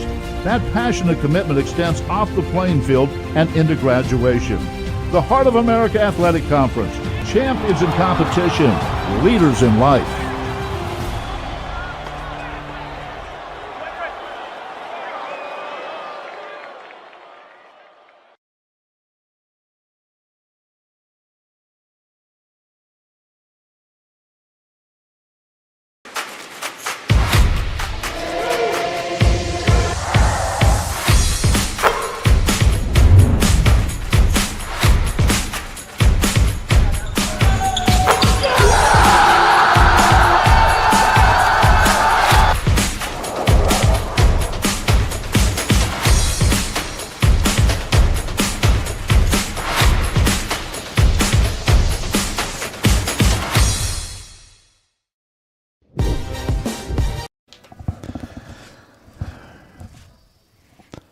Anthem Sports Network postgame show here in the setting sun on the Rams season, and physically here with the actual sun setting on the Crowley ISD Multipurpose Stadium. Rams go down 42-33 their season.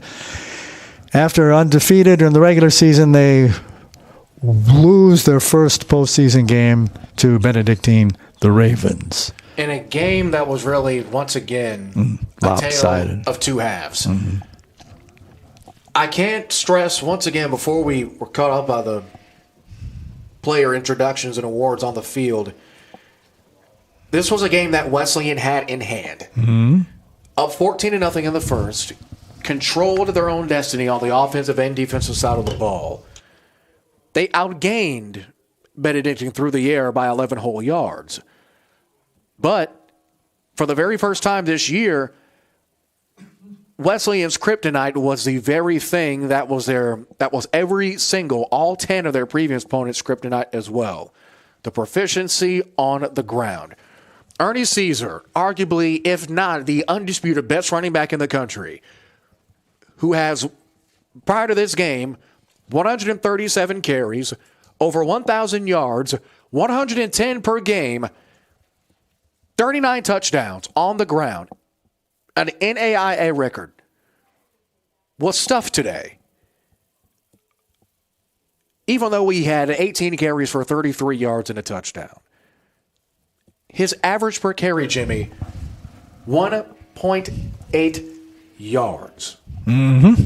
Something that, when I say it out loud, following with this team for 2 years, is absolutely unfathomable. It seems as superhuman as he is when he has off games is even more unfathomable.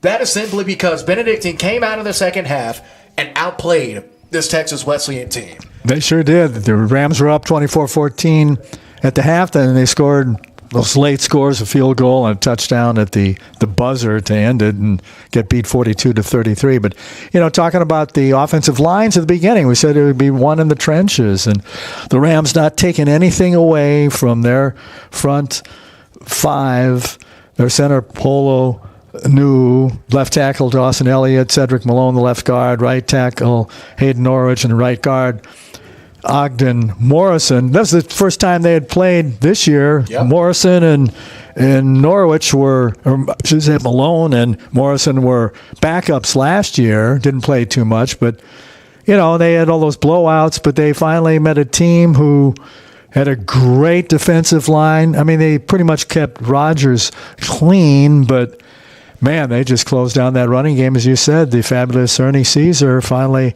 got punched in the mouth by a really superior team than the Rams on all aspects of it. On the ground, not only did Caesar have a game that was not to his typical standard, I'm sure not to his liking as well. At the break, heading into the locker rooms at halftime, they had 69 yards on the ground. At this point in the postgame, with 0-0s on the clock, they have that exact same amount of rushing yards. That's all that needs to be said. Right. 0 nets in that second half. You don't need analytics. You don't need data. You don't need miles per hour. You don't need any of that fancy crap. That's all. That, to me, is the most telling stat. Texas Wesleyan, as a ball club, averaged 182 yards on the ground per game. They were just fine through the air. They averaged 289. They got 355, well above average through the air. That's all fine and dandy. That's all hunky-dory. But the fact that they didn't get a single net positive yard in the second half, it just tells you how, I don't want to say how big of a step up Benedictine was for this team, because part of me does not fully believe that if these teams did play 10 times, that Benedictine would win 8 out of 10. Yeah. I feel like it would be 6-4, if not 5-5. And how about that secondary? We talked about that in the pregame as well. The Rams had Bob, but he got shut down. What were AJ's final numbers? 4 catches for 35. That's 8.75. Caesar was the second highest receiving yards average. He had 8 for 97. That's 12.1. won 3, and then Curtis had 12.3, 3 for 37 was the highest average, but 2 touchdowns to Caesar, but those were the short variety, and they really closed down Bob. I mean, and hats off to that secondary, too, for Coach Osborne. Indeed. I mean, and the front 7, and then Trey Williams, who had a great game, Jackson Hoskins, who was the defensive player of the game, Javi Bloomquist, who was the character champion, and Isaiah Haston, that back 4, just total coverage on the Rams. I mean, the Rams, got some yards there at the end, garbage yards, as we call them, trying to get on the board when in really a futile situation because they were down by so much and not enough time to come back. But even if they had more time, I doubt they would have come back. It was a good defensive effort. And as you said, Jared, scoreboard doesn't really reflect the beating that the Rams took. It was all not even a beating necessarily on the field or in the box score. It was a beating of the mind. Last season saw their year end due to the momentum shift in a blocked field goal. This year, they saw their season end with the momentum shift of an injury. You heard me in the pregame speaking with Coach Osborne about the mentality and the culture of this team. He talked about how tight of a brotherhood this ball club was. That injury to their punter was the gathering of the minds. That was the reset. That was the flip of the switch. There was someone in the chat on our YouTube broadcast here on ASN2, as we thank you all for sticking around as well. Our post-game press conference is moments away here, and we'll head to the community room here in Crowley to hear post-game thoughts from both ball clubs before we put a bow on tonight. But what someone in the chat said, that injuries are going to turn them up, and that is exactly what happened to a T. It wasn't because a string of plays or a particular drive. Once again, for the second season in a row, it was one play that shifted momentum and was the final nail in the coffin for this Wesleyan team. That play. Yep. As bitter of a pill as that is to swallow, to me, it can also be a compliment to this Wesleyan team because it only takes one play to beat them down. They weren't beat over a string of plays or a string of drives. Because to the very last play, as you saw that Caesar touchdown, they fought until the very last second of the game. But just looking at quarter by quarter, at the end of the first, Wesleyan 14, Benedictine 7. At the end of the second, Wesleyan 10, Benedictine 7. That third quarter, Benedictine 14 unanswered points. 14-0. And in the fourth, the Ravens again with 14 more to Wesleyan's 9.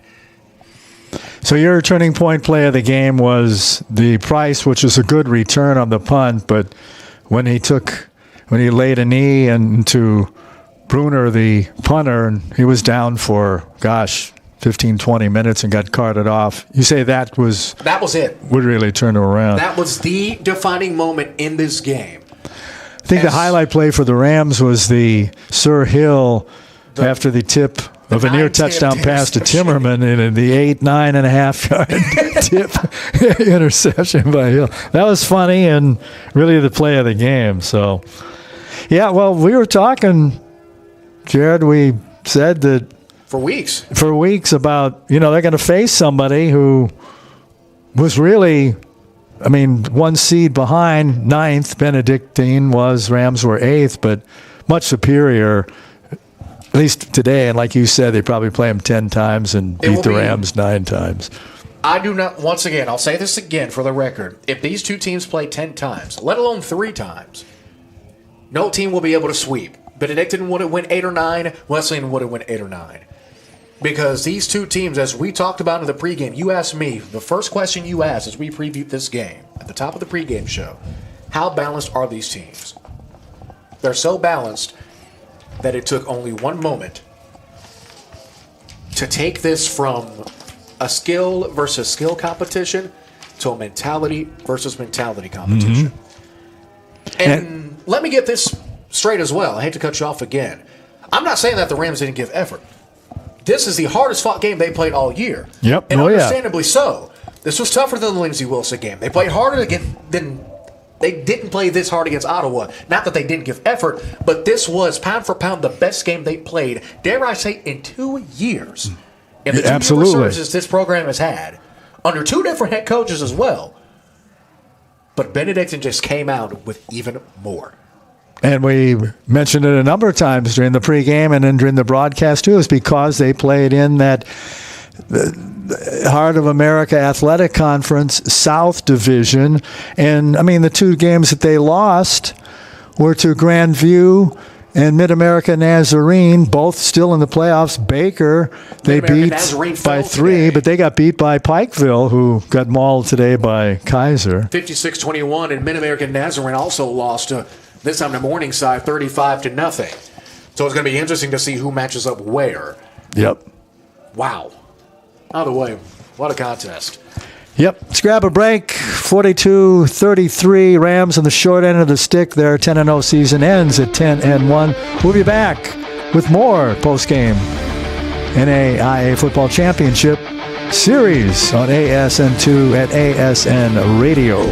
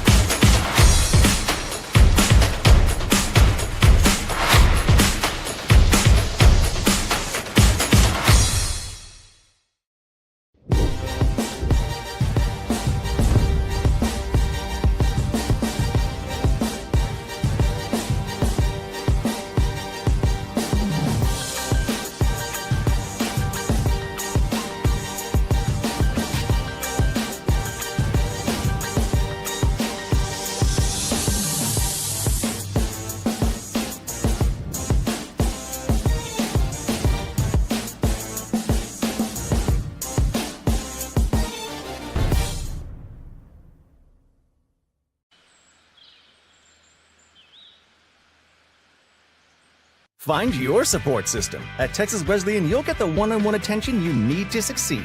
Texas Wesleyan, small classes, big scholarships. Now that's smaller, smarter.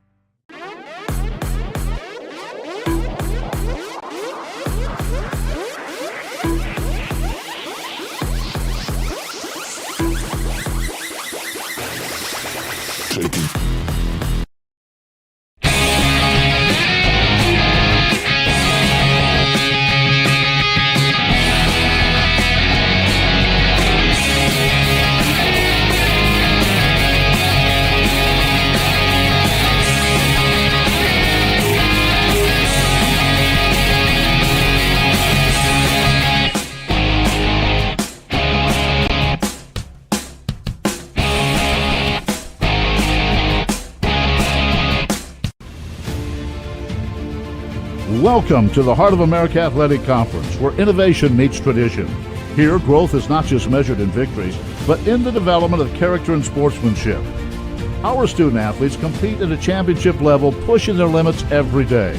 The Heart is committed to an uncommon student athlete experience that features some of the premier athletic programs in the NAIA. Our commitment to excellence goes beyond athletics, establishing a community of support and mentorship. But what truly sets us apart is the heart with which we play. You guys ready? Yes, sir. Go ahead and start.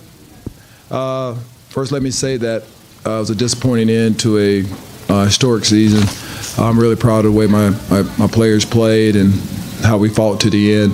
But it doesn't, the loss doesn't take away from what we accomplished this year. And it just didn't end the way we wanted to end, but I'm proud of the way they fought and continue to do some things, and we can keep building the foundation of this program, and that's our goal. So I'm just proud of my staff, and I'm proud of the players, and it's good to build off of this and for next season. Coach, what was the difference you think between the first half and second half? Well, I thought we probably wore down in the second half. Had some things that happened, changed the momentum of the game. But I think at the end, I thought, probably just looking at it out there and analyzing it, probably was just wore us down a little bit. Their size wore us down. Carson had 4 interceptions today, and you guys also struggled to run the ball. Did you see that as connected, struggling to run the ball, and then that having an effect on the passing game? Yeah, anytime you can't run the football, that means they can put a lot of pressure on your quarterback when it's 3rd and long. So we have to be effective. That's been our theme all year, is run the football. We're going to continue to do that. That's something we're always going to emphasize on offense, is run the ball. But when you can't do that, what happens is it gives the defense a chance to put some pressure on the quarterback and do those things. So that's probably what happened with the 4 interceptions, and probably trying to force some things there too, cause that to happen. And the defense had some key stops in the second half. How would you overall rate the performance that your defense gave today? Yeah, I thought we came out the half and had a good stop. I challenged the team. I said we need to win these first 4 minutes, and I knew defense was up, and we wanted to stop them and get a good stop, and we did. Unfortunately, we had a mistake on the punt return, which I think changed the momentum of the game. But we still had opportunities within the second half to score some points on offense, but also to stop them on defense, and we did. But like I said, I think as the game went on, we got kind of wore down up front, and it kind of forced our back end guys to make a little bit more tackles. Okay. Coach, what kind of impact did mistakes have in the game? I can't hear you, son. Coach, what kind of impact did mistakes have in the game? Well, anytime you make mistakes, they can have an impact in the game. Sometimes you don't see them, but as the game goes on, that's kind of why you end up losing the game. It's those little things you don't do during the course of the game. But we got to be a better team of overcoming some of that stuff. Interceptions are going to happen. We don't want to throw 4 interceptions, but those stuff is going to happen. The defense needs to go out there and stop them. That's what we talk about. That's our job. But we just got to kind of clean up those little things. Some of those things were avoidable, and we should avoid some of those mistakes. But we'll learn from them, get better from it, and be better about it, be better for it. Last question. What's the mindset heading into next year? Excuse me? What's the mindset heading into next year? Oh, well, we're going to keep building off of. Thank you. We're going to keep building off of what we accomplished this year. I really want our kids to think about how hard it was to get here, how hard we worked to get here over the summer, and the work they put in, and the focus they had, and how humble they stayed. And we're going to continue to keep emphasizing those things that can help us be better every day. And recruiting is going to be a big piece of that. We lose some very talented guys. We're losing this young man here and 2 receivers, and we're losing some guys. So we need to replace those guys. But we think we built some depth at our running back room. We think we have some depth at our receiver room. So we just need to keep, just building off what we accomplished so far, and going into the off season, man. Right now, we're going to focus on exit interviews and then recruiting. That's our emphasis. That's what we're focused on right now. Once the season's over, and then we'll get ready for winter conditioning and spring, and really hit the weight room hard and try to get bigger in the weight room this off season for sure. Ernest, talk about, if you would, how the team adjusted with the changes of the coaching staff, and what challenges those presented and how you guys approached it. So early on, of course, it was.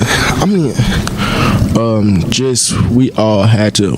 We made the team. We adjusted to the coach, but at the end of the day, we all had our own goals. I ain't gonna say our own goals, but we all also knew what it was gonna take to get here, no matter who was leading us, and that makes sense. We always already had our own group chats and all that stuff. Just no matter who the leader was, we was already gonna just. How can I say that? We was gonna just go along with what he wanted and just do the best that we can, no matter what. Yeah, but type.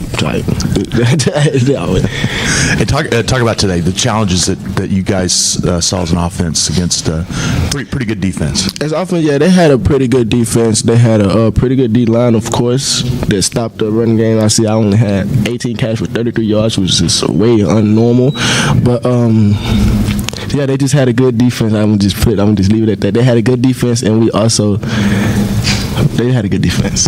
And describe how well preparation went for this game leading up to it. Did a week off help or hurt you? The week off actually helped. They did not come in here doing anything we didn't expect. It just we did not execute well today.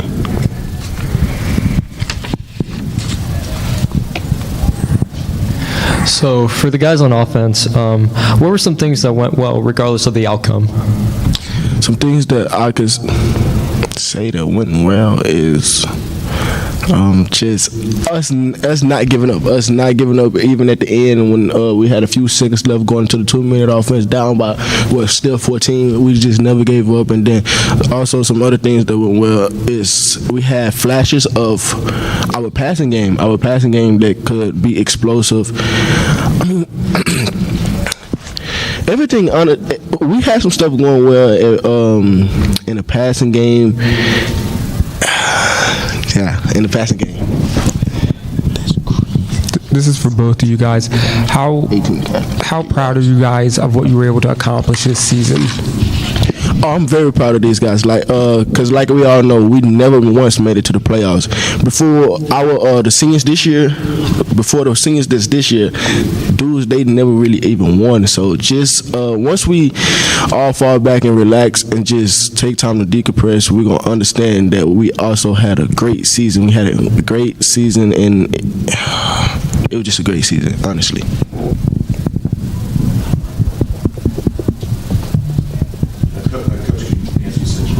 Sure. On the historic season. Yeah, it was. I don't have the words to express how I feel about how these kids played this year, and to do the things that they've done, that's a credit to them because they really stayed humble throughout the season. I never once had talked to them about believing the hype, reading the papers, thinking about setting records. All they focused on every week was being their best at practice and taking care of the things that's going to give us a chance to win the ball game without even talking about winning. And they did those things for me. I asked them to do them, they did them. And I give credit to the coaches as well for emphasizing those things that help us win ball games. So it was an unbelievable experience to do a lot of first here. I said, man, we got a lot to be proud of. We went undefeated during the regular season, made the playoffs for the first time in school history, won the conference outright, first time in school history. So I wanted them to understand that they kind of laid the foundation what the expectations are around here. And that's not anything to be shy about or kind of back off. We need to have high expectations about when we come here to play. And this could be a great place. It is a great place. I got a good administration. I got really, really good kids that are really good people and that happen to be really good football players. And man, I am so happy to be here, and I'm blessed to have them as my players and be a part of their lives because they're a part of my life. And I think that's why we accomplished so much, because when I came on my interview, he was part of that interview process. And I could see the passion in their eyes. They just wanted to win. They just wanted, we want to win. We want to play in the national. What do we have to do to play on the national level? That was their question to me. And so when I got here, I knew what their mindset was. And did I think we were going to go 10-0? No, I didn't. But the way we started off, we had some very tough opponents. And I said, we can get past those two, which we did. I said, we got a pretty good chance. And I said, we knew we were going to have some good hard ones at the end. But, we still got some things we want to accomplish around here, like get to the playoffs and win a game. We still want to do that. So there's still things to shoot for and to work for. But, it's on to the next season now, and that's what we have to do. Ernest, could you talk about that interview process?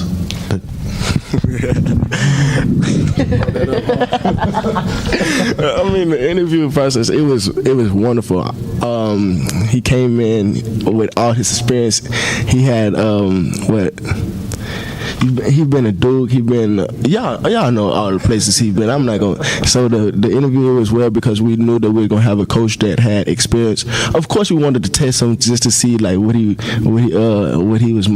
mind was focused on. But of course, like he always said, he was a defensive minded coach, and that no matter what, that we was going to follow our cultures, which is, I'm not gonna go into all of them, but yeah, the interview, it was very well, and of course he's here today, so.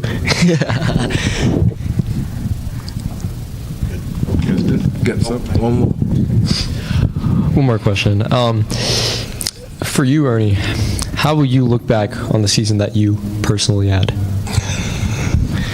Okay, I will, honestly, when I look back at it, I will be, even though I was there, I would still not believe some of the stuff that I was able to do, if that makes sense, because like almost averaging 6 touchdowns through the season, that's not normal ever. So when I go back and look at it, I guess I would just be very happy and just still finding ways to try to be better, if that makes sense. Still trying to find ways to be better, even off after all this, if that makes sense. Thank you. You guys good? All right, great. Thank you, guys. Thank you. Thank you so much.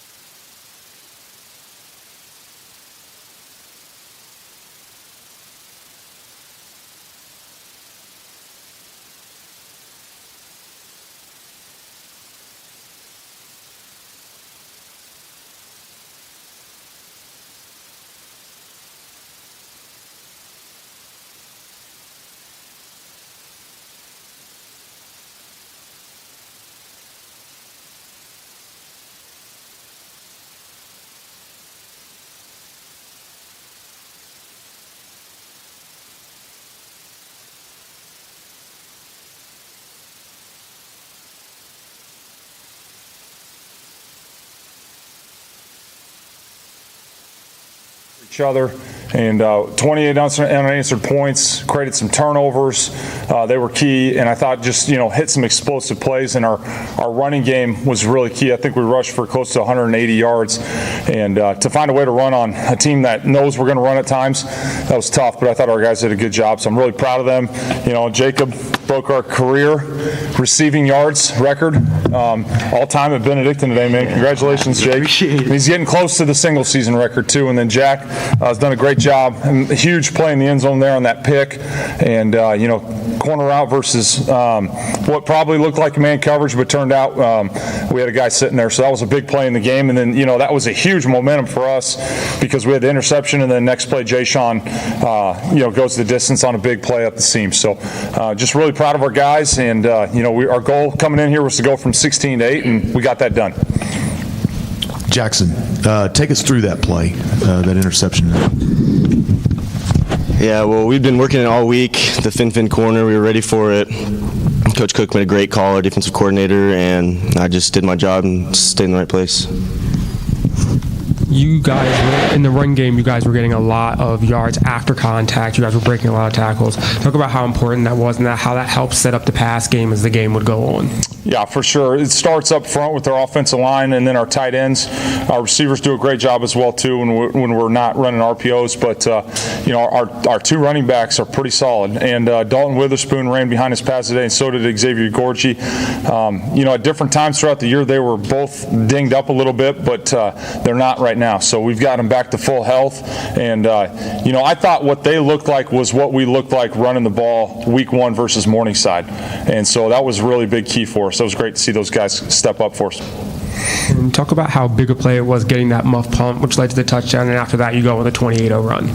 Oh, there's no doubt. And I really have a lot of respect for number 4 as a returner. Man, he is lights out, and we saw that today. We had to start, pooching the kicks and kicking short, so we weren't kicking to him.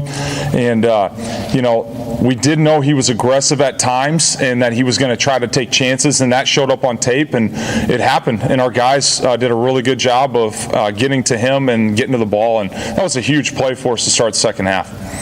And I was wondering if you guys had any update on the kicker, if you had heard if there was any update. Yeah, Colin's going to be okay. We're more than likely not going to get him back for football, but he's got nothing wrong with him in terms of his spine or anything like that. So he's at the hospital. He'll be in good spirits. He was on the field. He has a great personality. He was making the trainers feel at home on the field. So, but that was definitely a scary moment. So we're glad he's okay. For both players, if you could talk about that moment when he went down and you guys rallied around him, how big a moment was that for you guys personally, emotionally? Man, when he first went down, I was just thinking of all the memories I had when I came in here with him. He's a great teammate. I knew he was tough as nails, and I just immediately started praying for him. I know it was a sad, scary moment for everybody. It was quiet in the stadium, but once they got him on the stretcher, yeah, we all walked over to him. We saw a smile on his face, so we're happy for him. Yeah, obviously it's hard to see. It's something you never want to see. And Colin's definitely one of our favorite players on the team. He's a great teammate. Everybody loves him. So, yeah, it was hard to see. We just were praying for him and hoping everything was going to be okay. For Coach, what was really the difference? You mentioned mistakes in the first half. What was the difference between the first half and the second half? I just thought, we finished that. The first drive offensively was not that good. The second half, where we ended up punting. But that play was a huge play for us. And then you could feel we had the momentum. And then even when Jackson threw the interception down the sideline to JJ, who made a great play on that ball, you still felt like we had the momentum, and our defense went out and got a 3-and-out, and we got the ball back, and we went down and scored, so that was, I just felt like we had the momentum in the second half, and I really challenged our guys at halftime to stay together. Like I said, we've had games on the road where we've had tough environments to play in, and this is a great environment, by the way. I love the experience that we got here. I thought your university did a great job. They're first class. You can tell it starts from the top, and I just really enjoyed the experience. But back to our team in the second half, it just felt like we started to make plays and we capitalized on their turnovers and their mistakes, whereas in the first half they were capitalizing on our mistakes. So, and obviously, what's the mindset going forward in the well, the goal today was to go from 16 to 8. So, we'll find out on the return home where we're going to be going. More than likely on the road, and no matter who it is, it's going to be a good team, good opponent, and it's going to be in their environment. So, if it's in the upper Midwest, it's going to be cold. The weather was great today, by the way. But we're going to have to be road dogs, and the goal will be go to from 8 to 4, and just focus on that 1 week. When we talked last night in our team meeting, we talked about we're playing for our crowd, we're playing for our college, but I said more importantly, we're playing for more time. We got a great group of kids, 33 seniors, and guys that have been with the program. We have 45 guys in the program that have been here for 4 years or more, and so we have very few transfers. And so the guys truly do know each other and care for each other and love each other. And, the opportunity for them to get more time together is a big deal. Good. Awesome. Appreciate you guys. Thank you. Thank you. Good luck. Thanks. Thank you.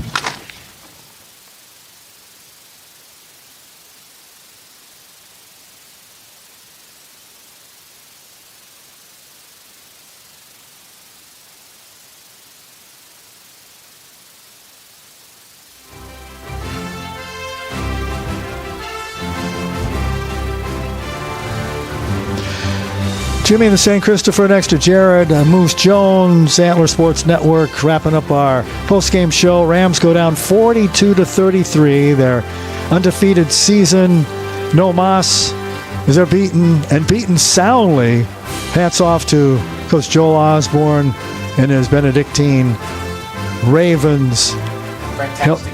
Just a fantastic game. Rams led 24-14 at the half. They ended up scoring some garbage points there in the last, couple minutes. But they go down. Ernie Caesar held to 1.83 on the ground. Rodgers 4 picks. But you tip your hat to the culture at Atchison, up in Atchison at Benedictine, and the coaching job that Coach Osborne did. And we talked about it from the beginning, Moose. They played a harder schedule. They were battle-tested, Rams were. Yeah, I mean, in the second half, Wesleyan didn't go to a single rushing yard. 0. That just tells you how Not a zip. that Benedictine defense was in the second half. Yep. And we discussed on that opening drive, if either team blinks, the other team will take advantage. And that's exactly what happened. Wesleyan blinked first, went empty on their opening drive, only were able to muster 9 points total in that second half. And Jimmy, they paid the price for it. And after falling behind 14-0, they scored the first touchdown of the game, and then the muff by Todd and made it 14-0. But you could tell then that the Ravens were saying, it's okay. I mean, it's fine. We're coming back. When you're a team with championship pedigree, moments like that, you don't panic. You breathe, You recollect, and you go out there and continue to fight. And that's exactly what happened. And kudos to Wesleyan, too. They fought pretty much from first whistle to the final whistle. So kudos to Coach Sherrod on a historic season.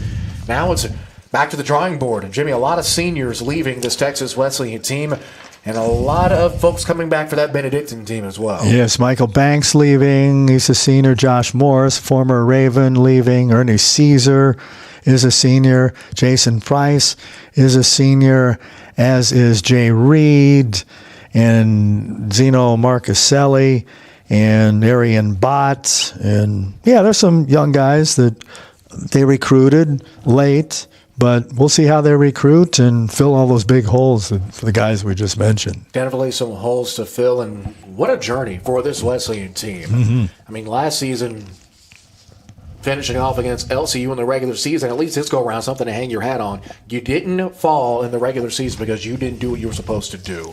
You won out. You played the team that you had on your schedule, no matter how strong or weak the SAC may be. You play the teams who were on your schedule. Yep. They did that. They won the games they were supposed to win. They won out. They got to the postseason. Maybe not the results they wanted at the end of the day, but still made the postseason for the very first time in school history, nonetheless.